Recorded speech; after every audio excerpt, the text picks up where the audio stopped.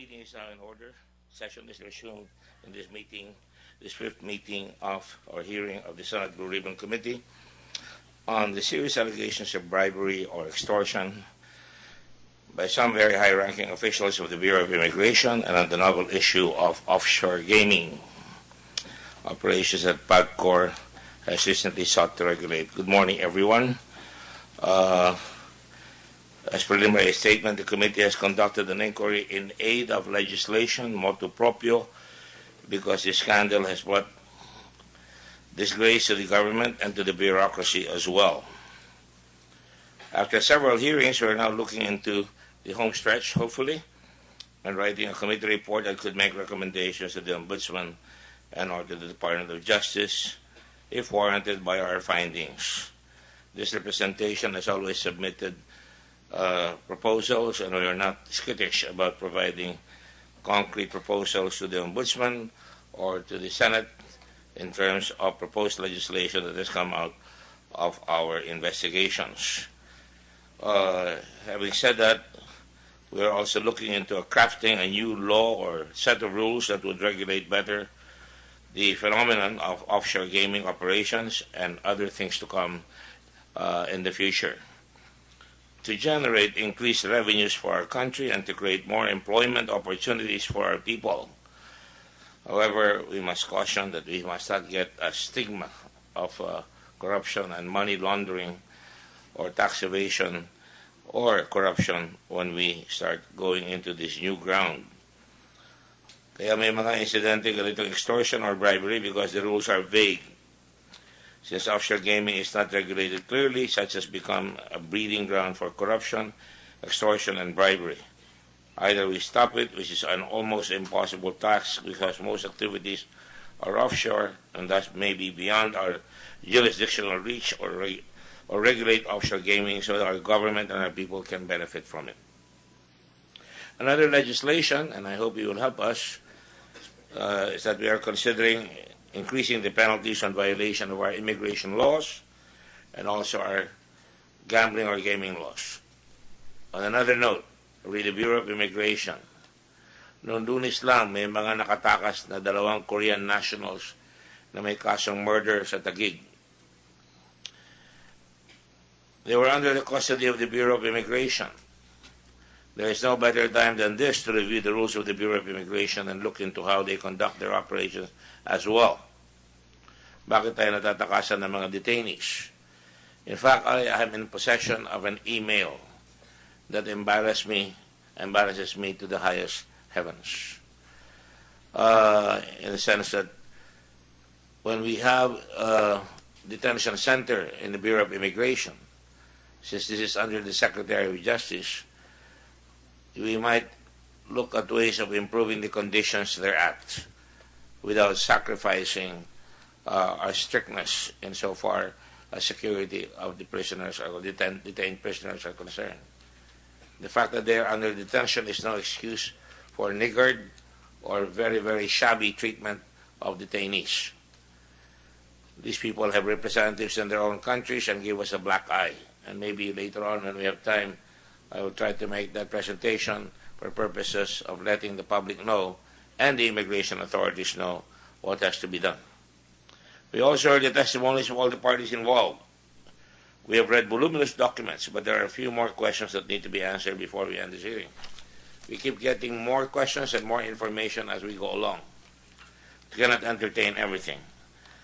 Mr. Argusino Robles Calima Sombrero, this is your last chance to tell the truth. And this is the statement made by the ComSec. I do not agree with it. I think we know the truth already, as far as I'm concerned. Without prejudging the case, this is an opportunity for you to explain your positions. I think the truth is already out, and the positions that you've taken must be explained adequately. When we adjourn this hearing and file the committee report, I am not going to schedule another hearing just to hear more lies. You know, this representation has refused to accept the lies peddled by some people here who keep changing their testimony in the halls of the Senate. Yesterday, there was another attempt to bring back another witness, and I refused to accept it. So has Senator Lacson.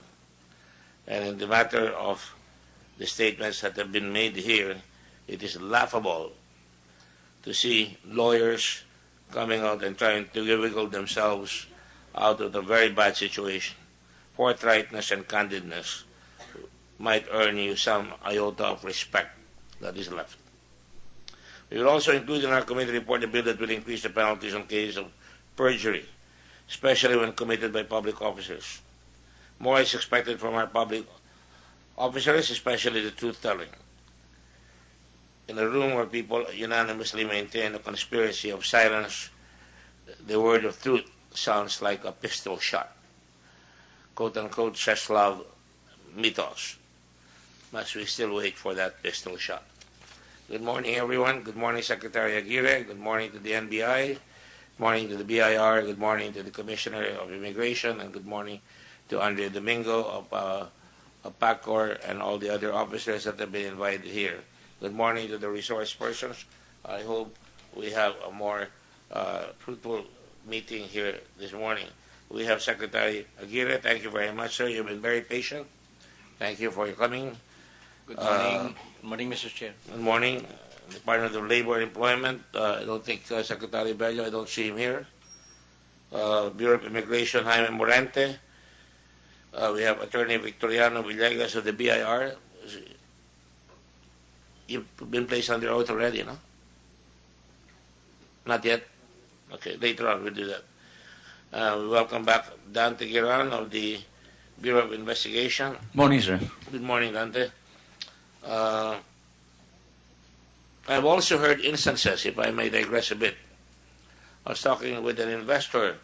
I spoke with a group of investors no isang araw, mga business processing outsourcing, CCPAC. And I received complaints about raids by the NBI from reputable firms because they are suspected of operating gambling scenarios. And I raise an eyebrow at this stage, and I hope you'll be more, and I will tell you that in private later on, because I think this is not necessary and gives us a black eye before the international community. You know that I work very hard to get investments in Subic and to get tourists in this country as former chairman and of SBMA, which had no jobs, but we were able to get investments because we were always projecting the rule of law and respect for all investors. But we were also very firm, forthright, and fair at all times, even for people who violate our labor laws. And we have been known to really go directly to them and tell them that they cannot violate our laws with impunity, even if they're investors. But it is not an excuse for us to be conducting unnecessary raids. Even the judiciary is put in question. Maybe I will talk about that in private with Secretary Aguirre, because that is very disturbing. We have Didi Domingo of PACOR. Good morning, Didi, Chairman. And Arnaldo Ignacio is here. And of course, Roderick Consolacion, Vice President Corporate and Legal Service. And Mr. Wally Sombero, Attorney Michael Robles, Attorney Al Argusino, Charles Calima, General, and Mr. Nang Quenhon is not here.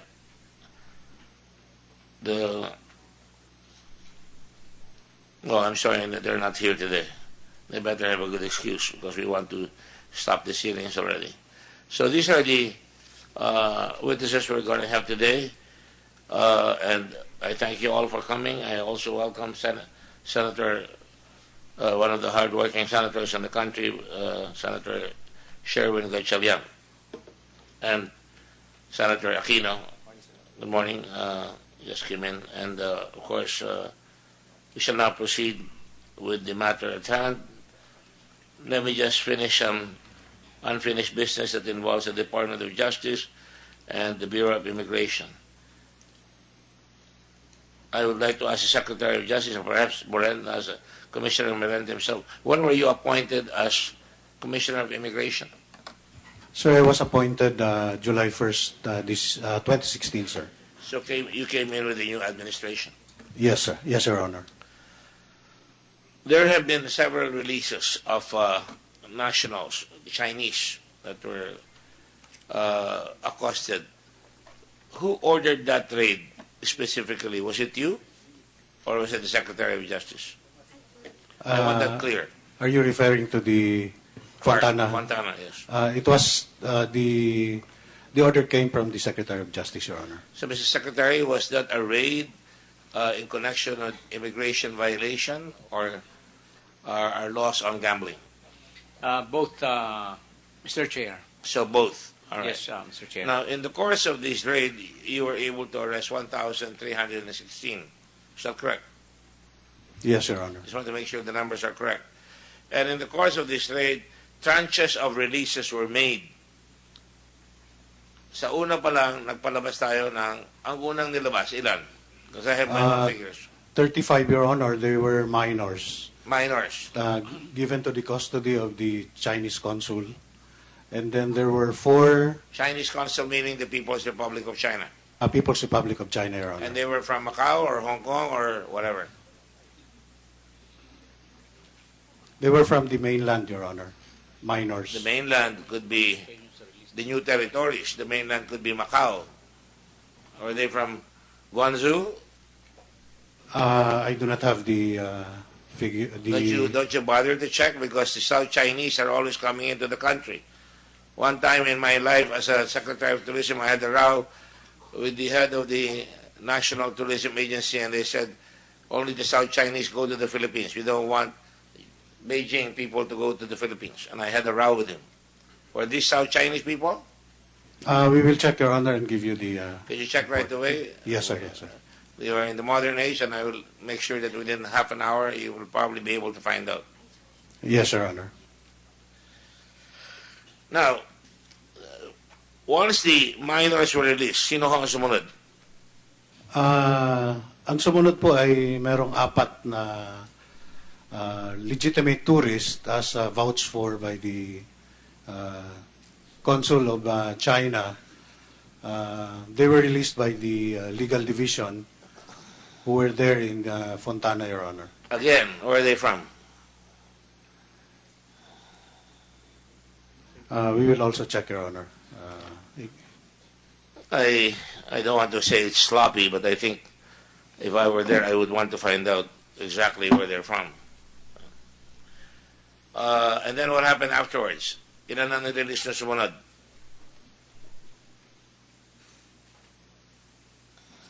The initial bail order was signed on December 2. They were released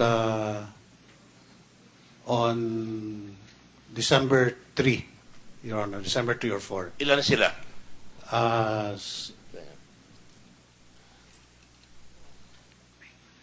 Can I look at my notes first, Your Honor? You may look at your notes.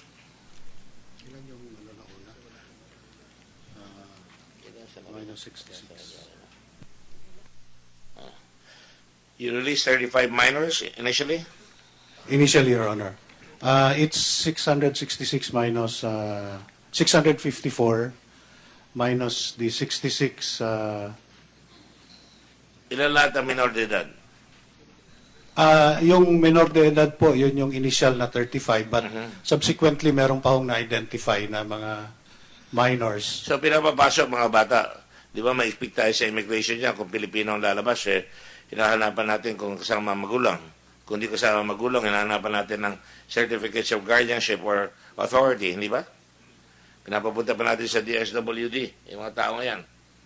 Yung mga kababayan natin pag lumalabas. Tayo ba hindi maigpit pag pumapasok? Na napapasukan na tayo ng trafficking in minors or women? Actually, Your Honor, they came in as tourists. They had tourist visas. And No, but nonetheless, even if they're tourists, they're minors, hindi ba check yun kung magulang yung kasama? Ganyan ba tayo kalaks? we will check it at the What will you check? airport. The laxity?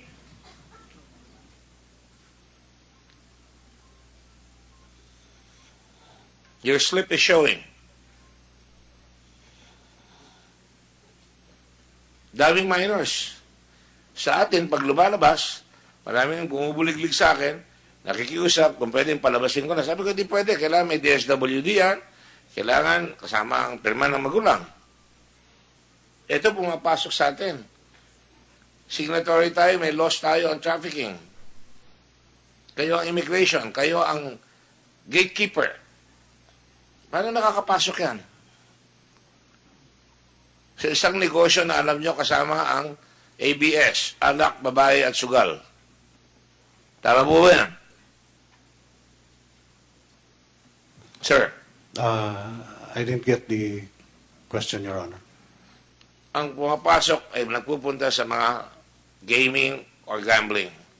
Pumapasok mga bata, ang dami niyong minors. Hindi niyo chinecheck? Ano naman yung pagka-gaming, may mga kasamang nakasabit na babae yan. Kasamang alak. Maaaring may kasamang drugs. Kaya may ikpit tayo, on our side. Yung palabas, ha? Yung palabas. Pero papasok. Hindi ba natin chinecheck yan? Supposedly, they're supposed to be checked, Your Honor, but I will have to... Supposition is not important to me. What is important is implementation and enforcement of the law. Yes, Your Honor. And is that a laxity on your part and the part of the commissioners and the part of the rank and file of immigration? Are they not given memos? Are they not given seminars?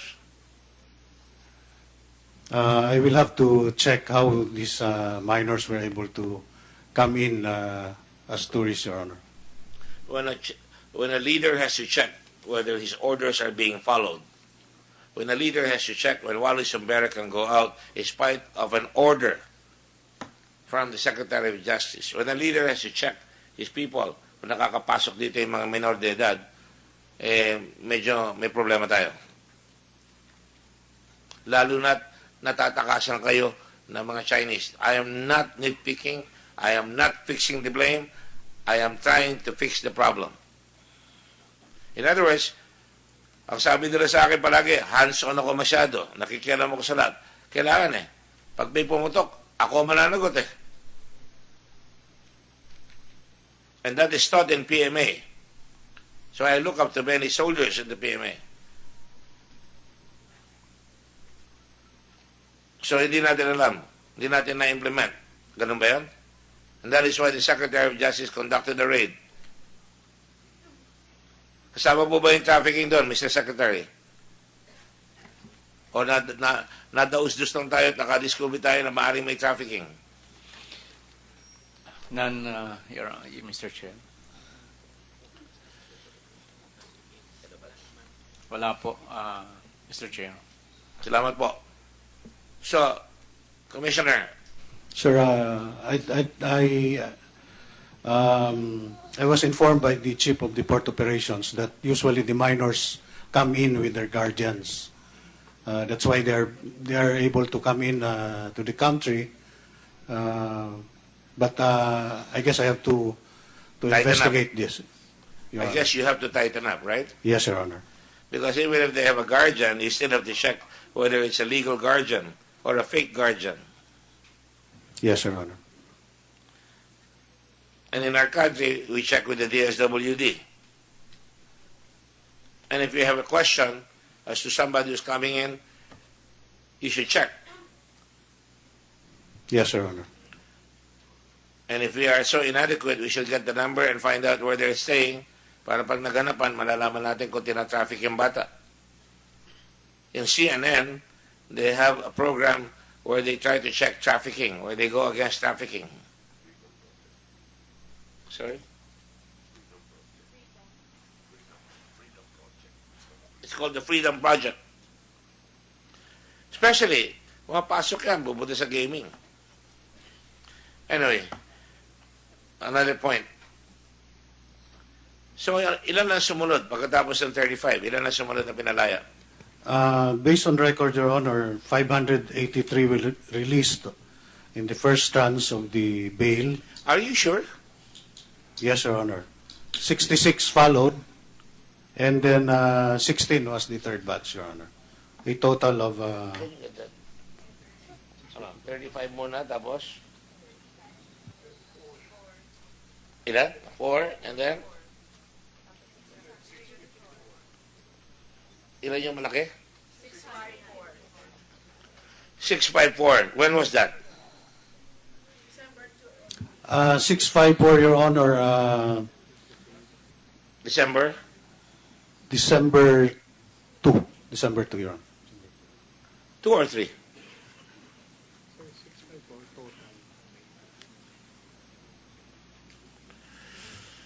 The total number of Chinese released as per bail orders were 654, Your Honor. Who orders the release? Bago ko balikan yung tanong na yan. Who orders the release? The order for release is signed by the Commissioner, Your Honor. And the commissioner is you. Yes, Your Honor. So kayo nag-order ng release. Upon the recommendation of the Legal Division, Your Honor. And who is the legal division? Attorney Arvin Santos beside me, Your Honor. The The Chief of the Legal Division, Your Honor. is that the gentleman with the bald pate? Sorry, He is, Your Honor. the follicle challenge guy. Yes. Are you under oath? You're still under oath because I remember your name. In fact, I referred to you as the basketball player. So, you recommend, and tama ba yung sinabi ni Commissioner? Minor muna, tapos biglang bumulto, 654, December 2 and 3 right away? 2 or 3? I recall, sir, it was in December 2, the first bail order that was approved. What is the basis of the release of 654? Sir, the bail order that was issued, it is conditioned upon the payment of the cash bail. Their passports must be surrendered. And did they do so? Yes, sir. How much was paid by way of bail? Per individual is 55,000 plus 3,500 for the application fee. 55,000 per individual. individual, and then? And the application fee per individual is 3,500. So mag-apply ka lang, may tama ka na. Yes, sir. Bukod sa bail. Yes, sir. So in total, 58,000. Yes, sir. So 58,000 times 654,000. Do you have a receipt for all of that? Yes, sir. Did you bring it? No, sir, but we can provide copies. Yes, you must. Including every aspect, all the dates when they were released, including the amounts that were paid and the receipt. Yes, sir. All right? But is it not true that an initial set of VIPs were released? Sir, the only ones that were released before the bail orders were issued were the minors and the legitimate tourists guaranteed by the Chinese Consul General. Yung apat. Yes, sir. So the rest was on the season na tourist sila, kaya kailangan nyo doon sa 658. Ano yung 658? Wala nang tourist doon, para yung mga nagtatrabaho na, violating our labor laws. Correct? Yes, sir. Sir, those that were released on bail, those that were not released on bail were those that are already overstaying. They don't have passports, and those that will be Don't have charged passports. criminally. No passports. Kasama sila doon sa 1,316. Yes, sir. And they had been charged previously, or at the time they were caught, you charged them criminally. Sir, we were informed by the Department of Justice Office of Cybercrime that they will be charging So criminally. prospective, Yes, charge sir. pa lang. Yes, sir. So we did not include them. Paano nyo kinukuha nyon? Paano nyo pinipili, hinihimay? Ito i-charge criminally. We relied on the information given by the DOJ Office of Cybercrime. I think they gave us a list based on a specific villa. Villa So number when the raid 42. was being conducted, you have the Office of Cybercrime checking out each and every individual. Is that what you're trying to say here? Galing naman ninyo.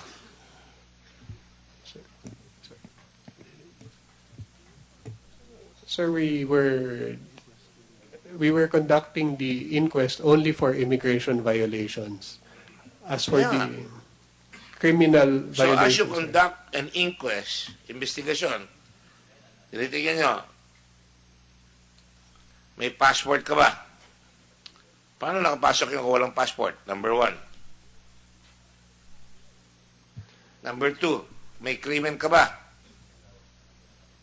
Tama? May valid visa ka ba? Tama? Say natin. Paano nakapasok ng walang passport? Will the gentleman speaking on the phone please move out in the corner? Will the security please check that gentleman there? Director Garan, thank you. Please do not talk while we're interrupting. Go ahead. Sir, when we say they were charged for immigration violation as having no passport, that means that at the time of their inquest, they were not able to present their passports. What is the term? They had no passports. That's why they were sent home. Di ba? Yun ang Yes, pagkaintindi ko. Yes, sir. So, paano nakapasok yung walang passport? Eventually, sir, when we already implemented, we have already deported almost all, maybe around 85% of the 1,316. That also includes those that were charged for deportation as having without passport, as having no passport. Eventually, they were deported because they later on submitted their passports so that they will be deported. The possibility, sir, is that the passports were with perhaps their agents, employers. There are numerous possibilities, sir. But eventually, they submitted it to us. That's why we were able to deport them. When somebody is caught without a passport in a group and you're asking them, wala kang passport, eventually, kailan? How long was that? Eventually? Sir, 1 week? 2 weeks? 3 weeks? December 2 and 3, that's only a little over a week from the time they were arrested. yes, sir.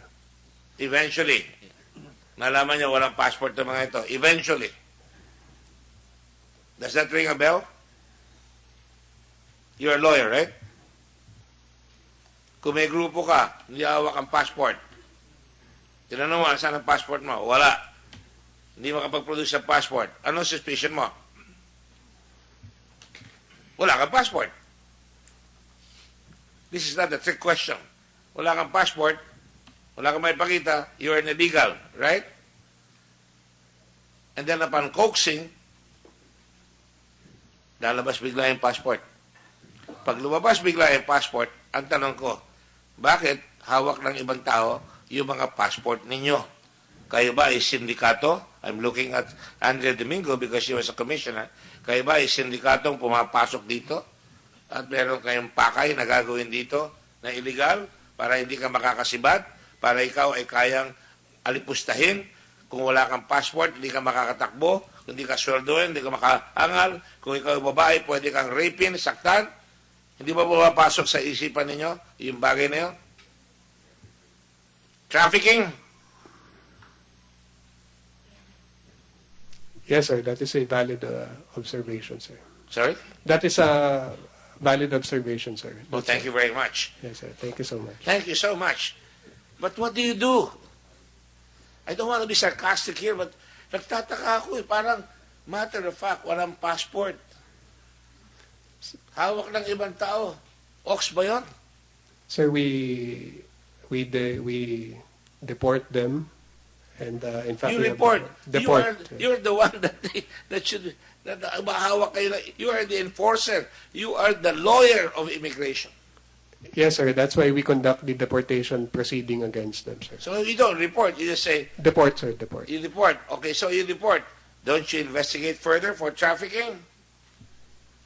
Syndicated trafficking? Syndicate smuggling of aliens? Yes, sir. That is And something was that we anybody also charged? look. Who was handling the passport? Who was the handler? Sir, there are various individuals who submitted their passports. Some are lawyers. Lawyers. Yes, sir.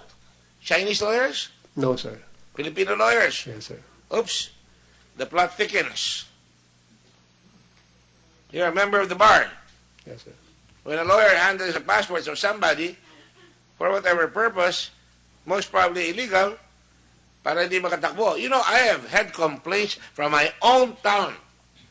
Sir, imbestigahin niyo yan. Hindi makalabas yung asawa ko. Hawak nila yung mga papeles ng asawa ko. Asawa niya, Chinese.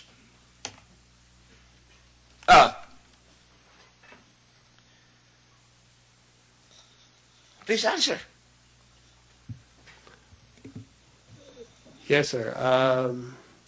We are looking into that, but No, you cannot look into that.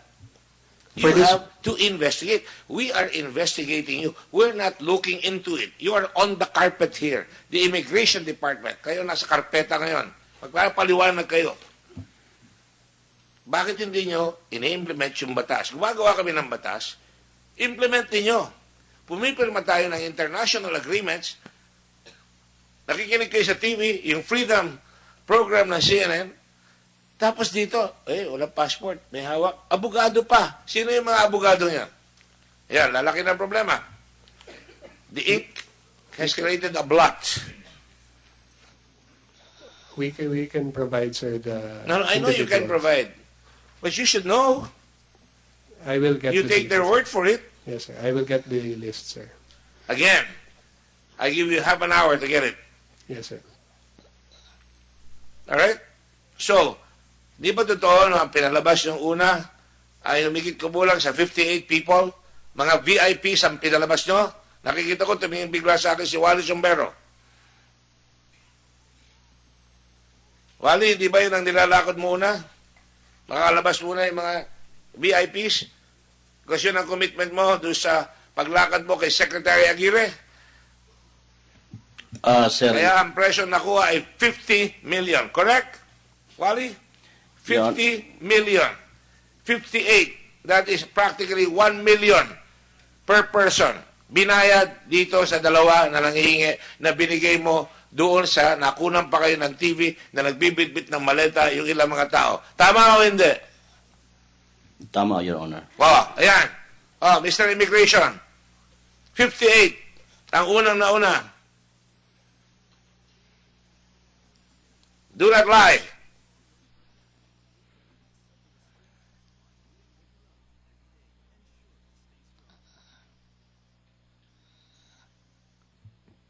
Sir, on record, we did not release there was no 58 released. Marami namang on record eh.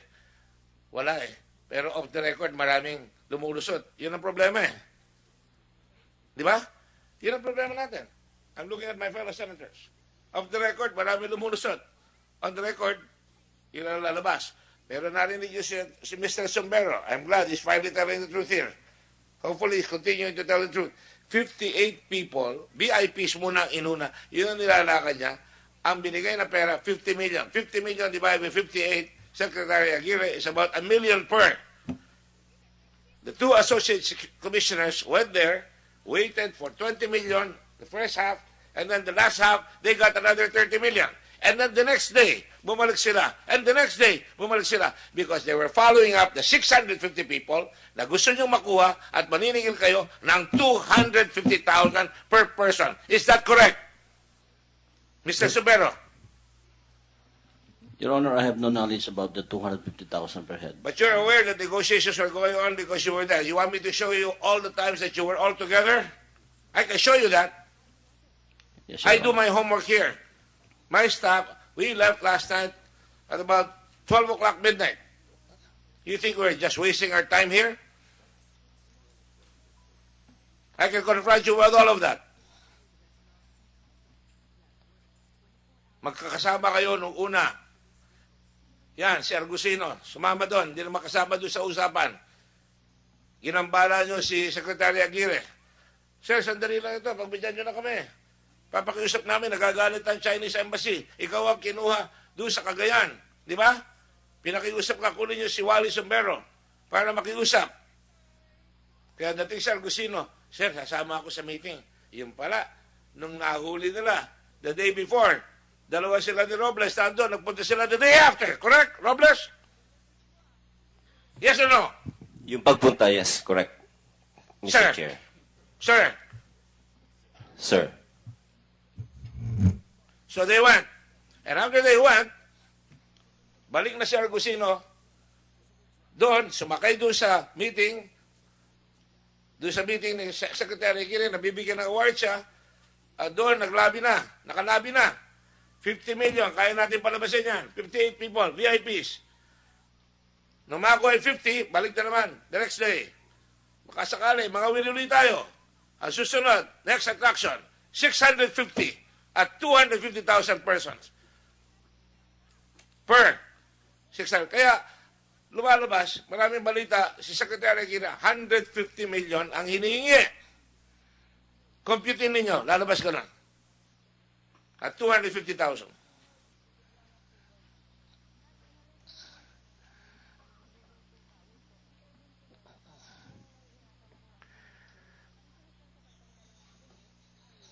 Why are you not telling us na 58 muna ang pinalabas ninyo?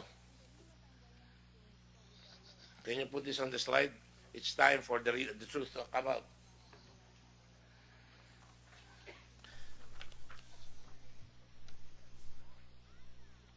So we stand by our statement that we did not release 50. On the the record, first on the record you release- did not release, but 58 muna ang nauna. And I want to get lahat ng pinarelease nyo, at alam ko, meron kayong release kung kailan sila lumabas. Di ba? we have, Your Honor. Alright? Then that's what we're gonna get. I will extend this hearing until hell freezes over, until I get every date kung kailan lumabas ito. Because that is the track record, the trail. Yung mga VIP, baka walang record pa nga yan, nakapasok dito. Inuna niya. Siyempre, ang pressure kay Jack Lam nung mga pinapasok nung ibang tao doon sa kanyang casino para magkaroon ng negosyo, ay yung mga VIP, yung mga handler, yung muna ang papalabasin natin. Iba kaya na nating patagalin yan. May nauuna palagi. Sa pila may nauuna.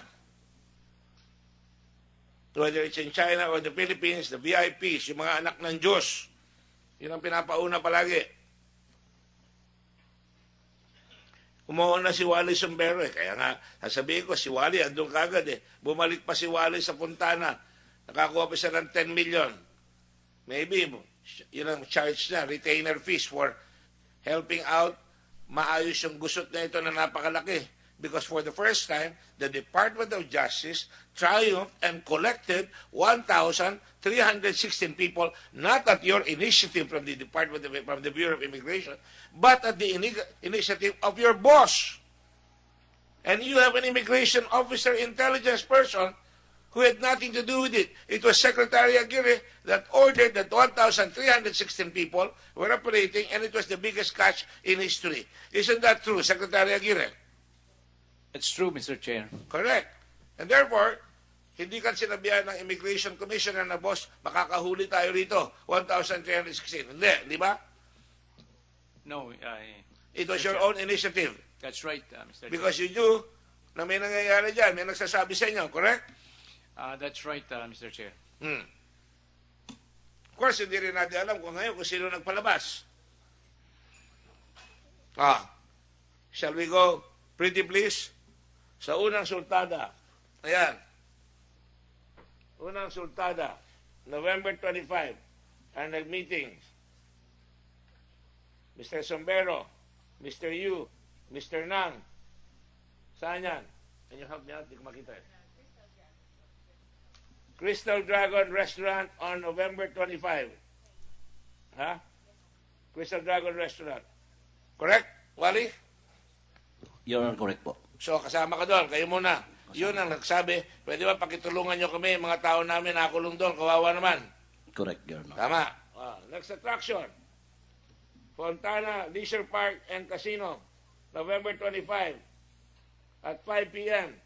Discussion on the conduct of the subsequent inquest proceedings. Present, Wano Sombero. Say yes. Yes? Sa COD po yan, Your Honor. Hindi. Sa ha? Fontana. Wala po ako noong November 25 sa Puntana, Your Honor. May phone call ka. Meron po. Ah. Ano po? So, Basta nag-meeting dito, basta nagkita, nagtawagan, nandyan yan. Sambero, Argusino, Robles, Aguirre, doon sa gabi na. Doon sa kwan na yan. Korean restaurant. Secretary Aguirre was there? No, mali yan. Phone call. Kay Argusino. Ay, kay Sambero. Tumawag ka kay Secretary Aguirre, right? And Argusino immediately called Aguirre na makikisabay ako sa meeting ninyo. Tama yon? No, Your Honor. Oo. Nung tumawag po si General Sombero, kinonfirm ko ho muna kung bakit siya tumawag. Tapos? Kasi sinabi ho niya is, may I call upon instruction of Secretary Aguirre. Na ano? Yun lang ho. Kaya ho tumawag Ano po. instruction ng Secretary Aguirre? Wala po siyang sinabi. Pero Then, because saka of that, po- the next because day, of that- just a moment, Apo. the next day, you were at the meeting kasama si Wallace Sambero. Sa ako ho tinanong si Secretary Aguirre, tinawagan ko po siya personally. Sino? So, si Secretary Aguirre po. Na ano? Bakit tumatawag sa akin si Wally Oh, Sombero? Yes, Your Honor. ikaw ay subordinate, senior brad mo sa Secretary Aguirre, Secretary of Justice, your boss. because- Bakit tumatawag sa'yo si Secretary? Kaya mong gawin No, yun? ako po yung tumawag, Your Honor, because I'd like to confirm kung totoo nga pong upon instruction ni Secretary Aguirre. Yun. Iba yung sinabi mo kanina.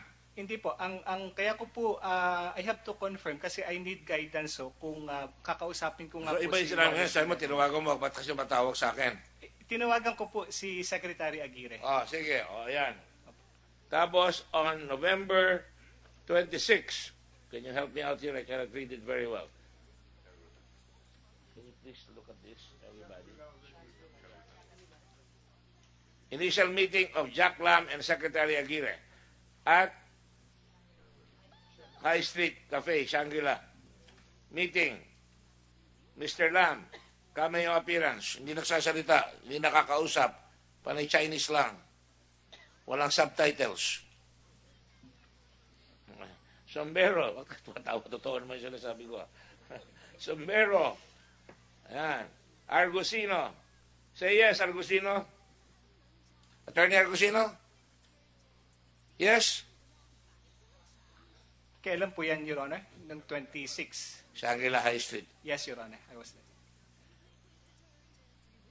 Secretary Aguirre. Yes, sir? Mr. Chair. Yes. Mr. Yu and Mr. Nang. Confirmed? Secretary Aguirre, confirmed? Did you know them? At that time, I don't know their names, but there Mr. are two interpreters flanking Jack Lam. Mr. Yu and Mr. Nang. Correct, Mr. Sombero? Correct, Your Honor. All right. So, ayan na, palaging present si dito na, sunod-sunod na. And then, the third day, November the 27th, tumagos ang 26 sa midnight. Pumasok sa 27, correct? At doon, nagpunta, kunyari umuwi si Mr. Argusino, nagpunta siya sa City of Dreams pagkatapos, nag-meeting sila ni Wally Sambero. Yes? Sir? Yes, sir. Yes. And then, si Secretary, Mr. Argusino? Yes, Mr. Argusino? Your Honor, Yes or no? Were you there or not? if the question is if I was there, yes, Your Honor. Yes, that's all. Kakasama kayo eh. Aguirre. Sorry, this is already the 27th, the next day. Robles, you were there. Attorney Robles. Yes, Mr. Chair. Dapat nilalagay nyo kasing Attorney Robles. Ayokong tinatawag ang tao ng walang title na man. Mr. Yu was there, correct, Mr. Somero? Yes, Your Honor. All right, and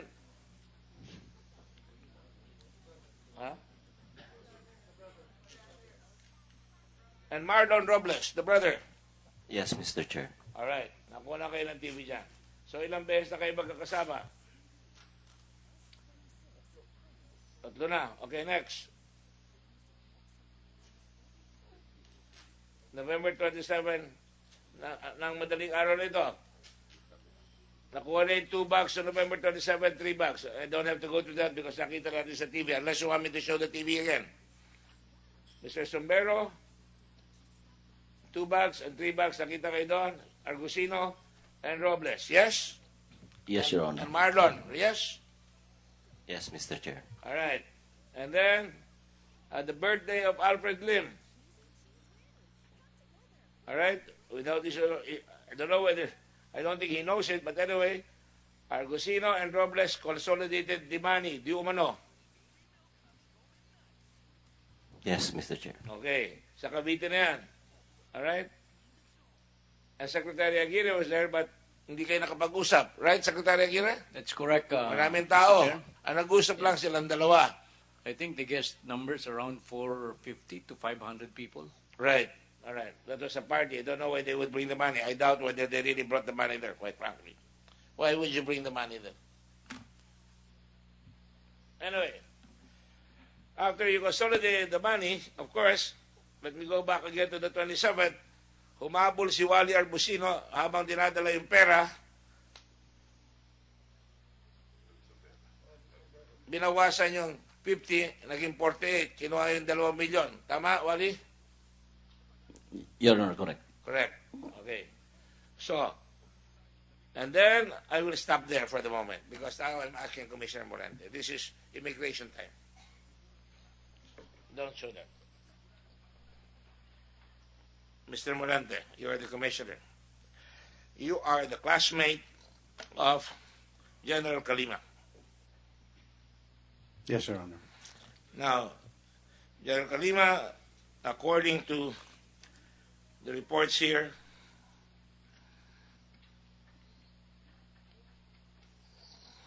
and I'm still waiting for the release orders, huh? We are consolidating it, Your Honor. Is it there already? You're consolidating it? The first bail order was 583, the second bail was 66, and the third bail was 16, Your Honor. And you are going to provide me with the flight number when they left, right? We will, Your The Honor. Immigration Commission is so efficient.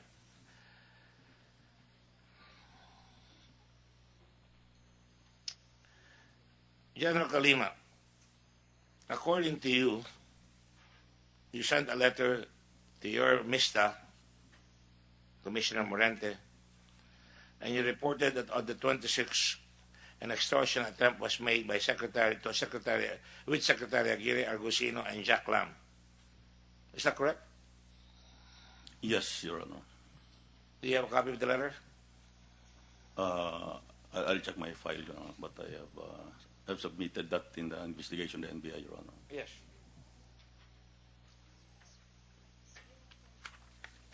Ang dami mga letter.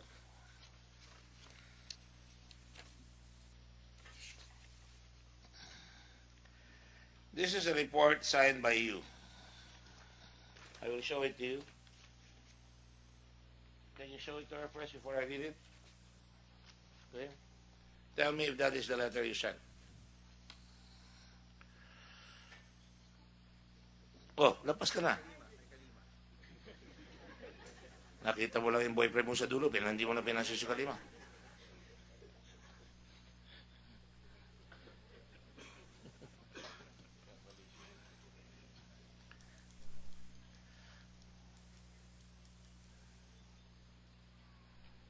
Who is the gentleman you're showing it to?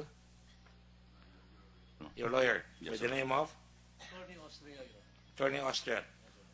Let the record show that Attorney Austria was shown a copy of the record. You're all under my previous statement that you are all accompanied by your lawyers, and you admitted that during the last several hearings. Yes, Your Honor. And you've been properly been informed of your rights. All right? Is that a copy of the letter you sent? Yes, Your Honor. Can you show it to Commissioner Morente? Oh, huwag ka titingin doon sa dati. Dito ka sa bago. Yeah. Mas magandang lalaki yan. Okay.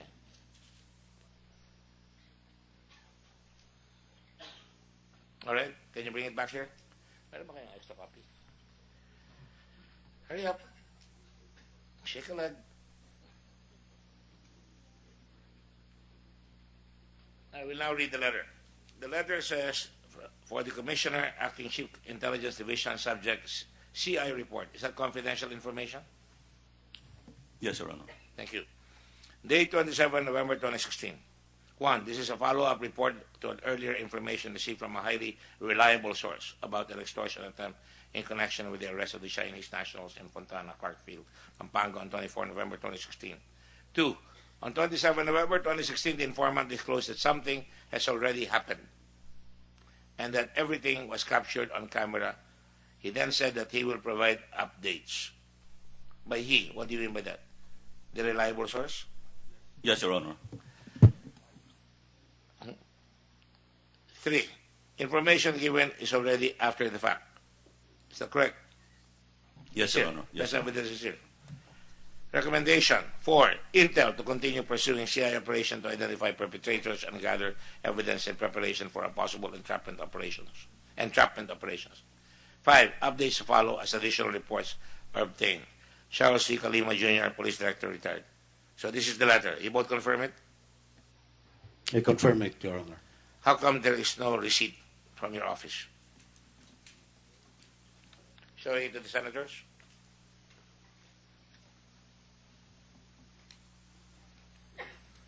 Do you confirm? Please state the record. Mr. Chairman, we don't see any receiving signature on the letter. How come there is no receipt? It was just between the two of us, so I just accepted the report, Your Honor. There were two other reports with that, and one was for the recommendation for the approval of the counterintelligence operations. Tatlo po yan, Your Honor.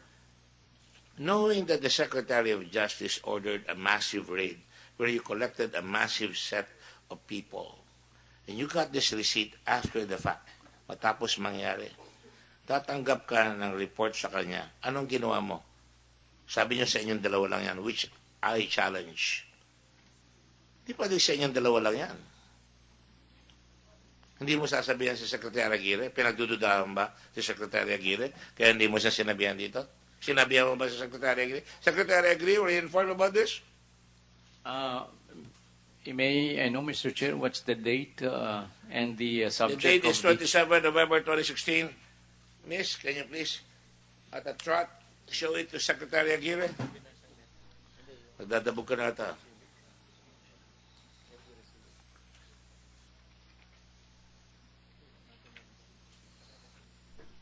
Do you confirm there's no receiving stamp there? No, just look at the picture.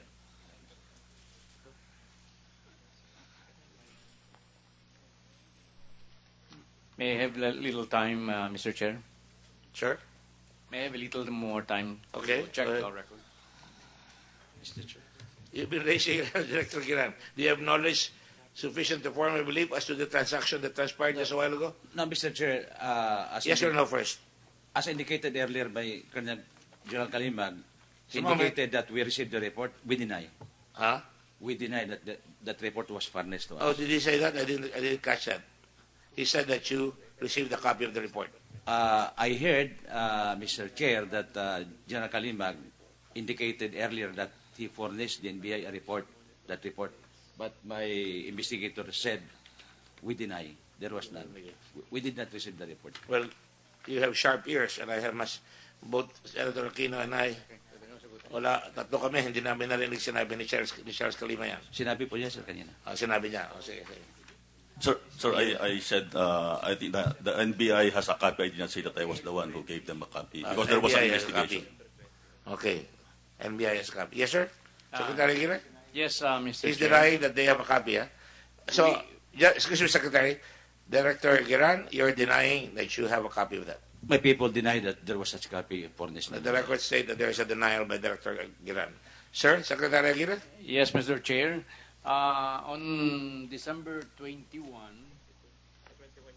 I issued an order to the Bureau of Immigration to furnish me. That's December 21? That's right, that's right, Mr. Chair. But that is a very early order. That's November 27, if I'm not mistaken. to furnish me copies of all reports relative to the counterintelligence operation made by General Charles Calima in connection with the alleged extortion activity committed by Associate Commissioners Al C. Agusino and Michael B. Robles. The date of our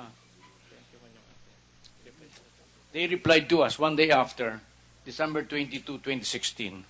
So that was the including this specific report that I was showed. So you only got that on December the 21st. That's right. That is what you're saying, sir. Nakuha nyo lang yan, December 21. Actually, December Or- 22 at the December earliest. 22. At the earliest, because I requested it. Can you bring back the document, please? So there's no receipt. NBI denies it. Walang resibo. In fact, General Kalimag did not participate in the investigation we conducted. All right. The records say that.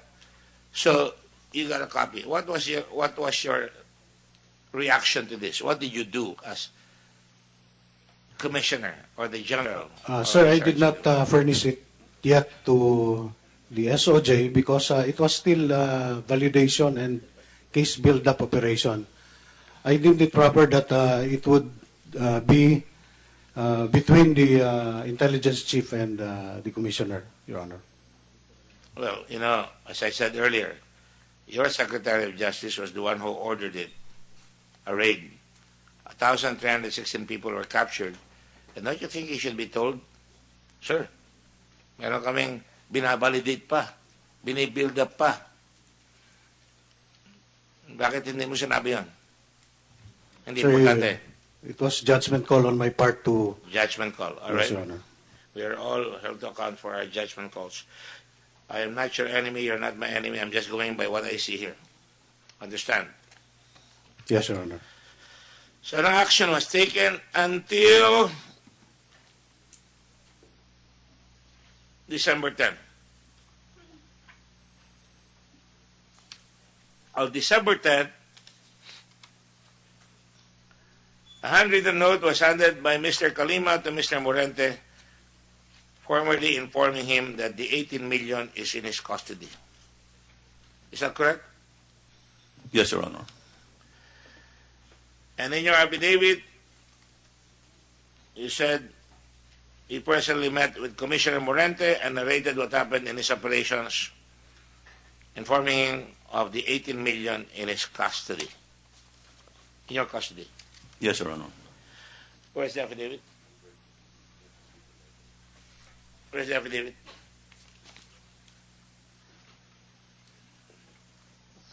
And what was the action of Commissioner Morente when he told you on December 10? Sir, I directed General Calima to get in touch with the Secretary of Justice to brief him on the details of the operation. This is the handwritten document that was given to us. Yes, Your Honor. You have a copy of this? I'll show it to you again. I have, Your Honor. I was the one who submitted it, Your How Honor. do you know that this is the same copy? You seem very confident. You know that's how you get in trouble with your people. You should check it. Lawyers are very precise. Thank you. You're going to lose weight by the time this is over. Show it to them. Hurry up a bit so you lose more weight. Thank you. Not that you are weighty. Yan ba yan? Pakita mo kay Commissioner? Kay General Calima? Yan ba yun?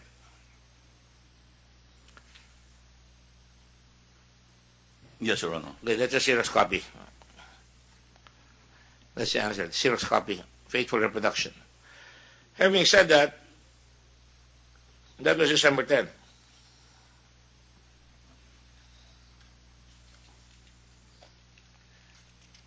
And General Calima, is it not true that you got the 18 million on December 9? Yes, Your Honor. The money was received on December 27, right?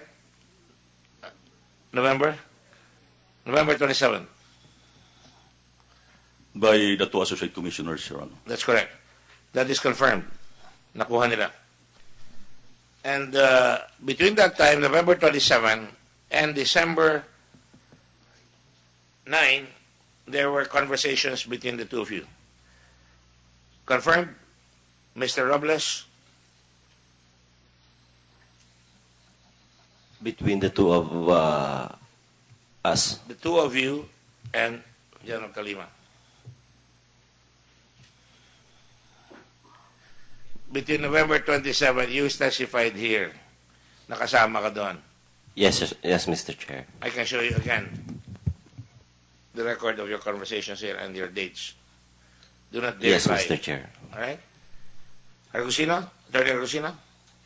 It is in our affidavit, Your Honor. Yes, beginning and the number of December times were on December what? 1. December Yes, 1? starting December 1, Your Honor. And what was the first time? Again. Yes, Your Honor. Sige, sabihin nga lang. Another one is December 2, Your December Honor. 2. Yes. Ano pinag-usapan nyo doon? No, it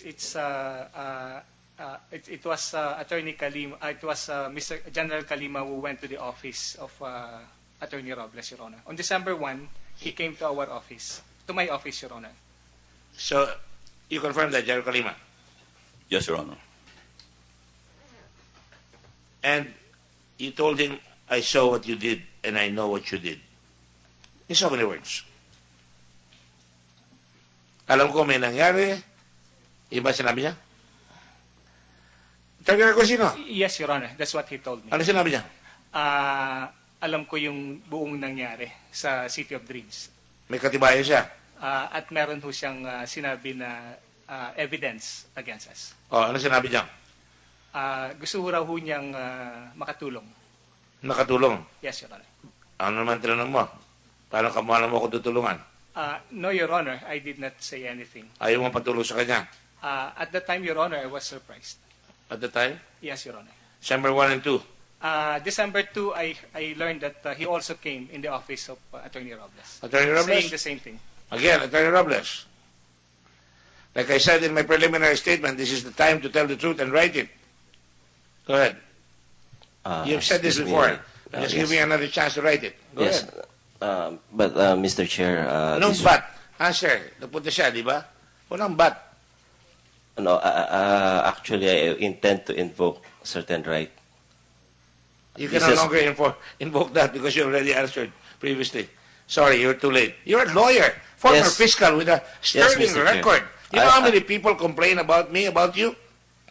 I am not waiving my right, Mr. Chair. I Well, just what are you being doing? cooperative during the previous hearings. But right now, we have been facing charges, 2 ombudsman cases. We have filed our respective positions. Then I will recite what you said here a while ago. If you do not want to do that, I will recite it here, what you said, which means you're preemptive from denying it anymore. You're under oath. And you were properly informed of your rights. You can no longer withdraw that. You have already waived your right, and you should know that. Kaya sinabi ko, maingat ako dito eh. Bago ako magtanong, sinasabi ko, may abogado kayo, I recite your rights.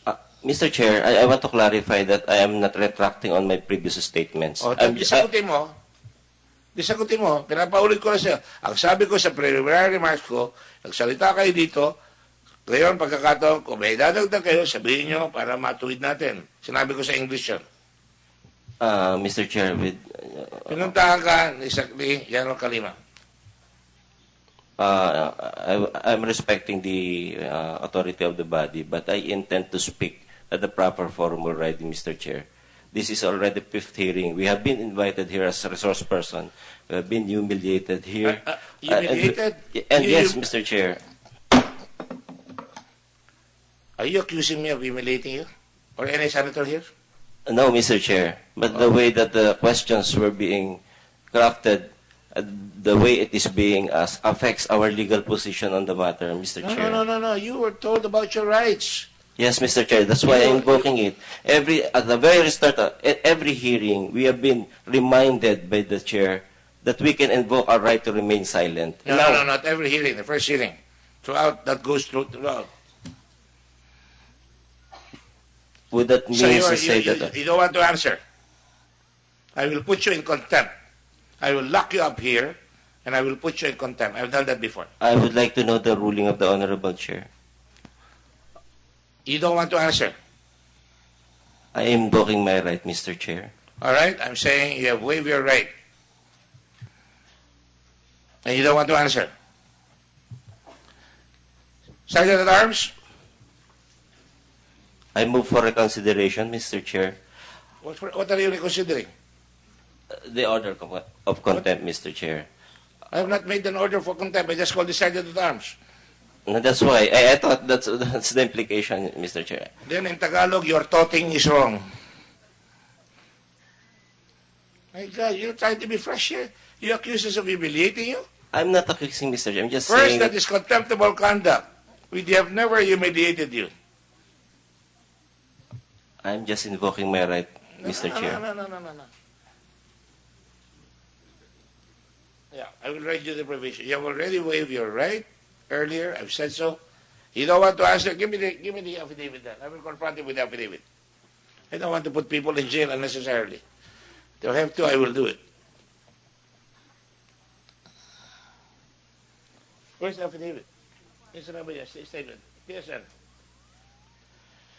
You stated here that you were approached. Again, you heard your colleague, Attorney Argusino, say you were approached by Attorney Kalima. Is that correct, General Kalima? Yes, Your Honor. What did you tell him then? Yes, sir. I can't recall the exact words, Your Honor, but Words to the effect that? Same thing that you told Argusino, I suppose. No, because this is already part of our tradecraft operation, so that I can get more information from them, Your Honor. Yes, so what did you tell him? Alam ko na andun ka. Hindi nyo naman kasi ako sinama, di ba? Something to that effect, Your Honor. Oh, ayan. Di ba? Tama mo yun, Mr. Robles? Inaccuse mo pa kasi, di mo ako sinama eh. Sabi mo eh. I will just confirm the statements in my affidavit, Mr. Chair.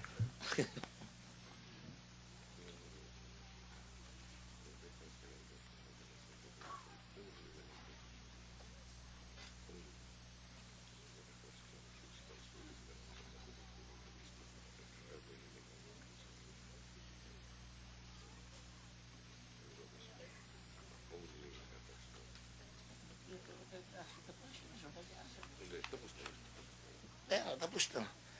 You still don't want to answer. Mr. Chair, it's not that I do not want to give an answer. I don't know why you're making it difficult. I'm just trying to help you here to tell you, you have to tell the truth now. You already made the answers. Yes, you already Mr. answered Chair. that previously. Yes, Mr. Chair.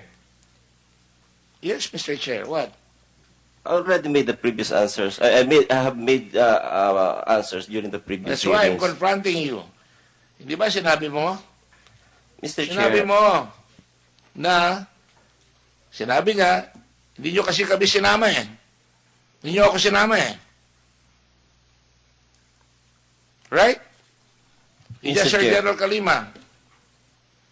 Mr. Chair, the proceeding already partakes the nature of a criminal one. We will be answering questions. We will be answering allegations in the ombudsman. We will have to lay out our legal Let me ask you a positions. question. When you came in here, you heard me say you have the right to remain silent. Anything you say or do can be used against you in a court of law. You have already answered that. You already put your hand up and said yes. So anything that you've said here in these proceedings can already be used against you in a court of law. The question that the chairman is proposing to you is just confirmatory to show a narration of facts and to tell you that if you don't think na meron ka pa idadagdag, magdagdag ka ko. Wala akong pinapadagdag sa'yo, wala akong pinapabawas. But in my preliminary remarks, if you will check the preliminary remarks, sabi ko, this is, in the last paragraph, this is the time when you can still write the truth. Sabihin niyo kung ano totoo. Now, if you don't want to say that, it's your lookout. I reiterate my Okay, you right. reiterate that. All right?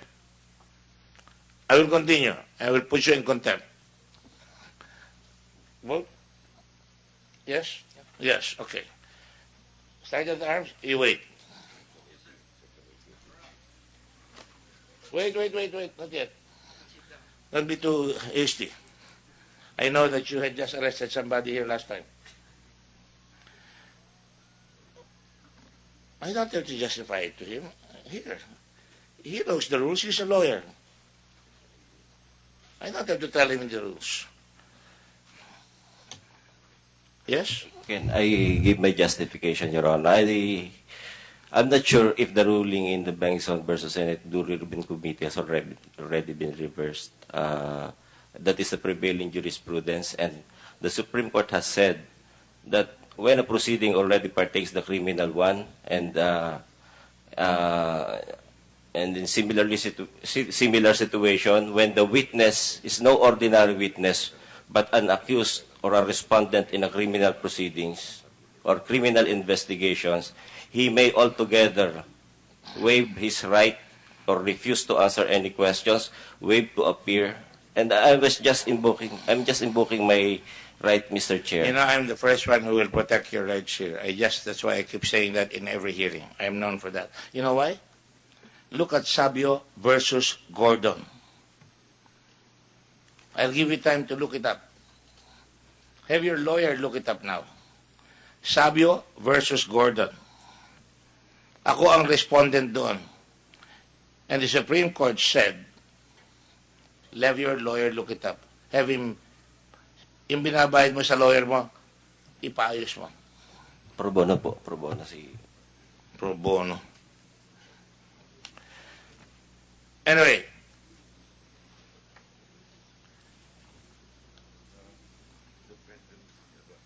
I know. I'm just trying to say, I want to get the transcript of record para yun na lang ko confront ko. I don't want to have to feed him here. Pag kinulong ka rito, magbabayad pa ang Senado ng taxpayers eh. Kaya yun naman kita ikulong eh. Pero kung gusto mo, I will do it. Ha? Sige, kinuha na yung transcript. In Sabio versus Gordon, dependency of a case in the ombudsman does not prevent the legislature from asking you questions on the matter, especially after you've been informed of your rights. So, I will hold the Secretary at Arms at bay, and I'll give you time. In the meantime, I'll ask General Kalima. Nagpunta ka doon. So, ano nangyari? Sabi niya, di ba sinabi mo raw sa kanya na hindi niyo ako sinali? Di ba? Yes, Your Honor. O, tapos ano nangyari ho doon? It was, hindi naman po ako nagtagal doon. It's because, like I said, this was already a start. And the purpose of your visit there was to build up the case, correct? Yes, Your Honor. All right. And then, on December...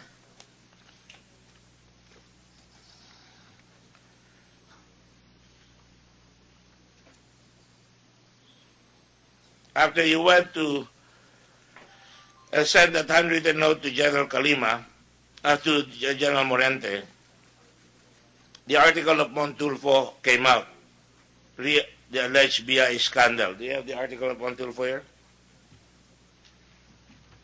Di ba na merong mga dalawang napaka... Ano? Di ba lumabas na yan? And then on December 13, Secretary Aguirre, sir, you wrote a letter of termination to General Kalima. That's right, Mr. Chair. And just to be sure we complete the terms of this thing, on the same day, your two associate commissioners came out at Barbara's, that's my sister's restaurant, by the way, in Intramuros, and they serve good food. Sorry for the interview. They need advertising. Plug.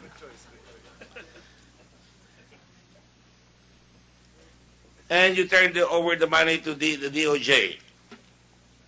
Minus 1,000 pesos. Ano ha? That's right, And Mr. Chair. you terminated General Kalima. Why, sir, did you terminate General Kalima? Well, in my letter, I think I said that, like Caesar's wife, public officials must be above suspicion. And what caused you to have that suspicion? As intimated to General Kalima, the reason why I terminated him was because of many reports I've been receiving through text, through phones, that some of those arrested were being released for... Some of the people that you arrested were being released. for a consideration of 100,000 up to as high up 250,000 per head.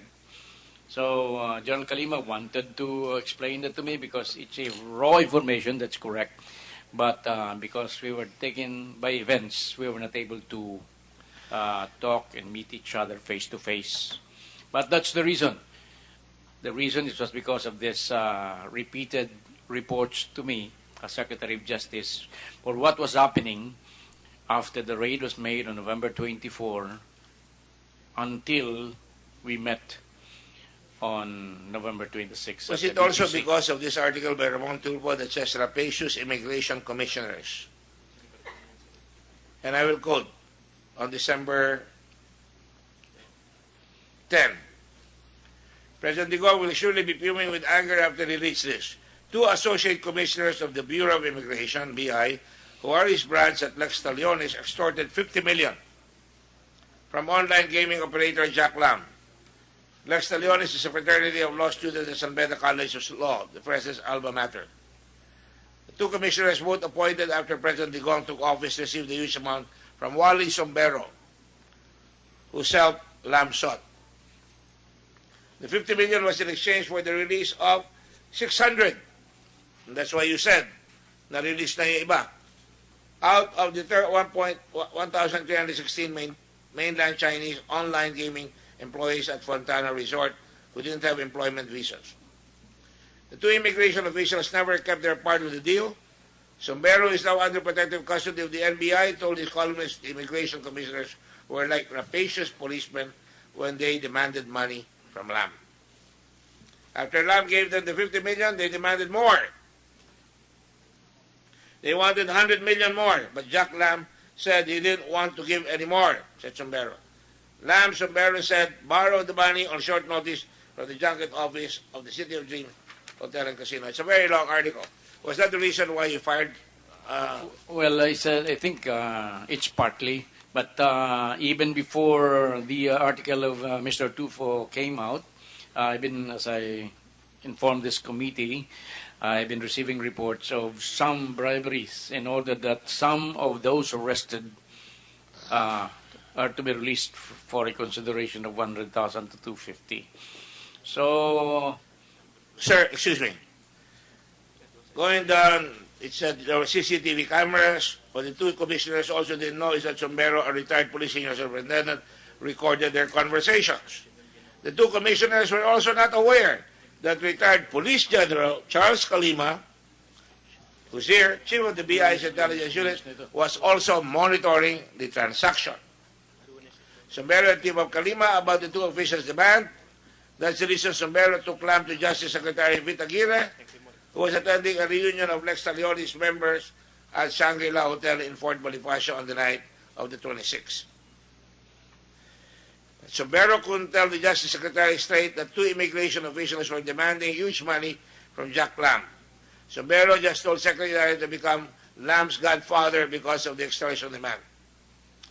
Apparently, the Justice Secretary misunderstood us, Sombero said. And I'll ask Mr. Sombero this. The 2-tier excise tax, wala na yan. Ito na yung mighty, tsaka yung ibang kaso. So, having said that, Mr. President, Mr. Secretary,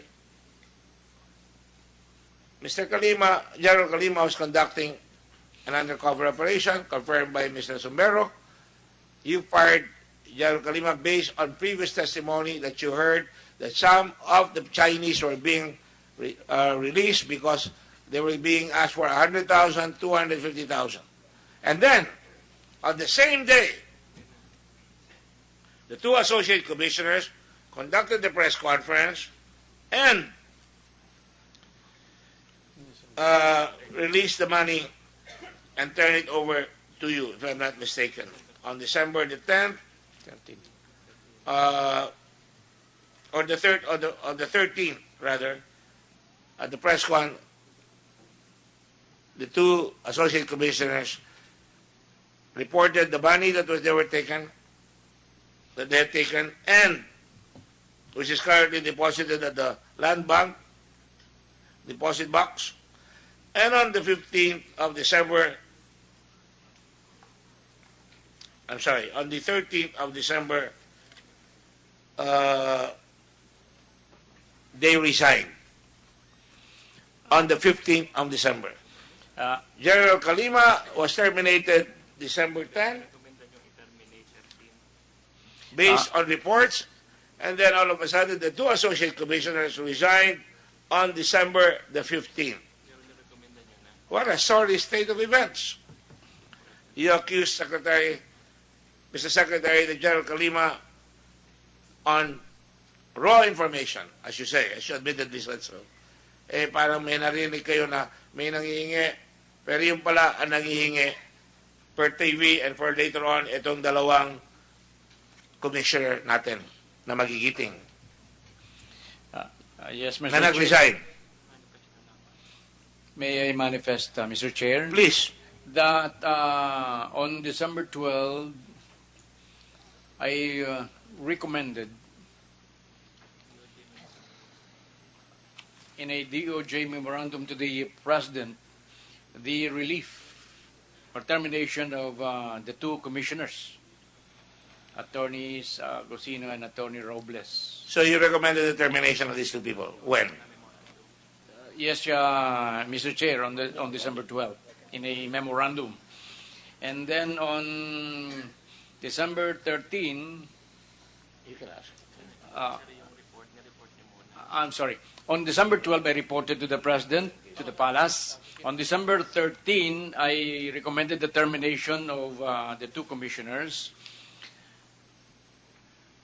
And I terminated the services of General Kalima and Colonel Edward Chan. On December 13. 13. Yes, Mr. Chair. So, As they are coterminous and they are within my power within which to terminate. But with respect to the two commissioners, since the appointing power is the President, then should be the President who should act on my recommendation to terminate, Mr. President, Mr. Chair. Senator Aquino? Okay. So you terminated on December 13 General Kalima. Is that correct, General Kalima? Yes, Your Honor. Did you make any appeal? No, Your Honor. I'm a soldier. I just accept what's the order of my superiors, Your Honor. Yes. So, besides, you're on a confidential status, right? And, Yes. And can be terminated at any time. So you terminated them. But of course, it was a little ticklish for the two commissioners. Yes, They're Mr. Chair. presidential appointees, right? That's right, because at that time, December 12, when I recommended the termination to the President, I believe that the President was visiting he is abroad visiting some foreign countries. But may I clarify, Mr. Please. Chair, that I only terminated General Kalima with respect to Colonel Chan. I just terminated I just revoked the designation or detail of Colonel Chan from PNP to BI, to Bureau of So you Investigation. returned Colonel Chan to PNP. That's right, Mr. Chair. Go ahead. Secretary Aguirre, why did you recommend the termination of the two BI commissioners? Well, because of because of the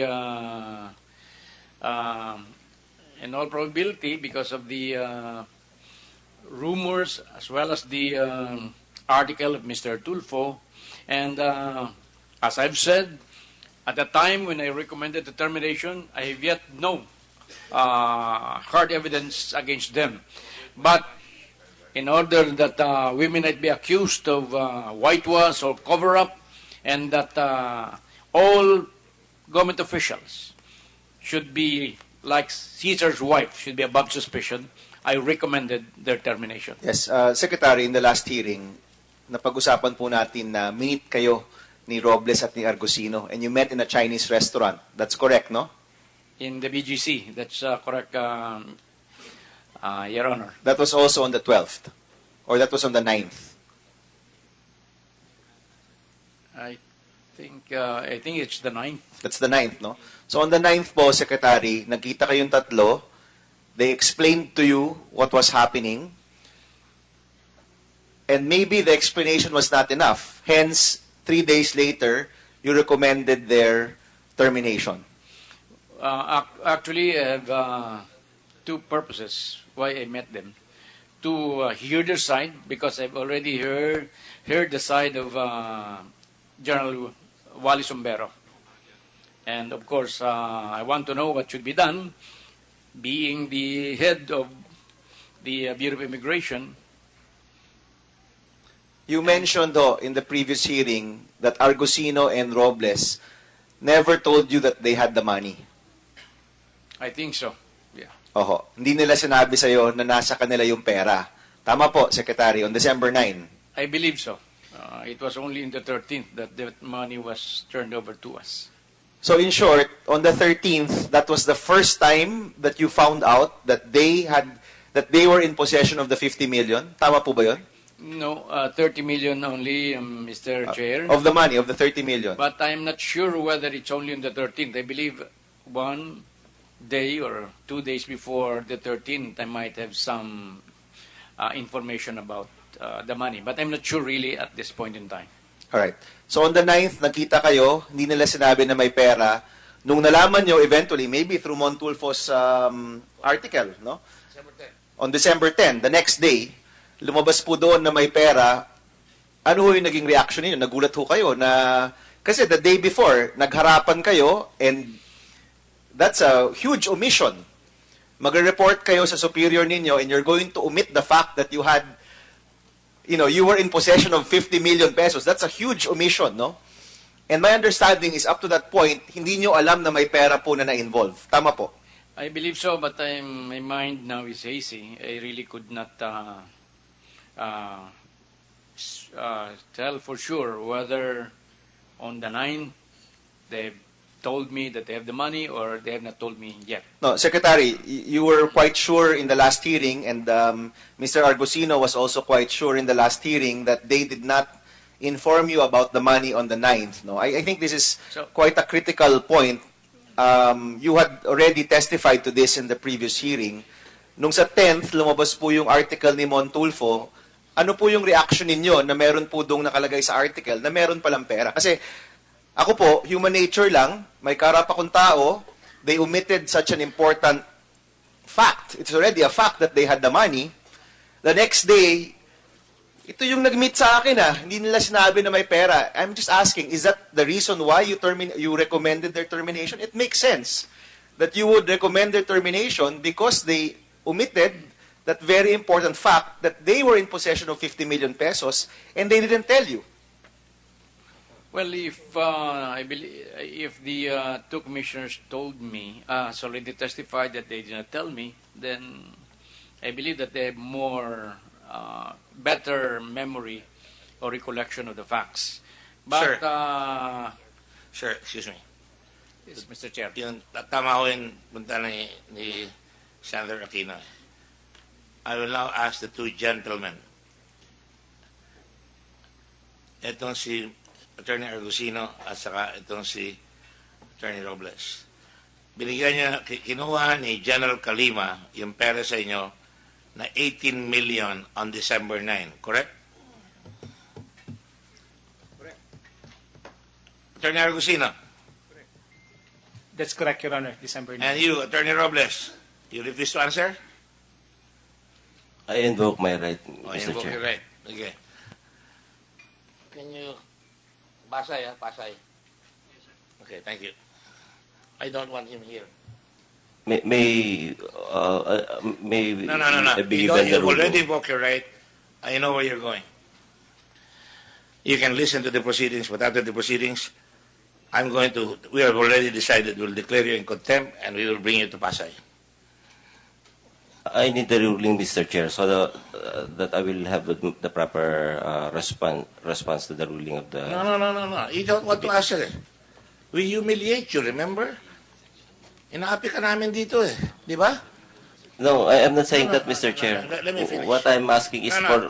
I already got the answer, and I'm not being unfair. I'm just treating you the way you're treating the committee. Let me ask you now. Attorney Argusino, hiningaan kayo ng 18 million. Kinuha yung 18 million ni General Calima. Why did you not report it to the Secretary of Justice? Your Honor, So much so, that he fired General Calima the following day. Are you sure you did not report it to the Secretary of Justice? Both of you? Kinuha nyo ng December 9 yung pera. 18 million. Tapos, December 9. Nakita kayo ng Secretary. Hindi mo sinabi. Kaya ba finire ka agad si the Secretary of Justice, si General Kalima, dahil sinabi niya na sa kanya na kumuha ng 18 million? Your Honor, I'm not sure exactly about the exact amount, but I must have told us Secretary Aguirre that there was money involved. But I could not remember, Your Honor, if I told Secretary at that time that there was an 18 million, Your Honor. So, Your Honor, please, if I may, I was trying to recall. Did you report it to Secretary Aguirre or not? Yes. I must have told that there was No, I must not have told. Yes or no? Did you report it to him or not? Yes, Your Honor, I think I must have told, but not the exact amount. I cannot remember, Your Honor, if it Never was mind on the exact amount, because even General Kalima has testified that he did not even look at the money. Sorry, Attorney Argosino, I just want to be clear, no? And again, we're not, alam mo kasi, may mga sagot na kayo before eh. No, we can go back to the records. No, just to be clear, nakita po kayo ni Secretary in a Chinese restaurant in BGC on December 9, if I'm not mistaken. BGC, it would be November 26. Hindi po. This is the December. There was a December meeting that we had talked about before. Yeah. There was a Chinese restaurant. I don't know where it is po. But Yes, there Mr. was... Chair, but not in BGC. Okay. Not in BGC. Yes, sir. You met with Secretary Aguirre in a Chinese restaurant with Attorney Robles, and at the last hearing, sabi ho ninyo, hindi nyo nabanggit na nasa inyo yung pera. And Secretary Aguirre also said, hindi ninyo nabanggit. And I remember, because I was the one asking the question, I think the chair remembers that, sabi ko, hindi nyo binanggit, yung boss nyo kaharap ninyo, nag-report kayo na may entrapment, but you chose not to mention the fact that at one point, you had 50 million pesos. And nagulat po kaming lahat na magre-report na nga kayo pero hindi nyo binanggit. Can we categorically ask you now, are you changing your story? Nabanggit nyo po nga ba o hindi? Your Honor, I think the amount, I may not have mentioned the exact amount, but I have already informed him of some details regarding the amount in our possession. So you did mention to Secretary Aguirre that there was money involved, but you failed to mention the exact amount. Is that your story now? That's what I remember, Your Honor. All right. Secretary Aguirre, just for the record, nabanggit nga po ba o hindi? My recollection is hazy, but if the commissioner said, former commissioner said that he mentioned about some money, then I am not in position to object that at this time. But Secretary, hindi ho ba material? Isn't that the material fact in this whole proceedings? Na because I think the shock that people have is basically because of the huge amount of money, no? That there was money exchange, which of course we've seen through the video, at hindi na po yun a matter of speculation. It is already a matter of fact that there was money involved. And in fact, binalik nga po yung pera at some point, no? And it's in land bank, yung 30 million na that was previously with Argosino and Robles. Now, I think it's important because the day after, meron pong article si Montulfo. Nabasa nyo naman po yung article na yon. Now, kung hindi ho nila sinabi sa inyo na may pera sila, once you read that article, ang una mong sasabihin, walang hiya, nakita kami kahapon, di man nabanggit na meron pala silang ganung kalaking pera. And my question is a very simple question. Was that your reaction when you read the article of Montulfo na bakit hindi nila binanggit na ganung pala kalaking pera yung meron sila? That's a simple question po, Secretary. Yes, Mr. Chair. After recollecting that, I believe that they told me, but I really could not say whether the exact amount has been mentioned. In any case, on December 9. The Secretary said that he might have told him, and the subsequent article of Montulfo came out on December 10, and I suppose that led to the firing. But nonetheless, I will just continue your point of trend of thought. Because Commissioner Morente, is it not true that General Kalima reported to you that he got 18 million on December when? December 9, Your Honor. December 9. And then, So what time did he report that to you? I think late in the afternoon, Your Honor. In the afternoon. Yes, Your Honor. General Kalima, what time did you get the money?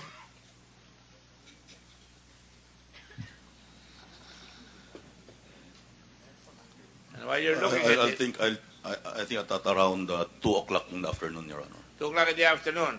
And what time did he arrive in your office to tell you about the money? It was not reported in the office, Your Honor. He did give you a report handwritten. That was given on the 10th, Your Honor. That's December correct. 10. It occurred It on the was- 9th. But when did you know about it? That he got the money, the 18 million. Kailan niya nalaman na kuha niya ng 8 million? December 9, Your Honor. December 9. And then, So I went to sinasabi see... niyo, karakaraka, nagsumbong kagad sa inyo si General Kalima na tumanggap siya ng pera, kinuha niya yung pera na 18 million. 18 million, di ba? yes, Your Honor. Reportedly, 18 million. Reportedly 18 million. All right.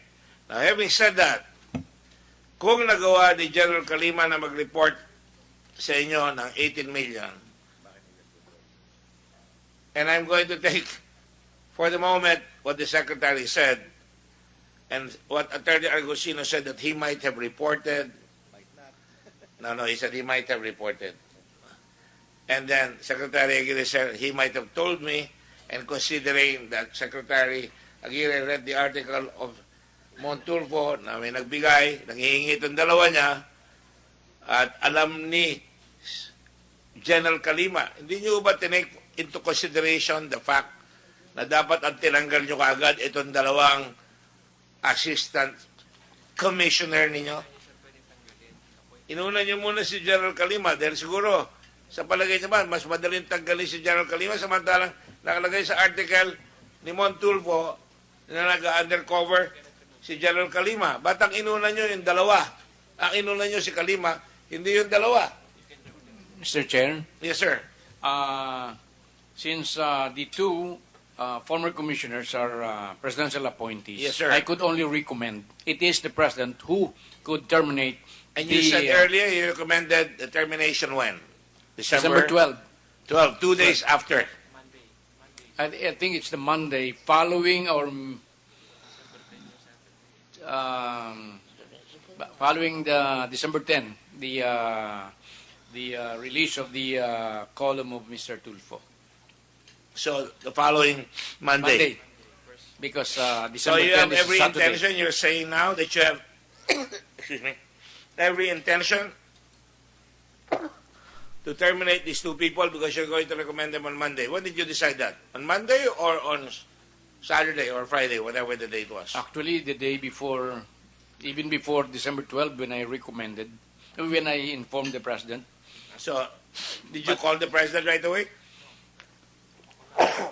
The president was Abroad? abroad on a foreign visit.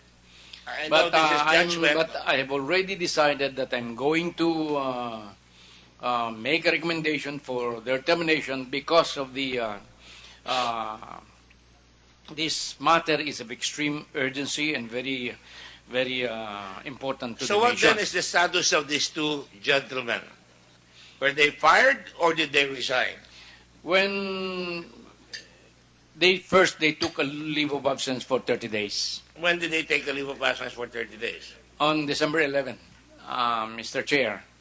And then when the president was returning from trip abroad, they filed their letters of resignation. Is it possible, sir, that you knew that they were going to, that you told them already, mag-leave na kayo on December 10, so that on December 11, nag-leave nga sila, and on December 13, kunyari sinoli nila yung pera, and then they resigned on December 15? Well, Tingnan po ninyo yung sequence, ano? December 9, kinuha yung pera, 18 million. December 10, lumabas yung kay Montulfo. Nakita kayo ng December 9, itong dalawang associate commissioners. Hindi sila nagsabi sa inyo, hindi malaman. Sabi nyo, baka nasabi sa inyo. Palagi ko, nasabi nila sa inyo. Kaya, hindi kaya nangyari na sinabi nyo, mag-leave na muna kayo. Hindi kaya pumasok sa kalooban ninyo na tatawagan ko ang presidente. Malaking kaso ito. Dapat malaman kagad ng presidente. Kahit na nasa abroad siya, di ba dapat tinabagan nyo siya dahil may puputok na malaki? Inapoint niya itong dalawang ito, Brad pa niya. Kamag-aral niya pa, di ba dapat tinawagan nyo muna ang presidente? actually, Mr. Chair, even before the President left, I already informed Malacanang That, of my intention to ask for the termination of the two commissioners. when was that? If I think that's it's of The president was in Cambodia at that time. And this is the era of telecommunications. You can either call or you can do it by Viber. Wala pang gastos. Or WeChat, like Senator Gatchalian and Senator Aquino does. Do. Mr. Chair, on December 13, the two commissioners filed their leave of absence for 30 days. Akala ko December 11 po. It is on the 13th. I stand corrected. Kasi sabi niyo kayo December 11, kaya I assume, siguro nasabihan kayo, kaya sinabi sa kanya, mag-leave muna kayo. Tapos, labas yung pera ng December 13. Tapos December 15, nakapaghugas kayo ng konti ng kamay na, na-batch yung operation namin Ihuhuli sana namin si Jack Lam nabuko na. So, nilabas sila yung pera. On December 15, nag-resign sila. Wow! Si Pontius at saka si Pilato nagbigay ng pera. On December 13, si Attorney Pontius at saka si Attorney Pilato. Baka sabihin nyo, i-humiliate ko I'm just using a euphemism. Now, let me ask you first. Again po, ulitin ko, December 9. Ni General Calima yung pera. Nag-report siya kay General Morente na nakakuha ng pera. December 10, may letter pa siya. In the meantime, itong dalawa, nakipag-usap sa inyo. Sinabi ba nila sa inyo, kinuha ni General Calima yung 18 million on December 9. Sabi niyo, baka nasabi. Kaya siguro, I'm thinking the way a Brad would think na naawa kayo sa kanila, pero sabi niyo sa kanya, mag-resign na kayo, kaya mag-leave muna kayo. Pero sinasabi niyo rito, nag-report na kayo kay Presidente, dahil siguro may naulinigan na kayo. I don't even have to say that. May naulinigan na ba kayo?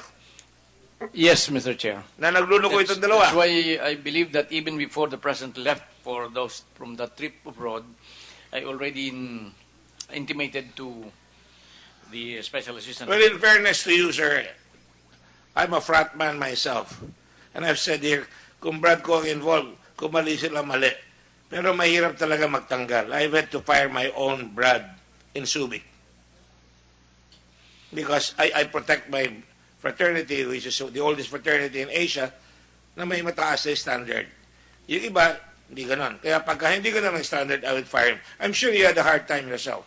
Kaya siguro, ang damdam ko, tinitingnan ko, I'm putting yourself in your place, na sinasabi niyo, nagsubong na ito, siguro mag-leave ka na muna. Tapos, sauli niyo yung pera. Tapos, sabihin niyo on December 15, resign na kami. Pero nasabi niyo na kay Presidente dahil you were also loyal to the President na baka mamaya mapahiya ang Presidente. I'm just musing. Is that what happened? Mr. Chair, there's no instruction or suggestion to the two commissioners. But I know that being frat members and being good friends, and being good friends, and being fellow campaigners, although they are much younger than us, fellow alumnus. Yes, Mr. Chair, we have a lot of things in common, camaraderie and friendship. I understand. So, but I was not thinking of that. when I recommended or informed the Special Assistant to the President that I intend to ask for the termination of my fraternity brothers. The special assistant being Bongo. That's right, Mr. So you Chair. informed him. So alam na niya yan ni Mr. Bongo even before the President left For Cambodia. about a few hours. I don't know if Mr. Bongo was able to relay to the President, but the decision on my part, because I was thinking of the greater good of the Department of Justice, of the President, and of course of the Republic of the Philippines. Be that as it may, the two gentlemen resigned on December 15. Now I will show you something, and afterwards, the two gentlemen, I think I try very hard to put the whole picture together so my colleagues and everybody can follow, because I have a little bit of an advantage here, and I'm sure I am understood by my colleagues here. We do our research very, very well. Now, I will now show you. Before that, I will ask Commissioner Morente. Nung sinabi sa inyo na kumuha ng 18 millions si General Kalima, anong ginawa nyo? Sinumbong nyo ba siya kay Secretary? Sir, I gave instructions to General Kalima to get in touch with the SOJ. Him being the operator on the ground, he knows all the details. I would have accompanied him if there was a chance for him to have audience with the Secretary. When I look at you, you're an honorable man. I think that you also have a big problem in your hands, because mahirap ka, sinabi ko na last hearing ito na maglalagay ka ng classmate mo eh. Kung ako yan, and I'm being unfair here. If I was told that, I would immediately call my superior and say, Boss, meron tayong information na nakakuha na si General Kalima ng 18 million doon sa dalawang brand nyo. Alam kong mahirap yung sinasabi ko, sasabihin ko sa inyo, to protect the service, to protect the country, dapat sinumbong nyo na kagad para nakakilos ng maayos Secretary of Justice. Pero pinabayaan mo eh. Hinayaan mo siya na lalapit. Very extraordinary yun. Ako, pag lalapit sa akin yung subordinate, ako yan ha, lalapit sa akin yung subordinate mo, out of respect for you, tatawagin kita. Commissioner Morente, itong tao mo, may sinasabi sa akin. Halika nga dito. Totoo ba ito sinasabi nito? Isn't that a lapse of judgment on your part? It was my judgment during the time, Your Honor, and I think General Kalima could best explain to the Secretary the details of how he... I'm sorry, these are uncomfortable questions, sir. I'm asking these questions only for purposes of exemplary conduct that we must require from all people working in the government. Kung ano ang dapat gawin, meron kang alam, dapat mag-report ka agad doon sa pinaka-boss mo, yung Secretary of Justice, para sa ganon, pag pumutok, hindi naman mapapahiya yung Secretary of Justice o yung Presidente. You all work for the election of the President. Na yung subordinate mo, kumuha na ng 18 million dito sa dalawang ito para may proof na nangihingi siya. May proof na siya na nakuha yung pera. Did you know already that there was a TV camera na nakuha na sila at the time? At the time he reported to you. Did you know that? Nung 9, wala pa, Your Honor. Oh, wala. Yes, So with more reason, hindi mo alam, meron ng ebidensya na nakuha sila, with more reason, yung ginagawa niyang build-up ng kaso, nakakuha siya ng 18 million, meron na siyang proof na itong dalawang ito ay humingi ng 50 million at nagbigay ng 18 million sa kanya, meron na kayo ngayon pagkakataon na idemanda na itong dalawang ito. Tama po ba yan? You missed an opportunity. Yes, Your Honor. You missed a damn big opportunity, right? Yes, Your Honor. Yun ang problema. Ang problema ng dalawang ito, nag-report, hindi niya matanda kung nag-report siya. That's baloney. That's why I have no sympathy for these two gentlemen. I'm trying to understand the both of you. But, ito ngayon ang masakit. I've laid the predicate. I can show you all the reports that my staff, and I would like to thank my staff because they work long hours. And I'll show you. How long was the money in the possession of these people? You have it?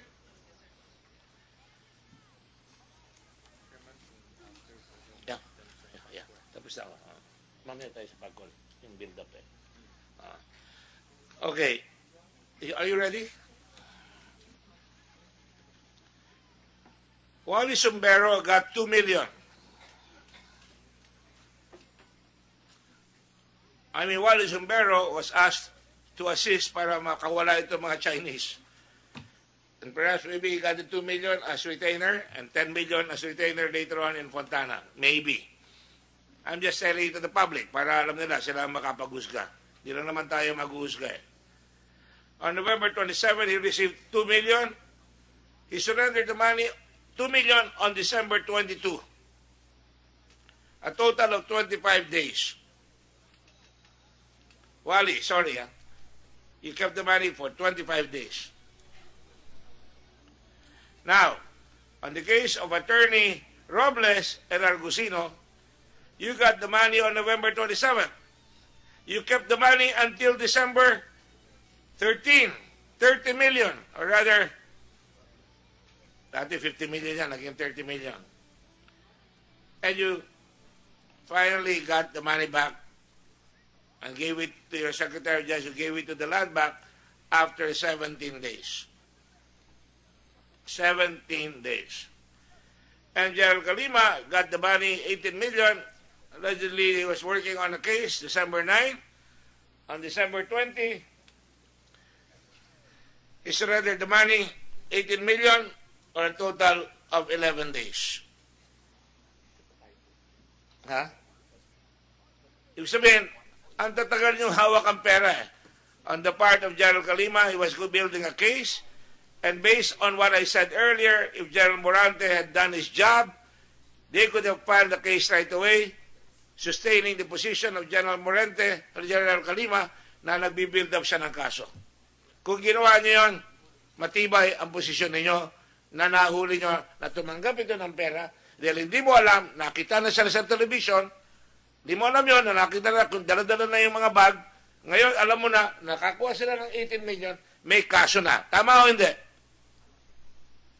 Tama, Your Honor. Tama. Alright. Itong dalawa naman, abogado de Campanilla, si Poncio at saka si Pilato, tinawakan yung pera ng 17 days. Babaliktad na 17 days. Allegedly, building up a case for bribery against Mr. Jack Lam. Alam nilang umalis na si Jack Lam right away. Hinihintay nila doon sa casino. Kahiya-hiya, naghihintay doon. Ha? From December, magkatapos magkita sa inyo, nakita na hindi mo tinanggap, Secretary Aguirre, tumalon doon sa City of Dreams, naghintay hanggang makuha yung first 20 million, kulang pa, sabi doon sa sakristan, katiting, katiting, tinawag si Robles, dagdagan, dagdagan. Ginagawa ko na lang patawa dito dahil talagang nakakainis eh. So nadagdagan, 50 million ngayon. Kung nagsumbong sa inyo yan, kagad, indirect bribery or bribery as the case may be. Corruption of public officials. They did not. And the fact that they did not open them to the issue now of anti-graft and corrupt practices. So, Wally Sumbero, well, Wally is a public official. He's a proponent of offshore gaming. Pero hindi mo sinuli yung 2 million, hinahanap pa yung 10 million. May balita pa ako, Wally. 10 million lang ba yun o 20 million? Lakas mo naman maningil, talong pang abogado. 10 million o 20 million? 2 plus 10, Your Honor. 2 plus 10. So, may report kasi ako, nakakuha ka ng 10 million. Anyway, additional 10 million. So, yan. For the public, they will decide. I will decide here based on all the evidence na kinakalap natin. And on that basis, sinasabi pa ng NBI, wala yung kaya mahirap yung case build-up eh. The moral of the story here, and I'm trying to lay the predicate for my report, is kung may case build-up, dapat merong control officer na nagkikip ng records. Nagkikase build-up si General Kalima, dapat meron tayong nag-a-analyze at nagre-record para pagka pumutok, ayan o, mapapakita nyo kagad na may case record. Kung itong dalawang magaling na abogadong ito ay sinasabi niya nagbi-build up ng kaso, dapat na-inform yung Secretary of Justice. Napunta sa kahihiyaan, Di lamang sila, ngunit ang Department of Justice, ang Department of Bureau of Immigration, para nangyari yan. At ganoon rin, kung nakakawala si Sombero, dapat ni-report nyo na kagad na nakakawala si Sombero as Secretary of Justice. Dapat nalaman nyo at nasaan na yung report mo ng mga minors at lahat ng mga dates na lumabas yan. Because I will now go into the issue of etong sa pag-court ko ano gagawin natin dito sa casino. Go ahead. I hope that was clear to everybody. We try. We can only try. Thank you very much, Mr. Chairman. And let me just veer away and turn to the original sin of this entire case, which is the Jack Lam gaming operations here in the Philippines. And I would like to, Mr. Chair, direct my questions to PAGCOR, to anyone of the PAGCOR. Magkano ba ho talaga ang utang ni Jack Lam sa Pilipinas? Your Honor, yun pong na-determine namin sa pag-extrapolate kung from yung binabayad niya at saka dapat niyang bayadan simula ho ng 2007 na kung saan meron ng ibang casino sa Clark na nagtayo na may bagong rates na po. Ang para pong na-compute namin na nawala sa gobyerno dahil sa kanyang kontrata ay 13.9 billion pesos po, sir. So 13.9 billion pesos ang utang ni Jack Lam sa Pilipinas mula 2007. Sir, hindi po utang, kundi yun po yung nawala na na-extrapolate namin kasi nga po yung kanyang kontrata ay napakababa po ng mga sinisingil sa kanya. Okay, I'll go into that later on, Madam. Si Jack Lam po, hindi lang 2007 ang kanyang operation. Matagal na ho siya nag-ooperate ho dito. Tama po ba? Ang simula po ng kanyang operation ay 2001 pa po, sir. 2001. Opo. So, pwedeng mas malaki pa yung... 2002 daw po, sir. 2002. Pwede po ba mas malaki pa ang kanyang dapat bayaran sa Pilipinas po? It can be more than 13 billion pesos? Sir, ang premise po yata kasi na binigyan siya ng kontrata na halimbawa sa junket 1% lang instead of 10% and so forth ay dahilan sa pioneer daw po siya sa Clark at that time. Kanya lang po ang nakuha niyang kontrata coterminous po sa buhay ng PAGCOR. So, noon pong 2007 na may nagtayo na ibang casino, napagtanto po siguro ng administrasyon ng PAGCOR noon na napakababa naman yan. So, ginawa po nila na mas mataas na, kamukha na po ng mga integrated resorts dito na nagsimula rin ng 2007-2008. So, ang amin lang pong kinompute ay mula nung meron ng ibang nagtayong casino, para hindi na kasi full level playing field noon. Kasi Madam, mataas na. Just to, para makuha ko lang, 2002 siya nag-ooperate until nangyari last ito. year po. Until nangyari ho ito. No? Mas malaki pa ba tas 13 billion yung dapat niyang bayaran? Or 13 billion lang ho? No? Based on your analysis and computation. Ang tingin po namin, yun po yung nawalang revenues. 13.9 billion po. Okay. And itong 13.9 billion is only due to PAGCOR. Opo, casino lang po. Casino operations po yan. Lahat ng kanyang operation. Lahat po ng operations Online, sa casino. In online. Hindi po kasama yung... Wala daw po silang online eh. Pero sa amin po, just to make it clear, meron po silang, binigyan din sila ng internet gaming license. Na up to this time, ay live pa ho yung 9 IP addresses nila dahil sino nagbigay ng yun pong una nilang kontrata 2005 pa po meron na silang internet gaming. And that was given by PAGCOR. Opo. Okay. Excuse me, just a clarification. Anong kontrata ninyo? Yung papasok contract, yung tinatawag nating loss leader. Anong kontrata niyo doon? Anong bayad dapat ng casino? Kasi po, ang sabi nga nila, wala pa daw ibang nagtayo ng casino sa Clark. I can understand that, yes. Ms. Adriana. When we were doing Subic, we would give companies a little bit of a advantage because ang tawag ko dyan early bird special. Opo. Alright? Early bird special. Because para pumasok, para mag-instigate ng industry. Opo. Kanya lang po. So, magkano yun? Ang binigay po sa Fontana, sa non-high rollers, 10% of Hindi si GGR. Jack Lam yun, ha? Hindi si Jack Lam. Si Gonzales. Nung una pa ho yun? Gonzales. Opo. Former Secretary Gonzales. Alam ko yan, because kasabay ko yung Clark eh. Opo. So, ang binigay sa inyo, 10% lang ang babayaran? Or Opo. 1% of 10%? Yeah. 10% sa high rollers po, iba-ibang classification eh. Sa non-high rollers, 10% of GGR. Sa slot machines, 10% din po.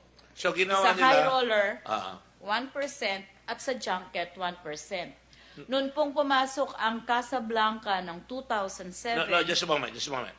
So, ang kontrata nila, Sherwin, napakahirap because you have to make bantay sa slot machine, you have to make bantay doon sa mga high roller at saka doon sa mga table games. Is that correct? Opo. It's almost impossible to bantayan yan. Hindi po, meron meron naman kayong po. tao doon? Meron po kaming tao doon 24/7. Nandiyan po yung CMET Parang namin. kanyan parang stamp nakakausap. Di ba? Nakakausap yung bantay. Pag tao, nakakausap. Meron po kung registry, aso ang sir. nagbabantay, hindi makakausap. Pero kung tao, nakakausap. Di ba? Doon po sa slot machines, mas mahirap pong mandaya doon kasi May metro. naka-register po po. So, every said that, magkano ang lalabas na renta nun? I just want to... Sir? Magkano dapat ang binayad nila? Ah, So, variable yon. variable po. So, after that, 2007, nagkaroon na ng bagong casino. Opo, yung Casablanca. So, for purposes of those who are going to put up a business na bago, dapat may sunset provision. Opo. Yon, di ba? Yun ang una. Para sa report namin yan Opo. A sunset provision. At saka dapat, meron o kaya may acceleration clause. Yes, sir. But to my mind, if you charge them now, baka you're impairing the obligation, impairment of obligations and contracts yan. Right, Atty.? Pero ko lang, sir, kung pwede ko lang po, sir, banggitin na, noon pong 2007, ang prevailing rates na po ng PAGCOR, sa high roller, 25% na I po. understand that. So the proper thing to do is to say, you've had a long beneficial arrangement already. It is time now, like a renter, to adjust the rent. And actually po, Pwede o dipindi? Nakikita ko si Atty. Roderick Consolacion umuoo eh. Hindi ba dapat yun ang in-advise mo muna? ganito po ang nangyari, sir eh. We said that we respect the contract kasi nga po habang buhay yun eh. O yun nga, mali nga yun eh. Opo, pero ang sinasabi po namin, dun po sa 3 meeting namin kay Jack Lam, sa opisina po namin, in the presence of our technical and legal people, we are appealing to his sense of naman gratitude. Ma'am, you don't have to appeal to that because that is an unconscionable contract, manifestly disadvantageous to the government. And because he was first, you will say to him, you already had your fund, now be fair to the government. We are adjusting it. I was taking a more diplomatic approach Yes, because Ambassador. I am really very afraid of lawsuits, Your Honor. So Yes. I think that sometimes we spend so much money on government money Pero on tatagal lawsuits. hahaba eh. Opo. So ang sabi naman po ni Jack Lam, he's willing to pay more to the government. Okay, alright. So inasa-asa ho namin yon, pero noon pong matapos yung aming negotiations na official in 4 months, yun hong binigay niya sa aming unang alok niya na proposal niya para hong sinirox lang. Yun din ho ang binigay sa amin. But for the So I record, felt- you're just talking about the casino. Wala Yes, pa sir. dyan, Wala wala pa po. dyan yung internet. Kasi po, So- kahit may internet gaming siya, hindi po niya ginamit. So ma'am, dahil nga nagkaroon ng warrant of arrest, wala na siya ngayon. Wala na po, sir. Ano gagawin niya ngayon? Sir, pinasarahan po ni Presidente yung casino. Pero magkakaso pa yan.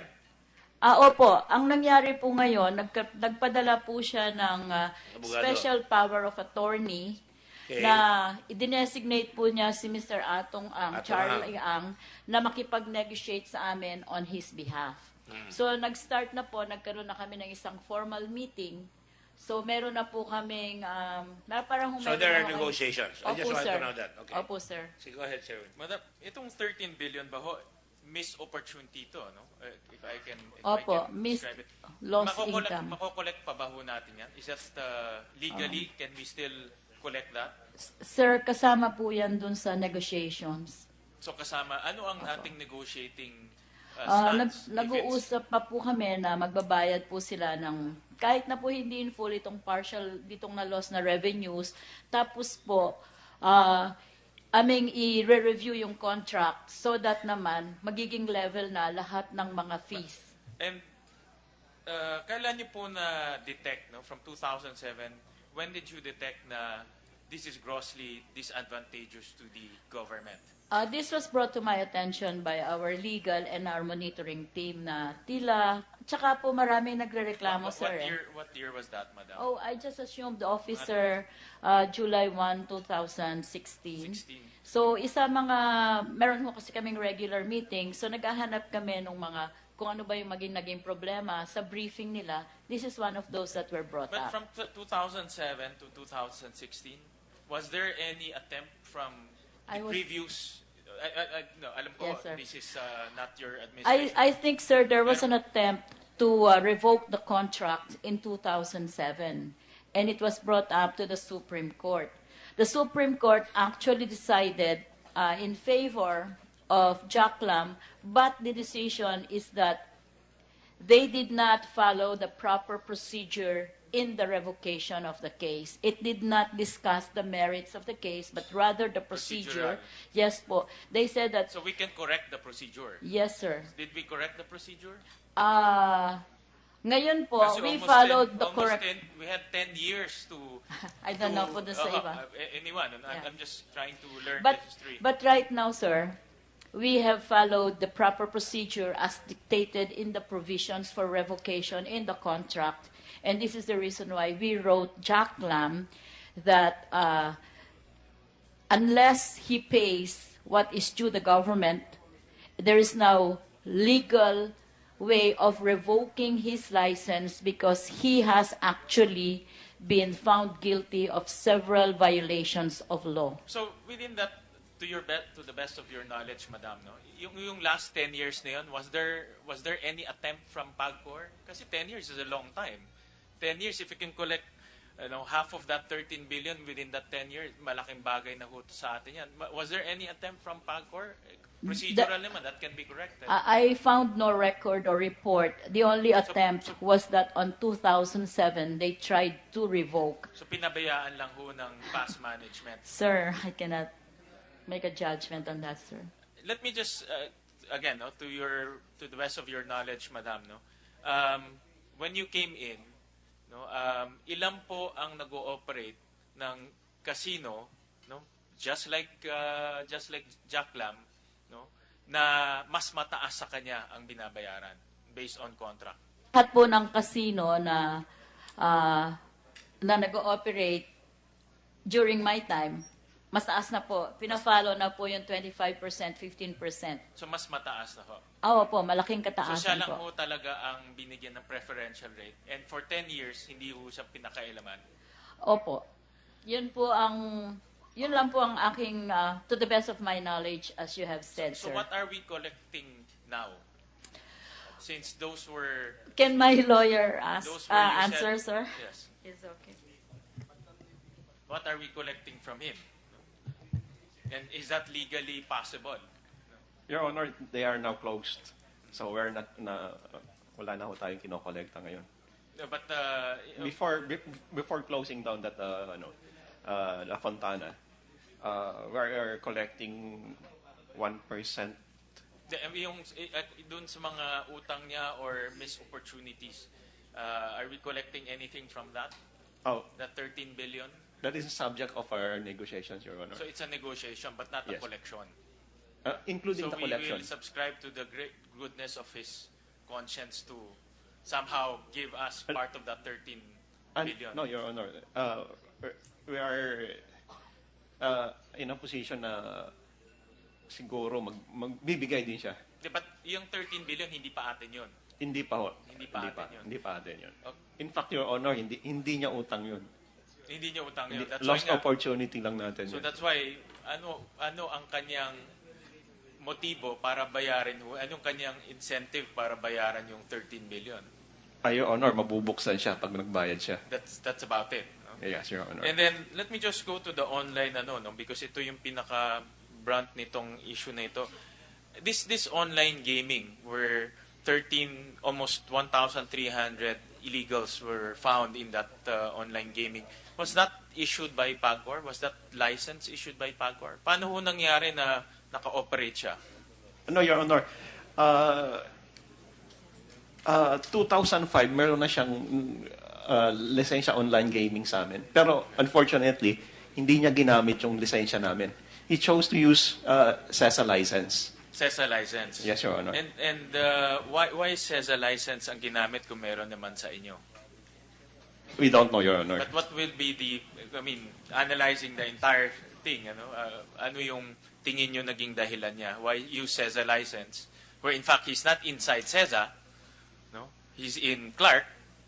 Ano yung naging advantage niya to use that license? Your Honor, I would be speculating if... I don't know. I really don't know, Your Honor. How much is... magkano ang binabayaran niya sa CESA? Do you know? We don't know, Your Honor. But isn't it pag outside of CESA, dapat po pumasok na ang PAGCOR to regulate? CESA is for CESA, but obviously he's operating outside of PAGCOR, outside of CESA, so dapat pumasok na dito yung PAGCOR. That's also our position, Your Honor. Pero itinago niya sa amin yung operation niya.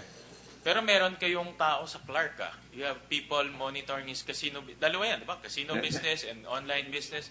So, obviously, you have people monitoring the land-based casinos. Masasabi naman sa inyo na merong 1,300 na tao na nag-ooperate ng online casino. Wala bang ganun? I know this is beyond your time, no? But meron bang anything in the records that stated actually, that... sir, pina-investigate ko nga bakit hindi na i-report yan. Kasi ang casino is actually almost 1 kilometer away from the place where there was a raid. And this place, I only saw last weekend when I went to Clark. It's really very separated, and it is surrounded by a gate. And the thing is, we are not part of the illegal gaming agencies, illegal gambling task force, the anti-illegal gambling task force that is supposed to go into fact-finding, into intelligence gathering. So we are not equipped. Sino po ang head ng task force? PNP po yata yun eh. Nandun po sa Republic Act number. Hindi po kami kasama dun sa listahan na yun. But going back po, he's been operating itong online niya. Kailan ho nag-start mag-operate? Sir, hindi po namin alam kasi sa CESA nga po sila registered. Yung, but going to that direction rin, no? I know there are also some online casinos operating outside of CESA. No? Meron pa bang ganun sa ngayon at this point? Meron pa bang online casinos operating outside of CESA that is given by CESA license to operate? Meron po, sir. Doon yung sa mga CESA registered locators, no? They call them locators. And we have been asked to fact find about this, and we have given a report of about 84 locators who are still in places like RCBC Plaza, So, RCBC. as we speak, meron pa hong 84 locators licensed by CESA, but they're not inside CESA. Yes, I think so, sir. And who regulates them? CESA. CESA. So CESA has an office here in Metro Manila that regulates them.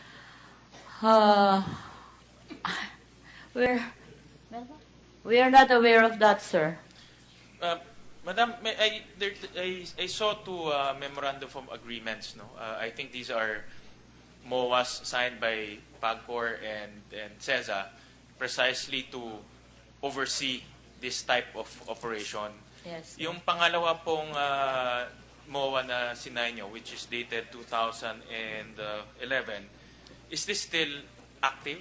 No, sir. It actually, first it was not implemented, The 2011 was the not 2011, and then it expired last October 2016. expired 2016. 16. But this MOA precisely is the governing document over those, no?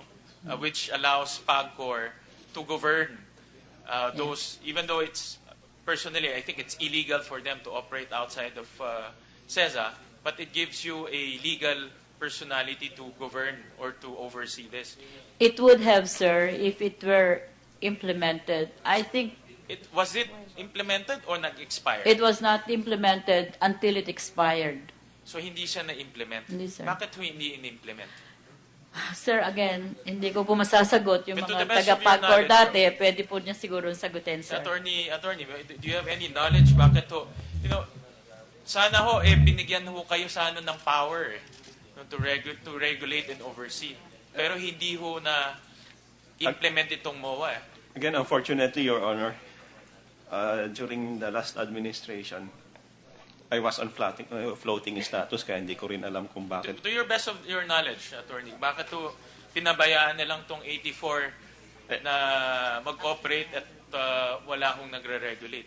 Apparently, Your Honor, hindi pinayagan ni President Aquino to implement that MOA. Hindi pinayagan ni President Aquino for Yes, PAGCOR to regulate? Yes, Your Honor. So in effect, no one is regulating them because CESA is in Cagayan. Yes, Your Honor. Why do you think hindi pinayagan ni Senator Aquino, ni President Aquino? I don't know, Your Honor. Hindi kasi kulit ko yun. Sir, pero ito hearsay. Yung magtanong-tanong lang kami kung bakit hindi pinayagan. Parang nainsulto yata si President Aquino dahil napakaliit nang ibinibigay ng CESA, 0.5% of the self-declared revenue. But in fairness to CESA, kung wala yan, wala ang CESA. Because it's out of the way, it's very far away. Mr. Chair, Kaya lang, sir, hindi naman po na-develop. Dito po nag-develop sa Makati. I'll ask you about that later. Chair, let me just continue very quickly, Mr. Chair. According to the CESA law, they are mandated to pay 5% of their gross revenues. We'll make this very simple. In gross earnings nila, times 5%, yun ang babayaran nila. If they get a license from PAGCOR, is it the same 5%? Magkano mabayaran ho nila? Yung 84 na yon. Sige po, just to give us an idea. No? They pay 5% and plus the rentals that they got. Wala ho eh. Under PAGCOR Charter, sir, we're required to remit 50% of whatever earnings we get from the online games. So right now, these games, supposedly, is paying 5% of gross to CESA. Supposedly, Okay, under the CESA law, and also the PESA law is like that. If ever wala sila sa CESA, pumunta sa inyo, how much ang magkano ang dapat nila bayaran? 5% lang doon sa inyo dapat magkano bayaran? For now, sir, we are still on the process of procuring the third-party audit platform so we can determine in real time their gross gaming revenue. Just on lang. Yes. Just, For now, sir, we are imposing fixed rates. So it is 10,000 per table game and 5,000 per RNG-based game and 40,000 for sports betting. May I? Sige po, ma'am. Sir? We have been able to get from the audited financial statements of CESA their contribution from their online gaming to the national government. And in 2006, it was 79 million. I'm just rounding it off. 2007, we can give you a copy of this, sir. Yes, ma'am. 121,575,000. 2008, 178,946. Until 2005, it came up to 72,305,866. And this is for, I think, between 140 to 200 licensees. Okay. For a total bill, for 11 years, 1, 2, 3, 4, 5, 6, 7, 8. For 10 years, they were able to contribute 2,754,296 in pesos, sir. Madam, I will just going to give you an idea of, we have just started in December partially the operation of 35 licensees, and this is what PAGCOR has already collected, just to compare. but in the previous administration or PAGCOR administration, no, what was the license regime or the tariff regime for this type of operation? It hasn't been established because So there's no such thing. no, sir. Bakit ho hindi? I mean, it's all over the country. How come hindi ho in Sir, the past? hindi ko po masasagot kasi. Well, I'm very new at gaming and I'm very new at this job. So what I can tell you is, in 10 years, this is what was remitted to the government by CESA for online.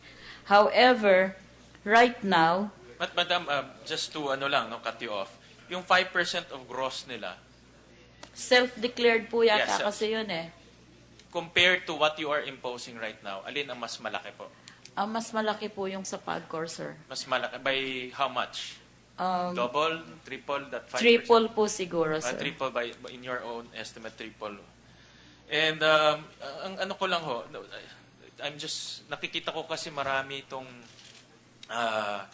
online casinos all over Metro Manila for a very long time, no? Na-lost track na nga ako kung kailan. Sir, Bakit to, ang question ko lang, kung kikita tayo ng triple, no? Many years ago, bakit hindi ho natin in-implement ng triple many years ago? Ba't ngayon lang ho, in 2016? Yun nga po eh. So, missed opportunity na naman to and missed revenue na naman to sa atin. So, in fact, we're depriving of our country the revenues that we need for many basic services. Particularly po sana ito, hindi pernicious sa society natin because this is 100% foreign ang players. No Filipinos are allowed to play. Right. No, my question lang, my initial thoughts is, you can impose triple the amount. How come hindi ho to ginawa in the past? Ay, sir. Yun ang aking thoughts. And again, no, we're talking about missed opportunities. We missed 13 billion pesos from Jacklam alone. But we have 84 other operators. No?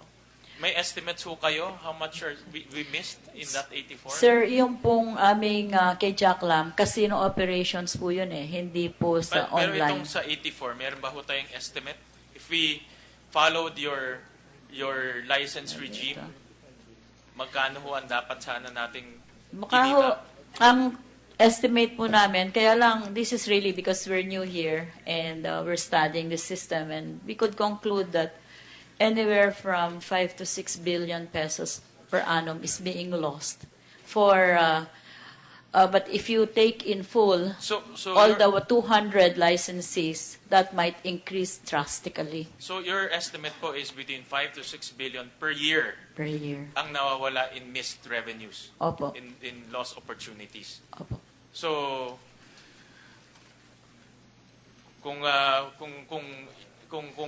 ko kung kailan sila nag-start, but kung nag-start sila 5 years ago, that's almost 25 billion pesos, more or less. 2005 po sila nag-start. So 10 years. Opo. So that's 12 years po. 12 years. So let's round it off, no? So that's about 60 Pero sir, billion.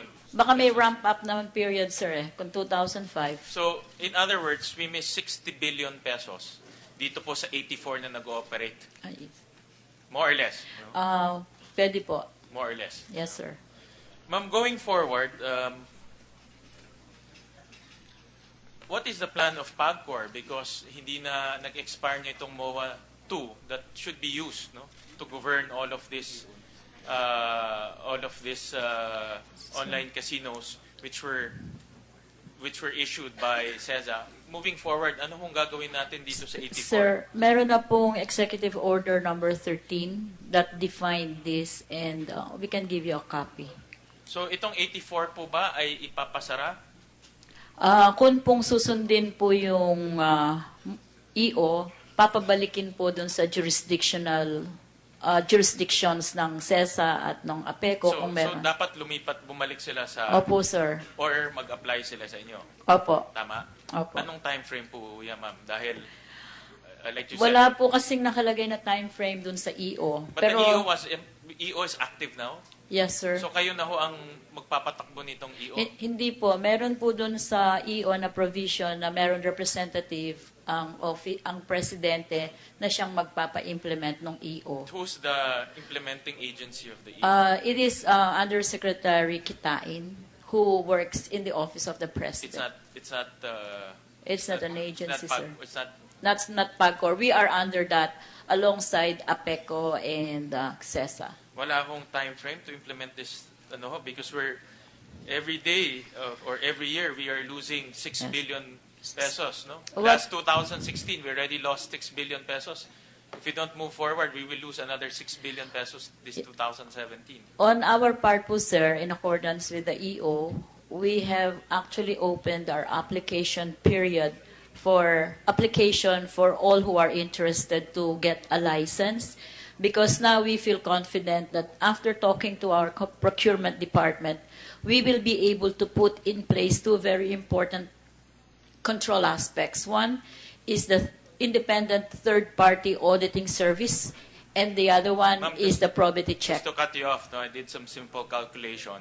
Okay. We're losing 16 million pesos a day. 16 Yes, million sir. pesos a day po. Yes, sir. Because of this 84 unregulated licensees or unregulated online casinos. So if we don't move ahead, we're depriving the Filipino people of 16 million pesos a day. Million. Yes, sir. Actually, ang projection po namin para dun sa 35 lamang na maming licenses ngayon, by the end of the year, we'll be collecting over 3 billion pesos. So, kung 200 ho ang licenses ng CESA, dapat ho, yung 3 billion yun, 200 divided by 35 would be almost 6.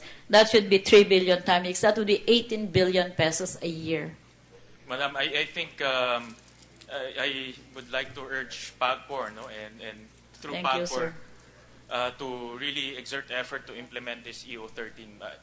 Sayang 16 million a day is marami ho tayong magagawa niyan. And the mechanism is already there and hindi lang ho na-implement. And would like to urge you through the Office of the President to implement this right away. Oh, thank you, sir. We need all the support that we can get on this. Maraming salamat po. Thank you, Mr. Chair. Thank you. Mr. Chairman, if I may. Yeah. I have some few questions now. Just to tie up some loose ends. I think at this point the chairman has successfully led. This is our fifth hearing, and we've been able to get to parts of the truth already. Probably enough, Mr. Chairman, of course, under your leadership, for recommendations. No, but just a few loose ends that I would like to ask about. Go ahead, but flattery will get you everywhere. Thank you. Let me ask Secretary Aguirre. Secretary, yung custody po of funds, of evidence or of funds, I just want to make it clear, because the chairman was able to show that the amounts collected from different parties stayed with the different parties for extended periods of time. Ano po ba yung tamang rules po dyan pagdating sa pagkuha po ng pera mula sa, let's say, illegal or uncertain means? What are the proper rules po? Mr. Chair, yung pong unang binigay sa amin for safekeeping sa Department of Justice ng dalawang commissioners, 29,999,000, nilagay po muna namin sa aming vault, and then the following Tuesday, we deposited it in Land Bank safety deposit box. I'm sorry, Secretary. My question is... It's Wednesday. Yes. The following Wednesday. Opo, that's not my question po. My question is, at that time that money was exchanged hands, if indeed these were, we followed the proper procedure po, at what point should they have returned the money to the DOJ, for example? Or do you log it as evidence, for example, if it's an ongoing case? Ano po ba yung tamang procedure po dyan? Alam po naming magiging ebidensya yun, if ever. Kaya pinakaingatan namin after being counted. I'm sorry, Secretary. Hindi po ang DOJ. If an individual who is doing an entrapment procedure, because si General Kalima said it was part of his case build-up, in the case of Attorney Argusino and Robles, sabi ho nila, they were doing entrapment procedure, at nakakagulat po na napakaraming araw nasa kanila po yung custody ng pera. Ano po ba yung tamang procedure? Can you claim that this is proper procedure to keep the money with you for 25, 17, and 11 days po? Sa akin po, parang merong defect yan. Dapat sana, the moment na matanggap nila, it should have been, we have been informed and we should take custody of the monies. Opo. So, proper procedure would dictate within 24 hours? Is that correct po, Secretary? Well, wala naman po tayong araw, but the earlier, the better. Wouldn't that be a necessary reform that we might need to look into? Whether legislation or your own procedures po na dapat nakalagay, pag nakakuha ka ng pera, dapat within X number of hours or days, may balik po kaagad sa ahensya? I completely agree, Mr. Chair. But definitely, this is irregular. Yung ganyan po katagal. Medyo matagal nga po. Would you be able to tell, Secretary, in the usual cases or in the usual procedures, gaano po ba dapat katagal yan? A day, 2 days, 3 days, not more than 1 week? Ano po usually? Siguro po, when they receive the money, a reasonable period would be 1, 2 days, 3 days. Thank you po, Secretary. Kay Wally, kay Mr. Sombero, gusto ko lang pong tanungin, have you, since November 27, nung una pong nagbigay ng pera, have you directly or indirectly contacted Mr. Lam? Wala po, Your Honor. Hindi kayo nagkita, nag-usap, even through an intermediary? November 27 po, nagkita po nung bandang hapon po. Hindi, after November 27, after you gave the money already to Robles and Argusino? Wala na po, kasi nabalitaan ko noong November 29, Tuesday, umalis na po siya. Hindi kayo nag-attempt na kitain siya sa ibang bansa o mag-usap man lang? Wala po, Your Wala Honor. po. Alright. Thank you, Mr. Sombero. Okay, my last question goes to, and again, I have to commend the committee for this, no, because sila po yung nag-research po nito. Nandito sa affidavit ni Argusino at ni Robles, this is the joint complaint affidavit of Argusino and Robles versus Lam, Nang, Yu, Sombero, and Kalima, filed in Parañaque City. Meron po dito, paragraph 24, mentioning that on November 28, let me just read it, no? Paragraph or part 24. On November 28, 2016, after attending the inauguration of the Bureau's satellite office in SM Ora, Commissioner Morente called for an update meeting on the status of the arrested illegal aliens. Thereafter, DC Argusino and DC Robles, together with Commissioner Morente, proceeded to the office of Secretary Aguirre to update him of the status of the case. Attorney Argusino, is this a part of your affidavit? That's correct, Your Honor. It's in my affidavit. Attorney Robles, is this part of your affidavit? First, Mr. Chair, I would like to say that I am not refusing to answer. I'm just awaiting for the ruling on my motion or my invocation of constitutional right. But since it seems that it may not be invoked properly at the circumstances that already transpired, I would just like to make it a record of my continuing objection. But I will answer the question, and I confirm that this statement is accurate, number 24.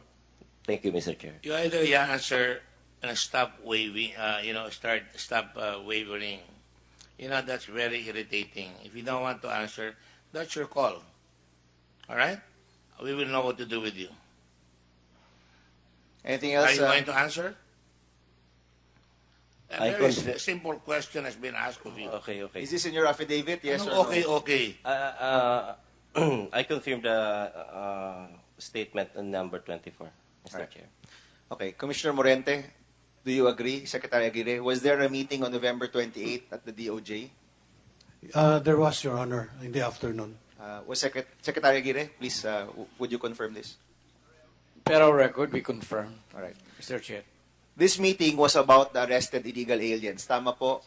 Can I, maybe Attorney Argusino can answer. This is about the arrested illegal aliens. Yes, Your Honor. Okay. At any point in November 28, magkaharap na po kayo ni Secretary Aguirre, magkaharap po kayo ni Commissioner Morente, nandun din si Assistant Commissioner, Associate Commissioner Robles. Nabanggit niyo po ba kay Secretary Aguirre, nakakatanggap niyo pa lang ng 50 million pesos?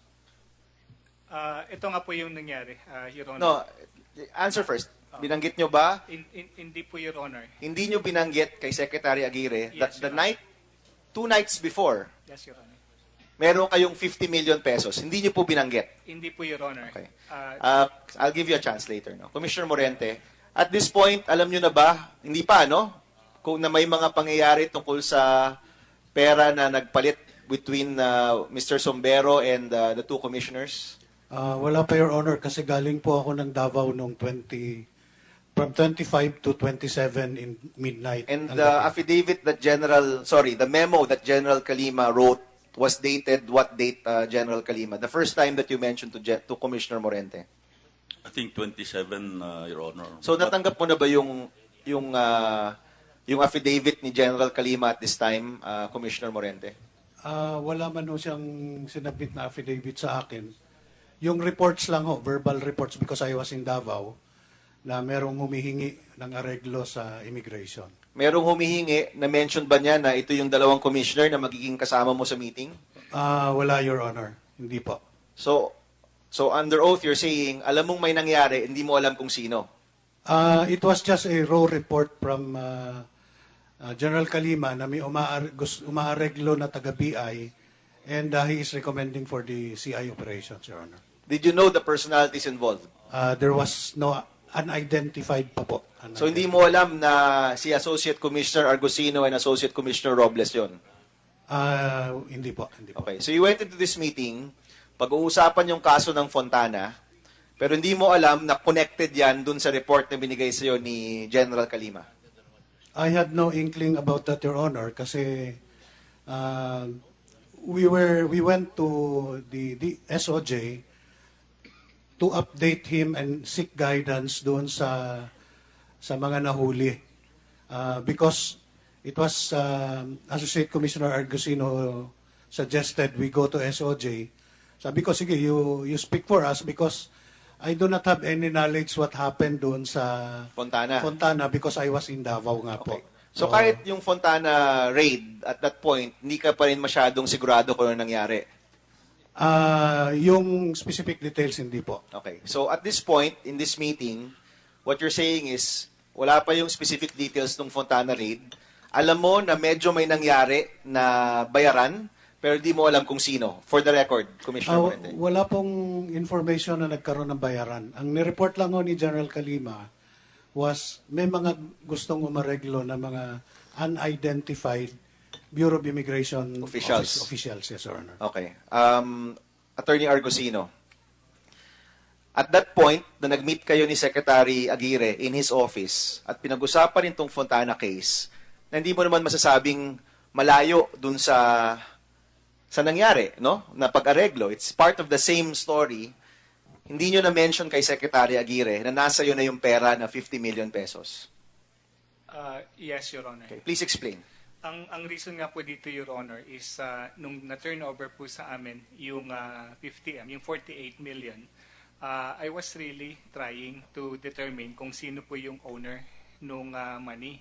Okay. Kasi nga po, ang coming from that meeting, if you would notice po, 5 minutes lang po yung difference from the time na sinabihan si Secretary Aguirre on the 26th na mag-sponsor in connection with the release of all aliens. Inadmit naman po ni Mr. Sombero na siya po yung nag-invite sa akin to go to the City of Dreams. So ako naman po, pumunta po ako ron dahil ang view ko nga po is ako po ay authorized ni Secretary Aguirre dahil ako po yung one of the 5 na pwede makipag-usap kay Sumbero. Ngayon po, nung pumunta po ako ron at narinig ko nga po yung offer na sabi ko mukhang mali. Bakit nag-o-offer sina Jack Lam to be the sponsor? So doon po ako pumunta, sinama ko nga po si Attorney Robles.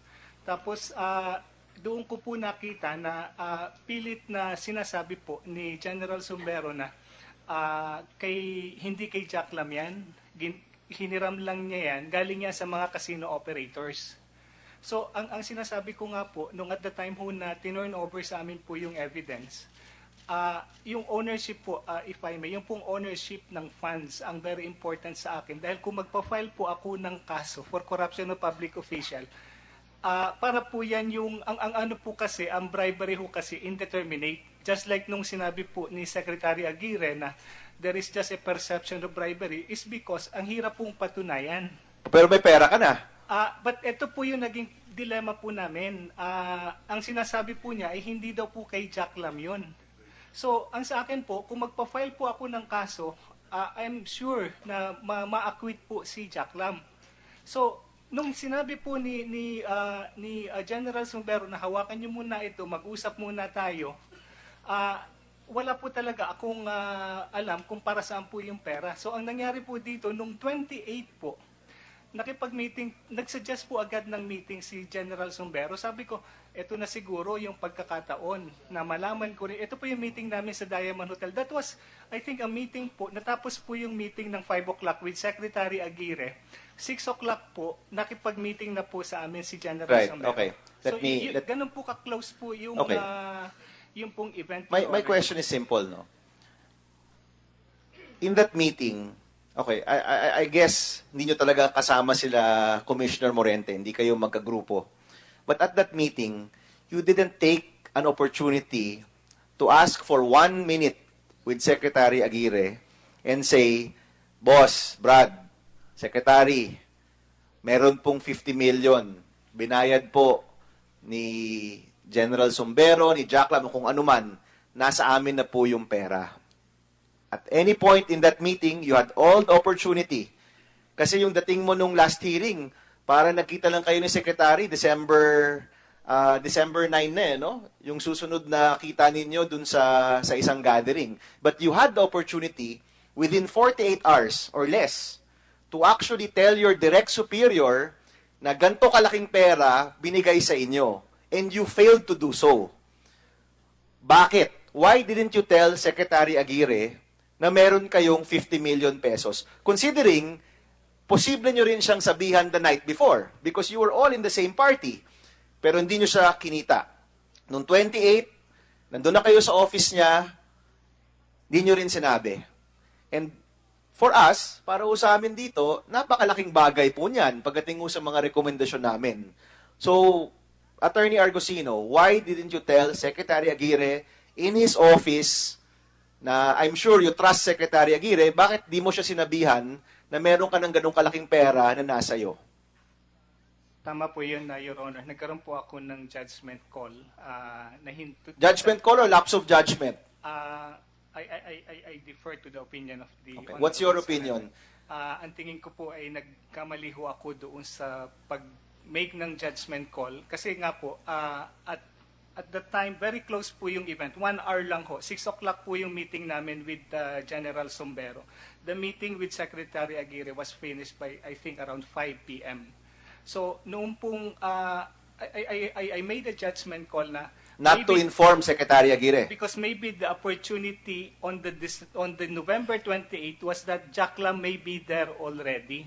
Maybe? Maybe there on November 28 because General Sumbero asked me for a meeting immediately after the meeting with Secretary Aguirre. And I was hoping, Your Honor, na kung nandoon po si Jack Lam, matatanong ko na po kung para saan po yung pera. 1 oras lang po, Your Honor, ang difference. I think mga around 6 or 7 po yung meeting namin sa... Ako, honestly, no?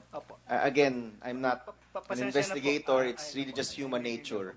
Kung ganun kalaking pera nandyan sa'yo, you immediately tell your boss. Secretary Aguirre said, Secretary, ang normal is 1 to 3 days. Secretary, Secretary Aguirre. Ang normal po is to Yes. inform your superior within 1 to 3 days. Opo. Yes, Mr. Chair. Nakuha mo na yung pera, madaling araw, nung gabi, you had the first opportunity to tell Secretary Aguirre sa party ni Mr. Lim. The second day, you saw him again at his office. Yan, nag 1 to 3 days ka na yan. And yet, you still did not mention to him na nasa sa'yo yung pera. Fast forward to December 9, nagkita kayo, medyo hazy yung usapan. You may or may not have said that there was money. You definitely didn't say how much money. It was another opportunity to come clean and say, nasa akin yung pera. So, that's very damaging, no? Para sa akin, ang opinion ko, that's very damaging to your story. Now, let me ask Attorney Robles, do you agree that this was a judgment call, a poor judgment call, na hindi nyo sinabihan si Secretary Aguirre right there and then sa party? Magkakaharap na kayo? Well, if you will be asking on my personal knowledge, Mr. Chair, I do not have the call on that investigation and the procedure that he wanted to take. I defer to the judgment of Attorney Argusino, he being the one who spearheaded or handled the Firstly, situation. thank you for answering the question. No? But secondly, hindi mo siya kinalabit. Pare, let's tell Secretary Aguirre. Kasi ako, honestly, ganun kalaking pera, I'm sure kakabahan ka. You even mentioned before, medyo kinakabahan ka na may hawak ka na ganun kalaking pera. You transferred the money to Attorney Argusino the night before. So at that point, wala na sa'yo yung pera, no? Didn't you even think of telling Secretary Aguirre or even Attorney Argusino, pare, sabihan na natin si Secretary Vitt. Anyway, Brad natin siya, we trust him, magkasama tayo sa kampanya. Did you even attempt, kung sinasabi mo na under ka kay Attorney Argusino, which of course, technically magkarangko kayo, but you're saying under ka sa kanya, at any point, di mo rin siya sinabihan, pare, let's tell Secretary na nasa atin yung pera. I did. You did? There was one occasion that I told him about, sabihin mo na kay Secretary kaya ito problema na to. I think that was after or right after the crown. Okay, so klaruhin natin yan. What date is this? 27 or 28? Or after the 28th? After 30. I mean, on the night of 30, I think. So 30th na to. Hindi ka ba na-guilty? Nakaharap mo si Secretary Aguirre who trusts both of you at di nyo siya sinabihan na nasa yung pera? Siguro, nag-isip-isip ka. On the 30th, you went to Attorney Argusino. This is not in your affidavit, no? Wala to sa affidavit mo, Attorney Robles. Na kinausap mo si Attorney Argusino about this. Is this in your affidavit? It is in my separate affidavit, Okay. which I submitted before this body. Okay, so sinabihan mo siya, sabihan na natin si Secretary Aguirre. Ano po yung sagot ni Attorney Argusino? Well, he didn't give any answer during that time.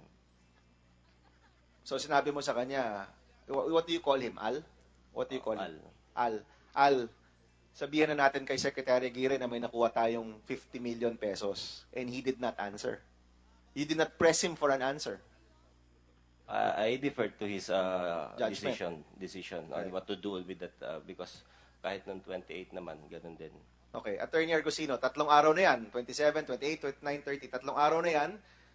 You're still within the 1 to 3 days window ni Secretary Aguirre na hindi ka pa irregular. Kung within 1 to 3 days, maibalik mo yung pera. Nung sinabihan ka ni Attorney Robles, Al, sabihan na natin si Secretary. Why didn't you accede to his request? Actually, kung pwede po sana akong bumalik pa nung 28. Sige po. Kasi ho nga nung nakipag-meeting sa amin si Sumbero sa Diamond Hotel, in the first place, we were expecting nga ho sana kung nandoon. Tinanong po namin kung nandoon si Jack Lam. Wala naman po siya at that time. And then, ang dami ho niyang advocacy na sinasabi. Kasi ang last time na tinurn over po sa amin yung evidence, sabi niya mag-usap na lang tayo sa mother time. Wala po siyang binanggit tungkol doon po sa pera. Kaya nga po, I think si Attorney Robles po ang nagsabi sa akin, bakit ganon? Bakit hindi niya tinatanong yung pera? Doon ho siya nag-first suggest na baka frame up. So, ako naman ho, gusto ko lang malaman, ang intention ko po, gusto ko po malaman kung para saan yung pera. Kasi nga ho, ang sa akin po is gusto ko talaga mag-file ng kaso.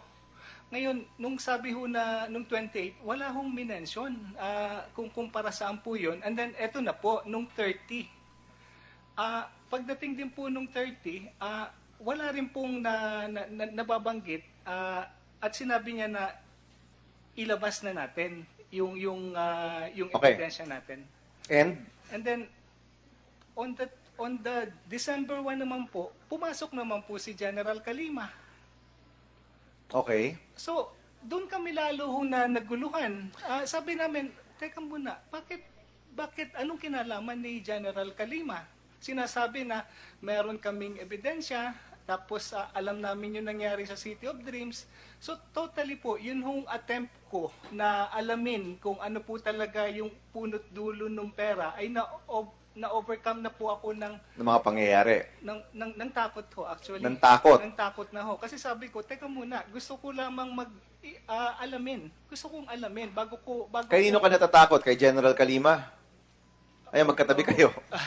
Actually, totoo po, natatakot po ako kay General. Sige, last question, Mr. Chairman, kay Secretary Aguirre. Secretary, just as a final question on this matter, although marami na pong lumabas, all of these opportunities to come clean for the two BI commissioners really puts things into question.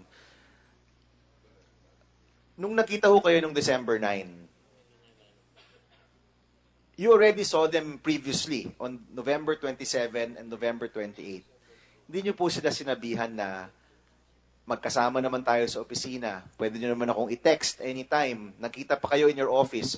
Why didn't you tell me about these happenings ahead? Did you have that kind of conversation po with the two Bureau of Immigration Associate Commissioners? Mr. Chair, I don't think that we have such kind of conversation. Why? Kasi parang hindi ko lang kasi ma-connect or mahinuwa na these are people that you trust. I'm guessing you recommended them. Did you recommend them, sir? Only Commissioner Argusino. Okay. So, nagkikita naman kayo and then suddenly may gantong kasong lumabas.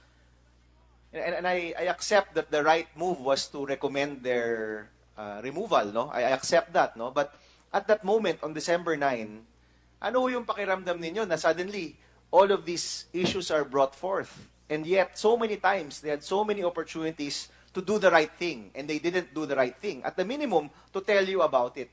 Hindi ho kayo na-offend na hindi man kayo sinabihan ng mga bagay na to. Mr. Chair, if you will review the back issues of the Philippine Daily Inquirer, in the front page is a bold statement, I felt betrayed. By these two? Well, yes, Mr. Chair. All right. So perhaps that sums up my feeling. Thank you. Thank you, Mr. Secretary. Salamat. Final question, Mr. Secretary, and I don't know if Director Giran wants to answer. Ano po yung status ng mga kaso in this particular case? There is an ombudsman case filed already. Was that by the NBI? The NBI filed the ombudsman case? Mr. Chair, we were the ones who filed the case before the Office of the Ombudsman. Sino pong charge natin, your charge sheet?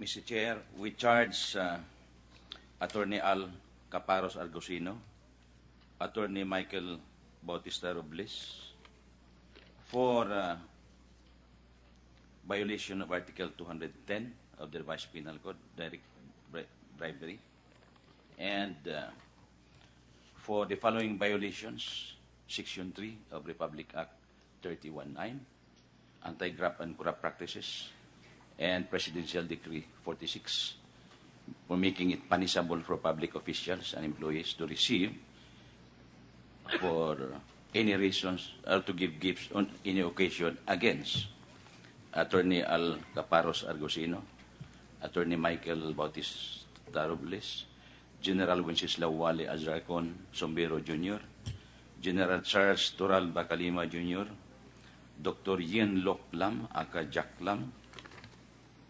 That's all, Your Honor. So far, yan lang po yung kasong na-file against individuals in this case. Yes, so far, Your Honor, that's the only case. In the case of DOJ, Secretary Aguirre, will there be further investigations or cases filed, or ito na po yun? Ito na po yun. Actually, meron po nakapending yung complaint na final ng dalawang commissioners against General Calima, General Sombero, Yes. and against Jack Lam and This one, ito yung filed in the Parañaque Court. That's right. Okay, so Mr. Chair. as far as DOJ is concerned, these two cases are enough. Hindi na po kayo magpa-file ng iba pa. Actually po, ang merong primary jurisdiction dyan would be the Ombudsman. So, it's up to the Ombudsman to sift through these complaints and determine which or how many cases, what kind of cases would we file against them. All right. Thank you very much, Secretary. Maraming salamat, Mr. Chairman. Thank you. We will decide on the matter of Mr. Robles, so please don't leave. I just have a few questions. First to Mr. Sombero and then later on for the native legislation with PAGCOR. Mr. Sombero, when did you leave for Singapore, for Canada? January 20, Your Honor. January 20. And did you proceed directly to Canada? Yes, Your Honor, from Singapore, Taipei, then Canada po. So you went to Singapore? Singapore, yes. And you went to Taipei? I beg your pardon, Your Honor. That's a circuitous way of doing it. You're going to Canada. From Manila, you fly south to Singapore. And then you go north to Taipei. And then you go to Canada. Where in Canada? Vancouver? Vancouver, Your Honor. That's west. Yes, Your Honor. So if you're going east, you'd probably go to Korea and fly to go down to the east coast, to Toronto. Or if you're going to Vancouver, you fly directly from the Philippines. You can take a PAL flight and go to Vancouver, correct? Yes, Your Honor. So in your case, in your health, in your condition of health, lumipad ka muna to Singapore, which is a 4-hour flight? 4-hour flight, Your Honor. 4-hour flight. How long did you stay in Singapore? I stayed there for 3-4 days, Your Honor. 3-4 days. And then you went to Taipei. Taipei, Honor, yes, Your Honor. How long did you stay in Taipei? Several hours, Your Honor. Several hours. And you did not fly to Singapore at any time to go anywhere else? And wala na po, Your Honor. Did somebody from Jack Lam's office visit you in Singapore? No, Your Honor. Are you sure? Yes, sir, Your Honor, 100%. Did you not make any calls to Mr. Jack Lam or any of his lieutenants? I tried to call Alex from Singapore, but only text, Your Honor, or I can't recall if text or what. But I never have any communication with any other group. I went to Singapore. Alex is the lieutenant of Jack Lam, right?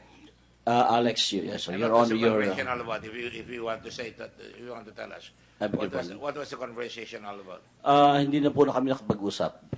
Since December 1 up to maraming beses po ako nag-text. Hindi po siya sumasagot. All right. And your trip to Singapore was a leisure one? No, Your Honor. It was an arranged, yes, Your Honor. I was referred by my doctor to another doctor in Singapore. Singapore. Yes, I'm about to be operated in Manila, so I was For seeking what? for second stage bariatric surgery, Your Honor. Bariatric surgery? Yes, sir, Your So you want to look fit? It's a second stage because I have a severe diabetes and it will go down my sugar because of that. Your Honor. So if you have bariatric surgery, you'll be forced to diet, you won't get a little bit more heavy. And did you get the bariatric surgery? I got my first stage already, Your Honor, for several years, and I'm about to undergo the second stage because my sugar was going, laging tumataas, tapos I had 3 heart attacks. So I don't know much about bariatric surgery. Is that a tummy tuck? No, Your Honor, it's not a tummy tuck. It's about closing your stomach. It's a gastric bypass. They put the gastric bypass so you tend to be full right away. Konti lang kainin mo. Tama po. Na. Para Opo. hindi ka nakakain. Para bumaba po yung sugar at ma-address yung heart problem ko po. Pero mukhang pumayat ka ba o nagbawas May, yes, Your Honor, yung first operation ko po, yung sleeve resection, pumayat po ako. But I have to undergo the second stage kasi lalong tumataas. Tapos na-heart attack ako ng 3 times. So I have to undergo the most 3 drastic. times, Opo, Your You're Honor. lucky. Thank you, Your Honor. I'm tempted to say something else, but I will not. But anyway, where are you? Sabi nyo sa likod ko, mala yerba. No, I'm just kidding. But anyway, so you did not call anybody from Jack Long except for Alex Lim? Nagte-text po ako pero hindi po sila sumasagot. It's about the 10 million because I was trying to return it many times. From December 1 pa lang. Hindi ko lang narinig yan. Hindi niyo po natatanong kasi napakarami kong text at napakaraming tawag to return that because pinatago niya sa akin. Si Alex po. Pinatago lang niya sa iyo yun? Opo. He mentioned that on the court hearing that itabi mo muna yun. Alright. So, hindi pa nare-retire yung 10 million? Yes, sir. Kasi po yung gastos nga sa law firm is 32,900,000 acceptance fee pa lang. So he was thinking na yun 32 million? Yes, sir. 25,000 acceptance fee po, 1,316 equals to 32,900,000. Pagtawad nun, mga kalahati po. Kaya he was thinking 25,000 acceptance fee? per head po. Per head. Average po. So that's 1,316. The immigration case of the 1,316 is considered an individual case. So they were estimating that if it 25,000, it would be 32,900. Sino kumuha sa'yo para kausapin si Secretary Aguirre? Wala po, Secretary Aguirre, because I was conducting seminars po sa kanila for 4 days. Pero di ba tumawag si Mr. Rodriguez from CESA? Para Uh, i-refer ka kay Secretary, para kay Jack Lam para gamitin niyo si Wally Sambero. Ang totoo po nun, in fairness with the Secretary, kasi tumutulong nga po kami sa industriya para mag-generate yung revenue. So he asked me to submit a written proposal. How are we going to convert this into revenues? No. Kaya ko po tinawagan. Wally, please. I'm being friendly to you. I'll call you Wally. Not out of con, but I know you're not healthy. I'm gonna, but I want you to say, tinatanong ko lang sa'yo, sino nag-refer? Kay si Rodriguez, di ba? And then, kinuha ka doon, of course, for a fee. Mr. Chair, if may I explain this, Your Honor. No, simple lang tanong ko. Kasi po, Babayaran ka, hindi po ganon, Your then, Honor. para, Ako po ang tumawag. Ano ba tanong ko? Alam mo na, sagot ka agad. Ako po ang tumawag kay Mr. Rodriguez. Hindi, kaya nga po yung... Ikaw ang tumawag kay Mr. Yes, sir. Rodriguez. Para ano? Since I was given a go signal to explore the solutions for this as part of the advocacy The administration. solutions to release Hindi po. the illegal people who came in and made a living out of the so-called BPO or what? Your Honor, for the record, marami na po akong tinulungan ng mga BPOs dito kasi... That is not my question. My question is simple. Nagkaroon ng problema, sila Jack Lam, marami na huli, 1,300. Tinawagan mo si Rodriguez at all of a sudden, you're not talking with Secretary Aguirre para ayusin yung kaso at nakakausap mo na itong dalawang associates commissioner. Tama? Hindi ko pa po sila nakausap noon. Nung nakausap ko si Mr. Rodriguez, para alamin ang number ni Norman Nang, yung representative. Kasi wala po kong communication sa kanila. I'm trying to find out what your connection is. That's all. Yes, sir. There's no rocket science here. Yes, sir. Tatanong ko lang, paano ka napahalo dito? Dahil ako naman, kung ikaw ang tawag ko, tumatawa nga sa isang kaibigan, batang stadium ka alam mo itong nangyayari niya sa stadium, kaya kinukuha ka dahil makakalapit ka sa mga tao. Kilala mo lahat ng mga tao. Nag-lecture ka na sa immigration, nag-lecture ka na dun tungkol sa online gaming, di ba? Sabi mo, di ba? So kaya ka kinuha, in-offer mo yung servisyo mo para mailabas talaga ito mga tao to. Sa mga affidavit yun ang sinasabi. Tama po, Your Honor. So, yun. So, sinagot mo na. So, kinuha ka doon para matulungan mo mailabas yung mga tao. Tama? Yes, Your Honor. Yes, okay. So, siyempre, binayaran ka. Wala pong bayad, Your Honor. Oh? Yes, Your Honor. Hindi ka ba natakot? Ano yung 10 million? Yun nga po ang ina-explain ko, yung 2 million and 10 million, kung magbigyan sana akong pagkakataon, yung 2 million after 1 hour, bayad na po sa abogado yon. 6:30 nakuha ko yung 2 million. 8 o'clock, nandoon na po sa law firm. Kaya nga, so, ang bait naman ng law firm, binalik yung 2 million para ibalik po noong December 22, 23 po. Oh, yeah, binalik. Opo. Pero it was decided already on November 17. Inaayos lang namin yung aming affidavit. Wally, answer the question directly. There's no trick question here. Yes, sir.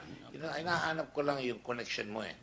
So, ikaw pupunta ka doon, ang assumption ko, 2 million. Kaya sabihin mo sa abogado yun, mabait naman yung abogado mo, o finder's fee. Ako nag-referral fee. Bigyan kita ng konti dyan. Pwede ba yan? Your Honor, kasi yung 2 million, maliit pa yon sa acceptance fee. Initial budget po yon. Sa maliit pa yan. Pero kung bibigyan ka, meron yan.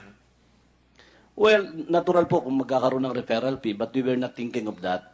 I am thinking of helping the industry. Your Honor, correct. Out of the generosity of your heart, kahit na ikaw ay operahin, nag-offer ka ng tulong mo, at talagang nilapitan mo si Secretary Aguirre, hinanap mo siya, at hinanap mo at tumasabihan mo, hinabol mo pa sa elevator hanggang sa elevator, pinaglalaban mo itong 1,314 na walang ibabayad sa iyo. Yan ang gusto mo sa palabasin? I was just expecting, Your Honor, from Jack Lam. But for the lawyers, siguro, 32,900,000 po. So Jack Lam ang magbabayad sa iyo, yan ang expectation mo? Hindi po, wala po ko in-expect kay Jack Lam. Hindi, sabi sa Jack Lam. Ba't mo binanggit si Jack Lam? Ano po? Ba't mo binanggit si Jack Lam just now? You were expecting, ano? From the law firm po. You're not expecting from Jack Lam? I never expected From the lawyers anything. ka nag-expect? Napakalaking opportunity. Yes or no? Yes, Your Honor. Yan, napakasimple lang. Yes. So, hindi naman masama yan eh. Referral, Your Honor, yes. I'll tell you, ako naiintindihan ko yun. Marami yan sa Amerika, marami sa ibang bayan. Na pag tumutulong ka, either PR ang tawag dyan, representation, o tinatawag na consultancy, marami yan. Di ba? So yun ang kamo. So nalapitan mo siya, haba na ng tanong ko, yun lang tinatanong ko, yes or no lang. Hindi mo siya nasagot. So anyway, nung nakausap mo na Secretary Aguirre, alright, alam mo na hindi pumayag si Secretary Aguirre. Tama ba yan? Tama po. Nakikiusap ka pa rin? Nakikiusap po ako. Pero pagkatapos yun, nakita na nga kayo. Hindi ko natatanungin yung mahaba, nakita kayo nila Argusino at saka nila Robles. Doon sa City of Dreams. Mga alauna, yo po. Mga 1 o'clock ng 27. I'll help your memory. Makita nyo nga ulit. Tinanong ko na sa ito kanina, 27, nakita kayo. 26, 27, ng madaling araw. Kasi nakita kayo 26 ng gabi, 27, tumawid doon, nakita na naman kayo. 29, nakita na naman kayo. 29, nagkita ulit po. So, yan. So, ibig sabihin, in the course of this, talagang, ba't kayo nakikita? Pinoporsige mo na makawala yung ibang mga tao, di ba? The reason kaya na kami nagkita, Your Honor, explain lang ni Deputy Commissioner Agusino yung process ng bail. Kasi the following day would be holiday. So tinitingnan namin yung probability na makapag-release ng tao o makapag-cash bail, kaya lang po walang bukas ng bangko. Alright. November 30 So yung 50 million, nakuha mo. Your Honor. Nabigyan mo sa kanila. Yung 50 million, di ba? Opo, Your Honor. Okay. Now, General Morente, ang sabi mo, nagbayad na ako. Nasaan yung sa mga dumating? Ang binayad doon sa 650 kamo? 654, Your Honor. 654 is 58 or 53,000 per person. 58,500, Your Honor. 53,500. 58, Your Honor. 58,500. 50 for the bail, 5,000 for the express fee, and 3,500 for the application. Ano yung 5,000? Express lane hindi mo sabi funds. kanina yan. It was the head of legal who explained a while ago, Your Honor. 55 plus 3 plus 4. 58 na di ba? 58 times. Magkano? So, 58.5 times 650 is 64, is 38 million plus and change. Yes, Your Honor. 38 million. And that was paid when? December 3, Your Honor. December 3. Are you sure? Yes, Your Honor. So December 3. By that time, Argusino and company, including Sombrero, got 2 million, got the 50 million, and Mr. Sombrero got 2 million. And over and above that, on the 29th, sinabi ni Atong Ang na huwag na kayo magbigay. Alam mo ba yan, Wally? Your Honor, nung hearing ko lang nalaman yon. Actually, ako nag-advise na wag na magbigay. Okay. Ang sabi ni Atong Ang, siya nag-advise. Dahil umahalo-ngala sila Norman, umahalo sila Alex, na humihingi pa ng additional na pera para sa ibang tao, 650, yung mga natitira. Dalawa pang tranche yun. May 600, meron pang 700. Right? 1.3 million yan eh. Correct, Your Honor. So, nakakuha ng 50 million dahil sinabi nila doon, nag-legal na yung mga tao. Nagbayad na ng 38 million and a half. So, ang lumabas sa pera sa grupo nila Jack Lam is about 50 plus 38, 88 million. Paano naman yung sumunod na 700? Nagbayad ba rin yan? They were not released on bail, Your Honor. Wala akong nag-sponsor ata sa kanila for the release on bail. They stayed in Fontana Convention Center. Paano na, hindi pa na-release hanggang ngayon? Na-deport na po lahat yung na-retain sa Fontana, Your Honor. Paki-educate mo nga ang publiko at saka kami. Pag na-deport ang tao, sino magbabayad ng pamasahe? Yung sila po, yung mga ide-deport, Your Honor. So you're trying to tell me na yung 700 ang nagbayad ng pamasahe sila na? Yes, Your Honor. Or some of their sponsors. Wala tayong fine. Walang penalties. They were just blacklisted, Your Honor. They were what? Blacklisted po. Without a fine? Wala po. Walang fine. When we deport, we do not charge fine, Your Honor. You know, when the government makes money on taxes and on regulatory fees. Di ba? Right? It yes, Your Honor. makes money on taxes and regulatory fees. Yes, Your Honor. So for the detention and for the time that your commissioners and you and your staff people in immigration had, hindi na siningil yun. Pinalabas na lang sila. You're trying to make me believe that you sent out 700 people without a fine, without anything else? Pinalabas na 700. When did they leave? When did they leave? The balance 700. Different times, Your Honor. All right, the first one. By batch by batch. Yung schedule nyo, kaya tinatanong ko eh.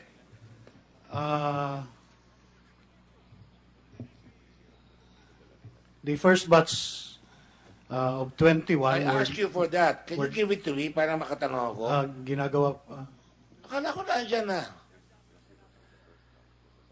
Kasi, lumabas yung 650. May 700 pa kayo. Ano ang tranches noon?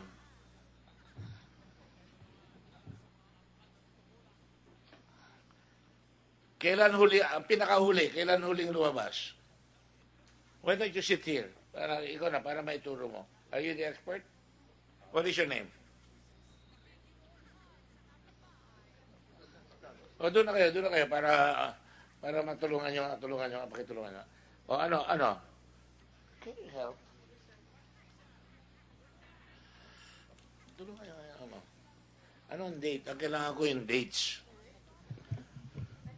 Sir, good afternoon. Umalis sila December 3, yung nagbayad ng bail, correct? Yes, sir. For 600. Yeah, sir, just to be, it's around 580 plus. Those who were ordered release under bail are around 580 plus, Your Honor. So mali pala yung computation namin na binigay ni General Morente. Your Honor, there are some... Hindi there- 88 million. Alin po? Alin po, sir? 88. Ah. Sir, during December 3, there were around Look at 583. your notes. So it's, You may look at your notes. sir, it's over 30 million. Ilang tao? Your Honor, 583, Your Honor. So, 583. Magkano binayad? sir, around, it's more than 30 million, sir. I will compute the exact amount, sir.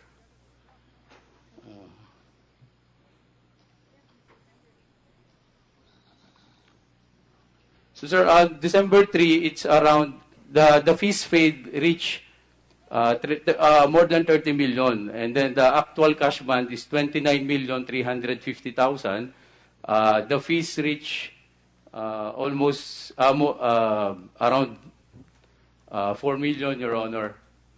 Because it was it was broken down into 50,000 cash band, 5,000 filing fee, and then 4,000 filing fee, and then 5,000 express lane fee. So they paid a total of more than 30 million, Your Honor. 583 ang pinalabas nyo. Yes, Your Honor. Ang total loan, broken down, 50,000. Ano yan? Fine? The 50,000, Your Honor, is for Just the hold cash on. band. 50,000, ano yan? Cash band, Your Honor. Cash band. Yes, Your Honor. Sa atin na yon. No, Your Honor, it belongs The to band answers for what? That they will come when they're called? Your Honor, the cash band is to ensure that it will be forfeited if they do not comply with the immigration orders. And what is the immigration order? That they took an undertaking that if the Bureau requires them to appear, they will appear. Paano nga mag-a-appear? Aalis na. Your Honor, during the pendency of the deportation case, when they are required to appear, they will appear. But they all left kamo on December 3. Sabi ni General Morente. Your Honor, just to straighten the facts, they were released from detention, but they were still in the Philippines at that time, during the pendency of their deportation case. And when was that concluded? Your Honor, the BI issued an order of deportation for all of them by December 29. What do you mean all of them? Your Honor, because we broke down the deportation order, the charges into around 10 charges, Your Honor, and then they issued 10 deportation orders by December 29. December 20, they issued a deportation order for... So when did the first tranche leave? That was the original question. By the way, what's your name? Attorney Arellano, Your Honor. Attorney? Arellano, Your Honor. Can you administer the oath? I have to put you under oath. Yes, thank you, Your Honor. You swear or affirm to tell the truth, the whole truth, and nothing but the truth in these proceedings? Yes, Your Honor. And what is your full name? I'm Attorney Homer Arellano, Your Honor. And what is your position? I'm designated as the head of the prosecution and legal assistance section of the Bureau of Immigration, Your Honor. All right, thank you. So the first tranche, when did they leave? Out of the country, when? May I answer, Your Honor? Nasa report natin. I can't be having this ping-pong. Tinatanong kita, hindi mo alam. Ngayon, patulong sa kanya, babalik na naman sa'yo. Sino ba talaga nakakaalam? 21 Chinese were Sino ba deported. talaga nakakaalam? Sino ba talaga nakakaalam? Sir, Your Honor, we gave the report to the commissioner. So the report know. came from us.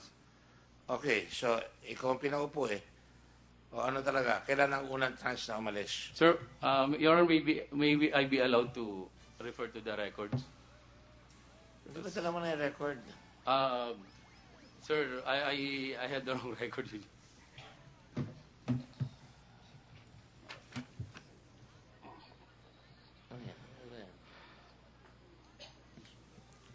Your Honor, as of We started deporting them on December 23, 2016. So we deported 21 Chinese on December 23, 2016. Can you write it down, please? 21 Chinese Yes, Your Honor. on December 23, Your Honor. December 23. So they stayed in Fontana from the time they were incarcerated on November the 24th to December the 23. Is that correct? Yes, Your Honor. Those who were still in detention. Of course, they were all in detention. Who were not on detention?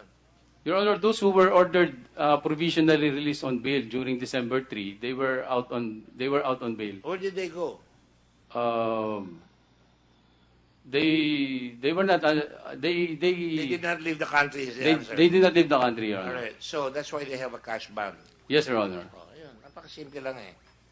So they had a cash ban. Oh. So ang hinahabol natin 1,316 minus the minors. Yes, Your Honor. Diba? Yes, Minus Your Honor. one. Oh, yeah. Then Your Honor. Plus 4 tourists, diba? Yes, Your Honor.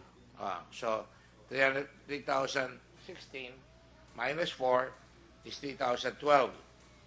But minus ilang minors? 35, Your Honor. Sorry, 31. Minus 31. 2012 minus 31. Ano yan? Ano yung minors? Minors, Your Honor. Minors. Iba-iba yung mga sinasabi niya number eh. O ilan yan? Total. Ha? What? Kaya 35. Can somebody please compute? 1281, correct? We have to be together.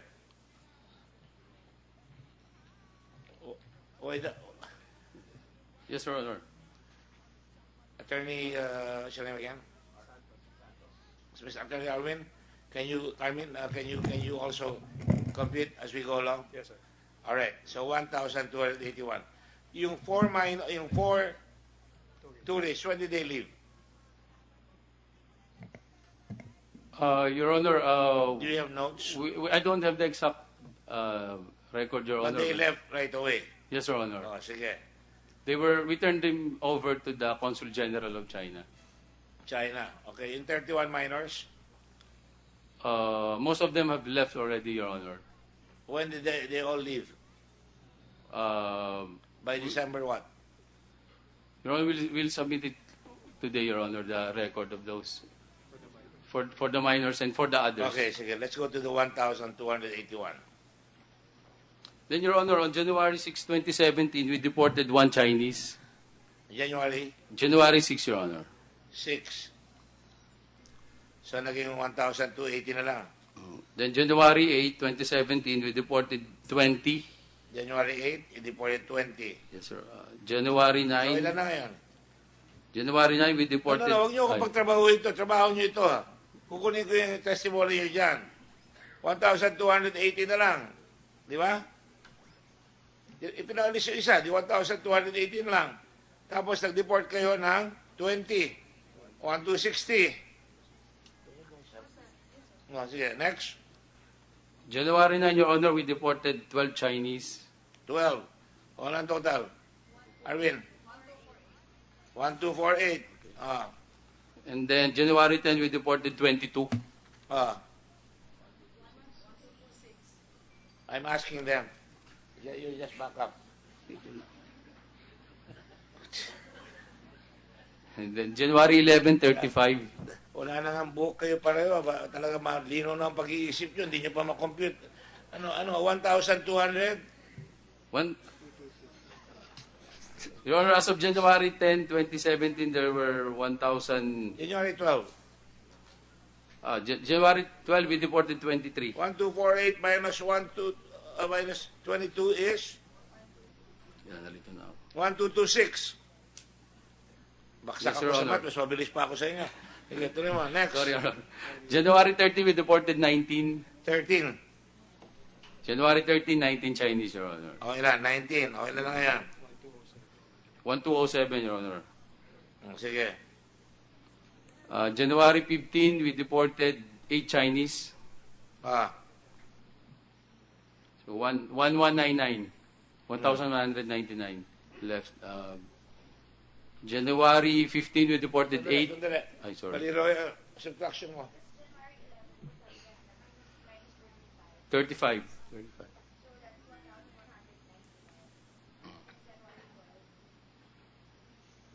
Let's go back to January 9. 12, you have 1,248. January 13 na sumunod o 11? 11 po, 11. January 11. Ilan? 35. Yun, 35. Ilan ngayon? 1,000?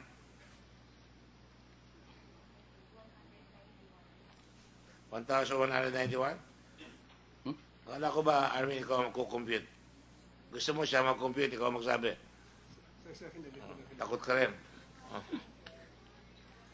I have to do this because I want to know yung binayaran because doon sa nilagay. Iba yung nilagay eh.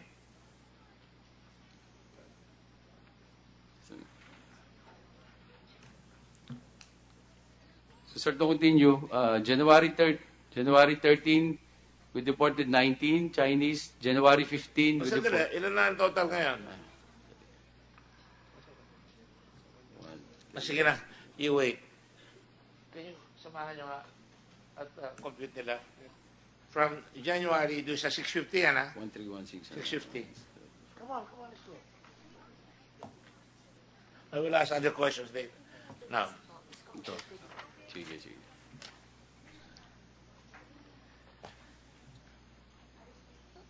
So over and above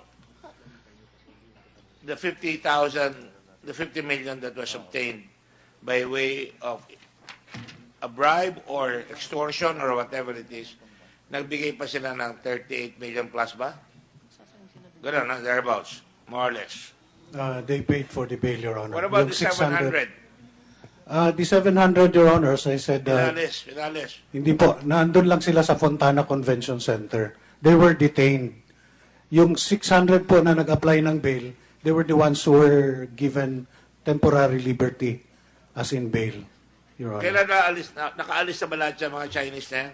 Yung pong sa those who were not subjected to, who did not apply for bail, I was informed by the Chief of Legal, all of them were already deported as of the other. So it would be better for the Chinese to just be deported, wala silang gastos. Yung ba rule? I think we better change the law. Sir, if I may, under our Immigration Act, we can just deport as a penalty. We cannot impose fines. Ay supposing walang pera. Last resort, sir, the government spends for their deportation. So dinala sila dito, hindi nyo na nahuli nagdala dito, tayo pa magbabayad. Ganun ba? As a last resort, sir. Yeah. So, kaya nga ako natatanong, parang in aid of legislation eh. What do you think we should do about that?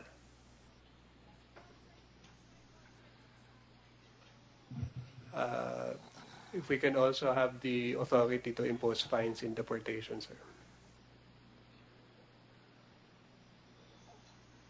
Yeah. Parang hindi debt yan. They may want to convert that into imprisonment as a penalty for illegal entry. And they'll let them go afterwards or turn them over to their embassies. If it's under the law, sir, but... Of course, it's has to be under the law. Yes, sir. Can you just complete the rest para makita ko, no? So, ang deal na ginawa ni Mr. Sombero, ang kanina sinabi mo, yung 50 million, may nauna na 58. Kaya about 1 million per person ang lumabas na una yung mga VIPs. Your Honor, yung pong 53 or 58 na yung pinag-uusapan nung November 27 na madaling araw, yun po yung lilipat sa bilas. As a matter of fact, Sunday, November 27. Yung mga VIPs, di ba? Opo. Yun po yung mga executives, yung mga kanilang mga supervisors. And a total of 425 detainees were transferred to bilas under guard. Yun po nung Sunday ng... Para saan yung 50 million? Hindi pa natatanong yan, ha? Your Honor. Yung 50 million, sinasabi nyo, sabi nung grupo nila naman lang, sabi, for bail. Naitago nyo, hindi naman nyo binayad ng bail, the violation, 50 million, tinago nila. Talagang bribe or extortion yan. Your Honor, yun nga po yung pinaniliwanag ko nung 26. Verification. Kasi po yung nag-present po kami ng proposal namin kay Secretary, based doon sa datang binigay ng grupo ni Jack Lam, over 800 we may working visa. So, ang proseso po, every time may mga raid na ganun, ang ginagawa namin, verification muna, nung working visa. Then, nire-release po yun ng walang kaso.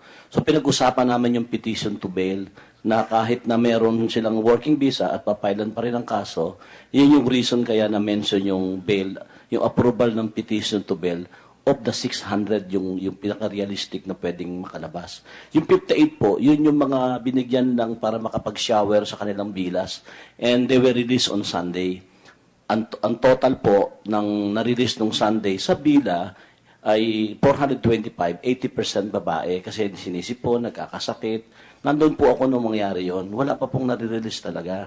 Sa bila lang underguard ng immigration. Yung mga yan, pero yung 58 na VIP, nakauwi na yan. Yung 58 po kasama po nung 428. Pero pinauwi, yun ang unang umuwi. Hindi po sila nakalabas ng gabi. Ginabukasan na rin po nung 27. Lumipat sila sa bila para mag-shower. Hindi na sila bumalik doon sa convention. At ang total po ng nakalipat sa bilas, 2 or 3 bilas, was around 425. Kaya pinarapat na nila nung advisor ni Jack Lam na magbayad na lang ng bail. Yun po yung pagkakaintindi siguro, yung petition to bail. No, yung process. Kaya lang po Bayad walang... na lang para malis na. In-expect po nila talaga may makalabas ng 600. In-expect po that Sunday. Obviously, may pressure doon sa China. May pressure po. Kasi po, kinausap ni Jack Kaya Lam. napilita magbigay ng 50 million. Kaya paulit-ulit. Ganun po. Okay. Ganun po. Sige. But I wanted to see. Because, nagtataka lang ako, out of 1,300, may nauna, kaya nakahingi ng 50 million, tapos meron pang pumasok na 650 ngayon, yun ang pinapalabas nyo na nag-bail. Nag-uugma-ugma eh. Kaya nga sinabi rin kayo ng Secretary Aguirre, ang kumakalat na balita is 100 to 150 million. Hindi ba? Sorry, 150 to 250,000 ang bibigay. I'm sorry. No. Yun ang sinabi kanina.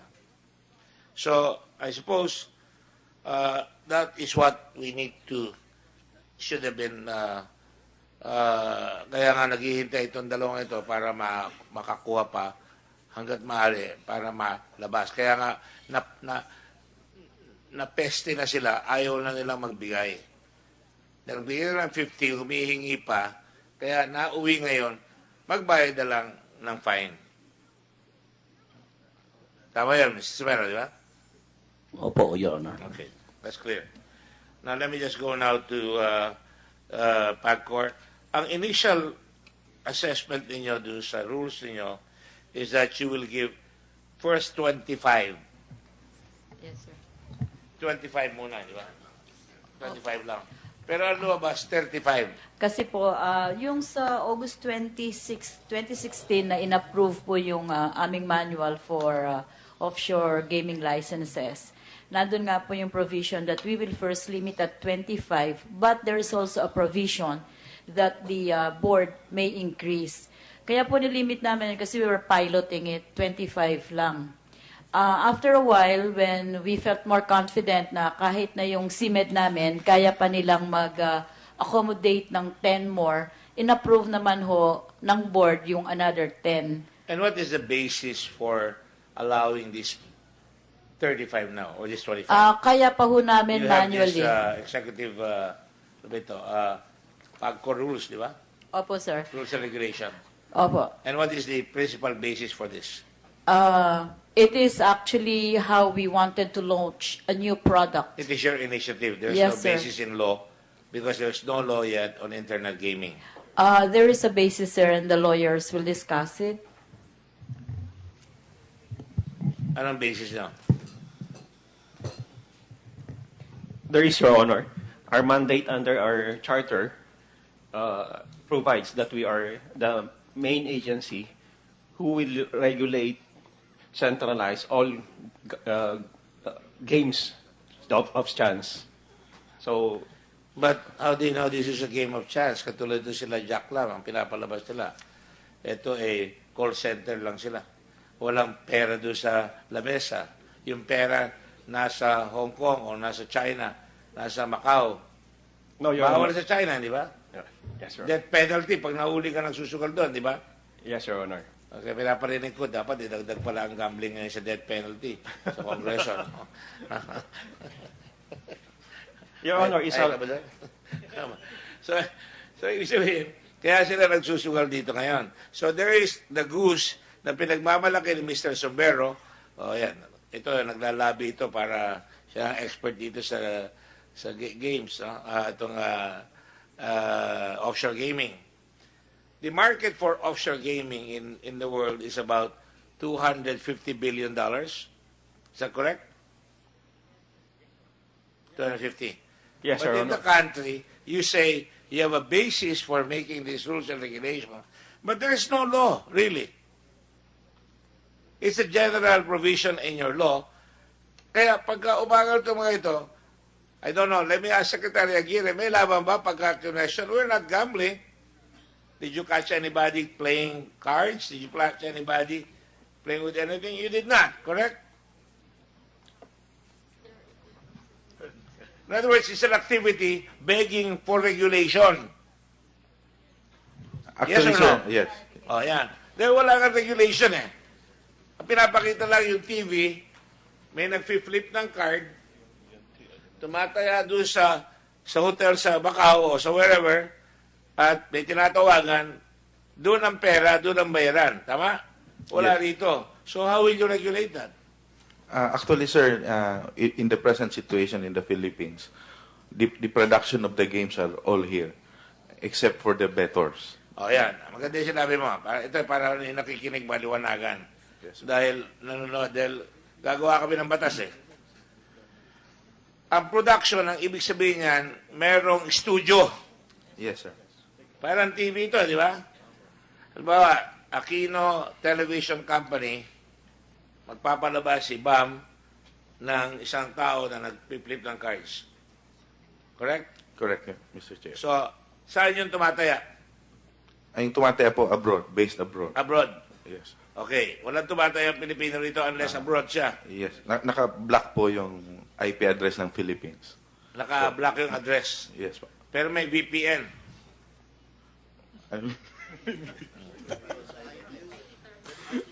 It's an IT term I don't understand, Your Honor.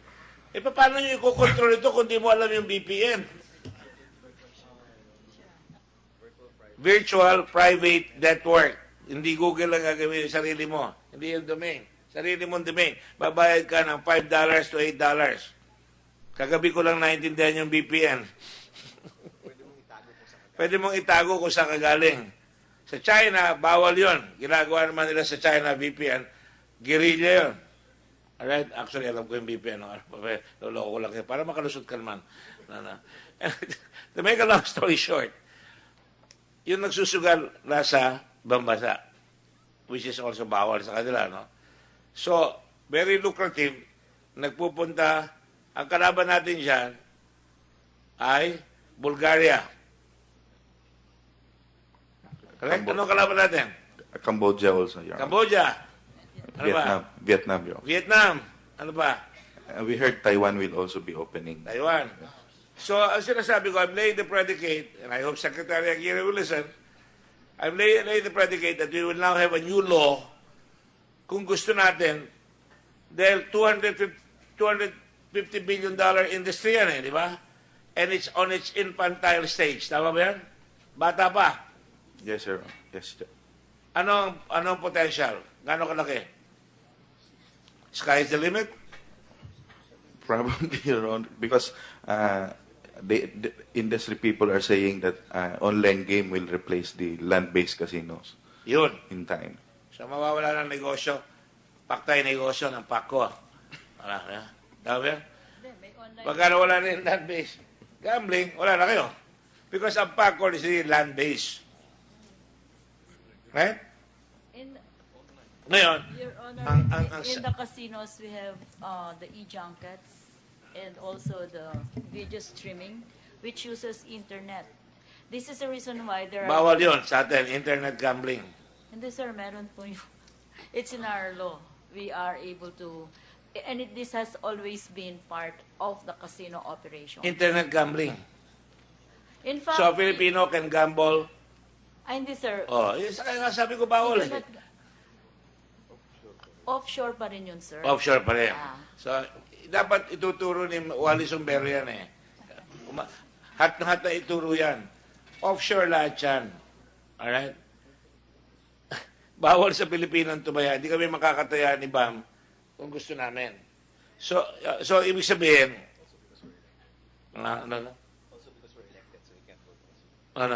sa non-invasion.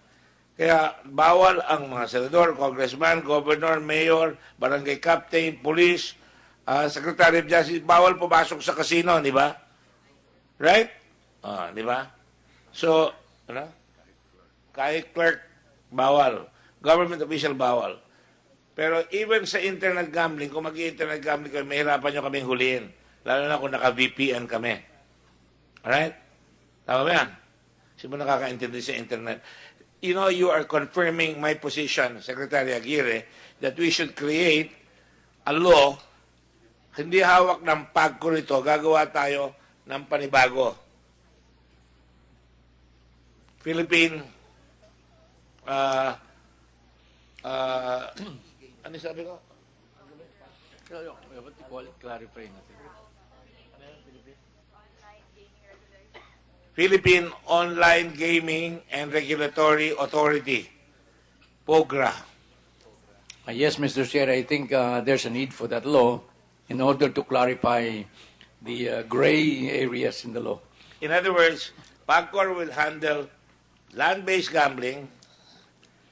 POGRA will handle all offshore gaming because it will require assistance from the DICT, Department of Information and Communications Technology. It will require all kinds of new technology.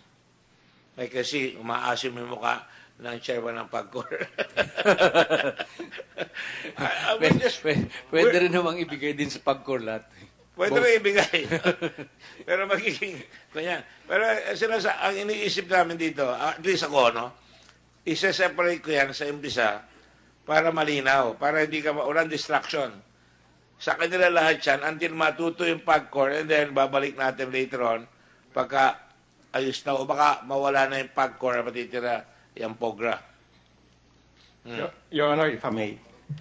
Yes. As defined by the Mr. Molnick, Mr. Molnick is the patent holder of this online gaming technology. Mr. Molnick. Ano yan? Polish? Ano yan? American, Your Honor. American. Lahat na ba nangyayaring kalokohan nagagaling sa Amerika? Gano'n ba? Didn't say that, Your Honor. But, Your Honor, as defined in that patent, internet technology is just a mode, just a modality in joining. Of course, it's a means, it's a media. In a live casino, to join that in a live casino. So, this online gaming is just a product or just a mode for us to have a wider base of players. This is based in a live casino. It provides a player anywhere in the world the convenience of making bets without having to go to the casino. Yes, Your Honor. There will be repercussions in the morality of people. Your husband or your wives may be playing and you don't know it. Ubus na yung pera nyo sa internet or sa offshore gaming. That's why we will limit it, Your Honor, to foreigners. Yeah, but same thing. That is why this is a new game. That's why I'm asking, kung naka-25 kayo, naging 35, ang lakas. Now, ang tanong ko ngayon, may listahan kayo na nag-apply. Right? Sino-sino na nag-apply niyan? Meron si Jack Lam. They submitted an application under the name Next Game, Your Honor. Next Game. Yes. Yung kanyang mga empleyado, meron dyan? The board of directors actually of Next Games are employees of CRTAC. Of course, see? Fontana. So meron doon. So pare-pareho rin ang nangyayari. So some are really able because of this is the rule of the world. Kung may knowledge sila na may ganang pagkakataon, nauunahan ng Pinoy dahil hindi nag-aaral. Tama? Yes, sir. Kaya yung magaling, tulad ni Mr. Sombero, gusto niyang pasukan yan. Siyang ituro yan. Tama ba yun, Mr. Sombero? Yan. So, ano nangyayari ngayon? Meron pa rin mga ibang naglalaro dyan na nag-apply. Sino-sino yan? Your Honor, we have Kilala already, nyo naman yan eh. we have already submitted the list of all pending Sabihin nyo applications. ngayon dito. Alam ko, submit kayo. Gusto ko lang malaman kung ginagawa nyo yung due diligence. Anyways, it's the same baloney. Attorney Contacto, you finally been able to contact your client? Good to see you again. Meron kayong kilala? Are you protecting it from, alam nyo sa Pilipinas, ang dami. May monopoly ng malls. May monopoly ng coconut. May monopoly ng lahat di ba? Are we creating another monopoly here para ilang some are more equal than others? No, sir. Definitely not, sir. You can maybe answer on the phone. We are not creating a monopoly and neither will we tolerate one. You will not tolerate. No. That's why I'm asking these questions, because these questions are being raised, and that is why. By the way, have you published these rules? They're in our website, sir. Under our website, sir. They are posted in The our official website. gazette? No, Mr. What is the law?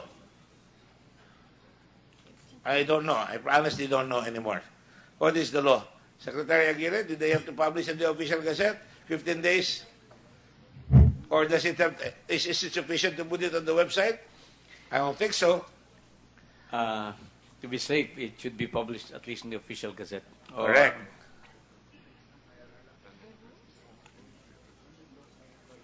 Yeah. Well, it's not a law, sir. These are rules and regulations.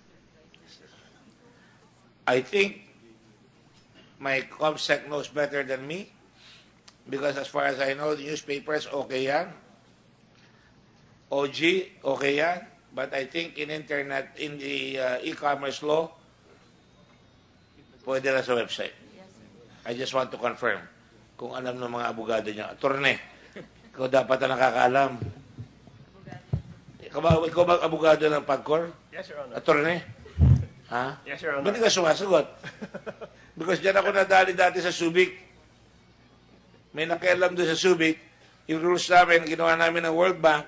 Later on, pinakikialaman kami, hindi raw namin pinablish, tinaklikal kami. So we had to do it all over again. We have to do it all over again, Your Honor. I have to do it all over again now. If the senator thinks that they should be published in the newspaper or in the OG, we will do No, I'm saying you should know, doon sa e-commerce law, kung pwede na yan. I think so, Your Honor. Oh, I think you better look for a new lawyer. He doesn't research this. He doesn't do his research. If there are penal provisions, Mr. Chair, There is a new law being proposed by Senator Aquino, by Senator Lisa Ontiveros on the mental condition and protecting those who are mentally impaired. So you really have to find out whether you're properly covered by this law. All right? Kung sufficient na. You were going to say something, Secretary Aguirre? if there is a penal provision and any rules or regulations, IRR, I think there's a need to publish it. Otherwise, it will not be effective. There you go. I think you better send the retainer agreement with Attorney Aguirre. So there you go, see? But we do not have any penal provision in the regulation. Oh, then this is a toothless law. It's only a regulation. It's Mr. only a Chair. regulation. Yes. But you charge, so you can be charged with illegal exaction. How much are you charging? $50,000. May $200,000 pa. And you're not going to have... You have to publish it. That's why I was asking, anong basis nyo for the law? These are rules and regulations. You may have to look at it that way. So we will... What is your thinking on that, Commissioner Domingo? Do you think we should have a separate... Chairman Domingo, do you think we should have a separate law other than PAGCOR? I think we have... Spoken like a true chairman. Go ahead. We're adequately covered by law, Your Honor. Hmm? Our charter adequately covers us in this. But your charter is... Look at what happened. CESA, APECO, in the charter allows offshore gaming. What happened to that? It was violated left and right by the people who are licensees of PESA. Is that correct? Operators, right?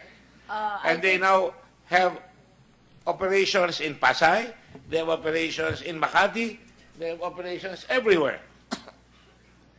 And because it is so lucrative, I will tell the director of the NBI, I will tell you later, nagre-raid yung mga ahente nyo, pupunta sa judge, kumukuha ng warrant, nung nag-raid, walang warrant, bumalik, nag-forum shopping, may ni-raid silang negosyo na ganyan, foreign entity, nagsumbong sa akin nung ako yung nagsasalita doon sa farm. So, hindi tama yung ginagawa na yun. Kaya, tinatanong ko itong law na ito eh. So, bantayan nyo itong law na ito. Well, sir, just points of clarification. Wala pong online provision yung CESA law. Yun pong APECO meron. Kaya so, parang games of chance din ang ginagawa nila. Pero lumayo nga ho sila sa kanilang jurisdictional territory. Tapos, pangalawa, talaga ho ang naging strategy para hindi ma-consider silang gambling. Dapat ho yung operator, nandun kasama niya yung 5 service providers na kailangan para makapag-conduct ng offshore. In other words, what you're saying, pinaghiwalay-hiwalay ho nila talaga yan. So pag hinuli mo the octopus has 8 tentacles and the tentacles are all separated but it's still operating as an octopus. As one. Yes. Yeah. And kaya po, sir, A admittedly... pluribus unum. Out of many, one. Yes. Admittedly, we probably have to clarify more, but not in the sense of having to pass a new law, but also to clarify in the different jurisdictions, APECO, Bataan, CESA, and PAGCOR, where they may operate and where they may not operate using the same policies and using the same fee schedules and using the same kind of mechanisms that would ensure that there is no cheating and using the same kind of checks and balances that assures that your BPO that you register is not actually connected to the illegal gambling that, because one BPO, they can connect. And what we're seeing here now, when you say 200 operators, is actually just above, because we have been appraised of about 30,000 more BPOs that are connected that are patently illegal. Why do you regulate gambling, ma'am? What is the philosophy behind regulating gambling? Yes, because we had to regulate gambling because we cannot stop it. So we regulate it so that people who should not gamble, and the revenues that otherwise go to the gambling lords is actually collected by the government. Isn't it true also that you regulate gambling because you want to make sure that there is a level playing field, that the public will not be cheated? Yes, like sir. Weteng. Yes, sir. Hindi mo alam kung yung binola, yun ang talagang tumama. Pagka maraming tayado, hindi pa tatabain. Di ba? Opo. Kaya po That is why you have regulation. Yes, sir. Among other things, right? Yes, sir. So what I'm saying is, kung APECO and CESA have these provisions in their charter, you must make APECO and CESA, you must send these people back to CESA and to APECO. This is the one of the key features of Executive Order number 13. Number 13. Yes, sir. I was going to bring it out here in the one, so I can read your mind too. So Executive Order 13 issued by the President says lahat ng mga nasa labas, pumasok. Tama? Opo, sir. Paano yung mga nag-ooperate dito na wala doon? Papayagan nyo na? Hindi rin, di ba? Pwede pong magpa-legalize kung mapuprove nila na mamimit nila yung aming mga requirements. Pero po kaya importante yung independent audit service. Kasi po yon magmi-mirror lahat ng mga activities and baiting. Opo. So, kung meron siyang masisense na pumapasok doon na hindi dapat papasok, yun na po ang makikita natin. At i-report namin po sa DOJ for investigation for illegal gambling. That's why I've asked Secretary Aguirre to stay here because I need his advice on the matter of this regulations. No? Yes, so kailangan lahat ng mga lumabas, ibalik natin. Opo, sir. Di ba dapat i-fine yung mga lumabas na yan? Ayaw naman po namin makialam dyan kasi hindi po sila under sa amin. Co-equal po kami dyan. No, but jurisdiction CESA and APECO and Mariveles. Bataan, sir. Bataan. AFAB? In other words, they must regulate and discipline these people. However, para naman fair lahat, CESA, Mariveles, and APECO, these are areas, except for Mariveles, has been there before. Ako ang gumawa ng Freeport ng Mariveles kaya nabuhay uli. Ngayon, malalaki yung kumpanya nila dyan ngayon. Pero meron silang ipinasok dyan na kasama ng CESA at saka ng APECO. Alright? CESA was fathered by Senator Enrile after he, at my prodding, fathered Subic Bay, when I lobbied for Subic Bay, Freeport. Pero wala ang Subic niyan, wala ang Clark niyang provisions na nakakaalaw sila ng offshore gaming. Alright? And the reason why they got that is because there is nothing in the northernmost part of the archipelago in Cagayan and in the Pacific side of the Philippines in Aurora na wala. At para ma-boost rin yung Mariveles, para makapasok yung mga negosyo, gumawa. In fact, hindi ba totoo ngayon, meron ng, hindi ko maintindihan to, help me out, Secretary Aguirre. There is an airport allegedly that has been finished in CESA. It's an international airport. I am not But I'm giving you that notice. According to what I know, and I think, Lago ba yan? Ano pa ang airport na yan? Meron. Alright. Ginawa raw nila Albi Benitez. Alright? Public-private partnership. They make the new airport there. Ang hinihingi ata nito mga ito, pagbabalik sila doon, wala kasing magawa doon. Kulang ata ang hotel, kulang ang investments, gano'n rin sa APECO. Yun ang gusto nila. Bago maibalik, ayusin muna nila yan. Kaya lang, sir, 12 years na po sila. Well, yun na nga sinasabi ko. Walang nangyari ng 12 years. I agree with you, but you see, mahirap talaga. Kaya nga, sabi ko, you cannot make these places move without an airport. Pero I'll tell you, I should not say this, pero angal lang ito. Sa Subic, we had an airport, nakuha namin ng FedEx, nagawa yan. Nalabas lang ako na wala na yung FedEx, na wala na pati mga equipment ng airport. Wala na kaming equipment doon. Ganun ang buhay dito sa Pilipinas Hindi ko maintindihan. So, kailangan talaga, paandarin natin yung airport para kumita ang Pilipino. The object of government is to promote all these zones para magkaroon tayo ng opportunities for work. That is why I'm treading very carefully na yung ibalik ninyo yung mga yan at kung hindi sila babalik, kansilado ang lisensya nila. Kumuha ng bago. Pwede yun? Pwede o dipindi? Dapat po yun, sir. Ha? Opo, dapat po Dapat. yun. So, yun. I'm already fishing for what we want to report in to our committee. Because I have to, para malaman ng tao, and I'm trying to make an educational experience every time I have a hearing, pagkatapos nito, yung in-AWS, sinasabi ng mga tao, wala kaming ginagawa, katulad doon sa EJK, angal lang angal doon sa EJK, kahapon 4 na bill na final ko para doon sa EJK killing, yung mawawala yung motorcycle killings, malalaki na ang plate number para makikita, Yung IAS, hindi na pwedeng umiwas. Kailangan 15 days, tapos ang kaso, kakaroon ng police court. Sasamantalayin ko na ito. Supreme Court has agreed they will designate police courts, and the Secretary of Justice will designate special prosecutors for all kinds of police para alam ng tao kung saan napupunta yung kaso ng police na pumapatay doon sa korte sa probinsya.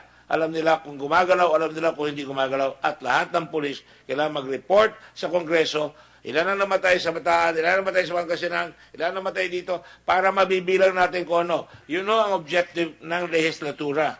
Kaya dito, sasabito natin yan dyan ngayon, magagaroon ng batas, magbabago. Dito naman, ayusin natin ang immigration, ayusin natin itong problema natin sa PAGCOR, hihigpitan natin yung kapasidad ng tao para mag-bribe. Hindi ko kami nagko-convict dito.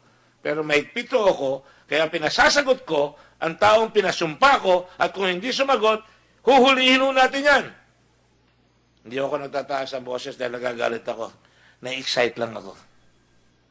So the long and the short of what I want to say here, para malaman ng tao, pag lumabas ito, marami kaming ipapasa na batas. Kaya ako, tatawag ko ang attention ni Secretary Aguirre, tatawag ko ang attention ninyo, I did not waste your time, at kung may pagkakataon pa yung BIR, magkakaroon tayo ng executive session after a while, sandali lang, para malaman ko ang buwis na binibigay.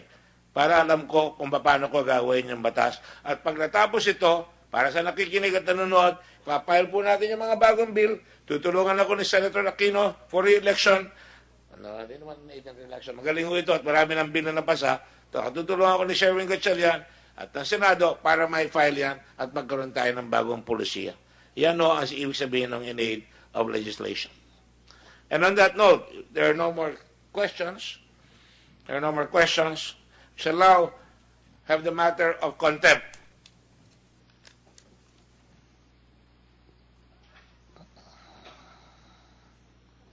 Just a moment.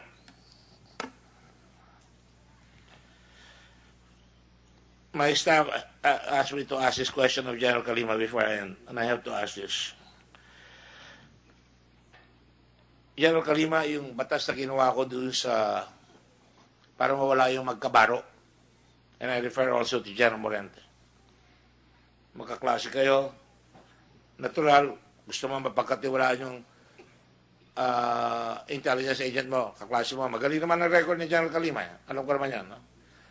Pero ang tinatanong lang dito, bakit yung pera na 18 million, imbis na ibigay mo sa Secretary of Justice, katulad ng ginawa ni Secretary of Justice sa pera sa Land Bank, ba't binigay mo pa doon sa CIDG?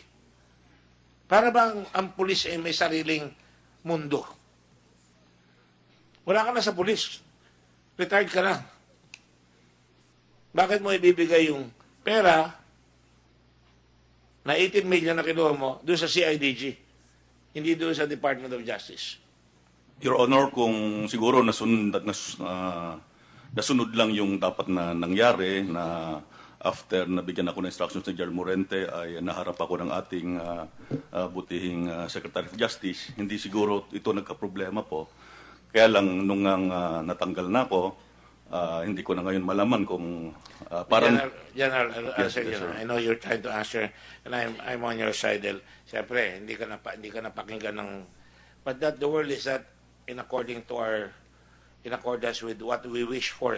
Kaya nga nandito tayo. Ang Panginoon marunong, pero ginawa tayo, marami tayong challenges. Pero kung ginawa mo yung dapat, ginawa ni General Morente yung dapat, ginawa ni Secretary of Justice yung dapat, kung sinabi ko na rin yan, hindi tayo abot sa ganito. Lalo na itong dalawang ito. Kung ginawa nila yung dapat, hindi aabot sa ganito. Tinanong ko lang yon out of respect for the people who work very hard to develop this scenario. Kung ako sa iyo, gusto ko lang sabihin, dapat ibinigay mo yung pera sa Department of Justice, siguro natuwa pa si Secretary Aguirre sa iyo. Don't you agree? Yes, sir. Don't you agree, Secretary Aguirre? Because siya pa rin ang boss mo eh. Actually, Mr. Chair, I asked for that money to be given back to the OJ. Yes. But the CIDG replied to me that in view of the fact that General Kalim has filed a case before the Ombudsman, they are going to wait for the direction from the Ombudsman. until now, I believe there's no direction, so the money remains with CIDG. No, it's not a question of where the money went. He is assigned to you by virtue of the appointment by the Commissioner of Immigration. And out of respect, in the same manner that the gentleman here should respect the Senate and not make words that we're humiliating him and that he will not answer anymore after he has answered, General Kalima should have gone to you and said, "Sir, this is the money. We collected it. Ayan ang proof ho natin na talaga itong dalawang ito ay nagluloko." Tapos ang boxing. Tama ba yan, General Kalima? Yes, sir. Ang naging problema ko lang, sir, is I know this is just an impression. Parang hindi po kasi ako nangakuha ng fair deal from our Department of Justice dahil nga ako bilang intelligence officer, I'm supposed to be presenting to the Secretary validated information with all the evidence, pero ang mas napaniwalaan ay yung mga unverified information. Always, ako rin ganyan eh.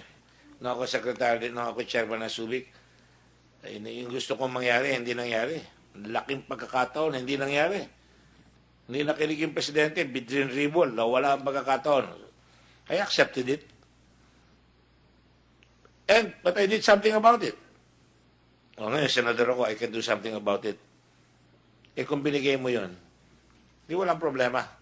The same manner, General Morente had told you, I will accompany you. Kagalitan na tayo, dali natin ang pera para alam niya na meron tayo nagawa, that you won't be in this predicament right now. Yes, sir. I accept that it might be... Thank you. That's why you're a good soldier. You agree. Yes, yes. You agree because that should have been what should have been done. Hindi yung tinago yung pera. Kaya kung pinakita yan, because the perception hindi maganda, kung binigay nyo kaagad yan, walang problema. Kung yung dalawang ito, binigay kaagad, walang problema. Nagkaroon ng problema. Kaya ngayon, pati gobyerno, tinamaan. Haplit sa kabayo. Ano yung tawag na? Haplit sa... Ano? Hampas sa kabayo, latay sa kalabaw. Tama ba yung Tagalog ko? And that is, on that note, I will now close this hearing unless, no. What is the ruling on, we already voted to put you in contempt. What? Sir Robles, give you one more chance. Would you want to say anything to the chairman and to the committee? Yes, Mr. Chair. Actually, hindi lang ako makasingit kanina at galit na rin po kayo. Wala na. Mabilis lang po kayo magsalita. Actually, gusto ko lang i-try if that right can be invoked. And since hindi naman siya... Well, I will submit naman po. Kaya lang hindi ko na nagawa yung chance na... Because I was awaiting for a ruling. And, what ticked me off was you said we were humiliating you. Have Hindi you been po. watching the hearings on Secretary de Lima? Wrong choice of words. Hindi po yun ang intention ko sabihin. May mga bagay lang po na hindi namin maipaliwanag or ma-express kagad. Kaya yun lang po yung ano. But I was not saying that you humiliated us. I'm sorry for that.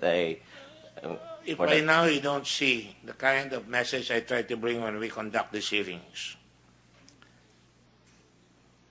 that we must respect our oaths, that when we say our oath, we tell the truth, the whole truth and nothing but the truth. It's happening in America right now. Jeff Sessions is a problem. It's happening here in the case of Davao Death Squad and Kuno. It also could be happening here. And I am always of the opinion that the Senate, our institutions, our courts, the office of the Secretary of Justice, the military, the police, the institutions must always be protected. Follow the rule. Explain afterwards. Alam na mga general dyan, alam lahat dyan. And I think you would have been given, we tried to give your day in court here. So, you have a motion? Okay. All right. Yeah. Para hindi na magtagal yung VIR, can you submit to us? We will hold it in confidential. And if we have any questions, we will call you. But if you can give us just the tax one, we'll talk about this later after this meeting, because the VIR cannot disclose matters involving revenue, and we have to call an executive session. And I apologize to the VIR for that. You see, because of this hearing, we inconvenience a lot of people. So do not try to say things like we're humiliating you. It's very hard for us because we work very hard. The staff here behind me, Blue Ribbon, my staff, we go 1 o'clock, 2 o'clock in the morning. All right? Hindi ako nagpapahiro dito. You better respect the Senate. When you come here, the Senate will be respected. Is that clear? Yes, clear, Mr. Chair. And I suggest you respect your oath as a lawyer as well. I do, Mr. Chair. All right? On that note, I'd like to thank everyone. This is the last hearing. Much as I'd like to continue, because I'd like to see Secretary Aguirre a little bit happy once in a while, and all of you. I hope this has been productive. We thank you all. We will make the propositions, and I'll just talk to Secretary Aguirre and the NBI just for that little matter, if you will allow me that space. And how about the PAGCOR men? yes, lawyer, sir. lawyer? Yes, sir. All right. Thank you all very much. God bless the Republic of the Philippines. Thank you very much.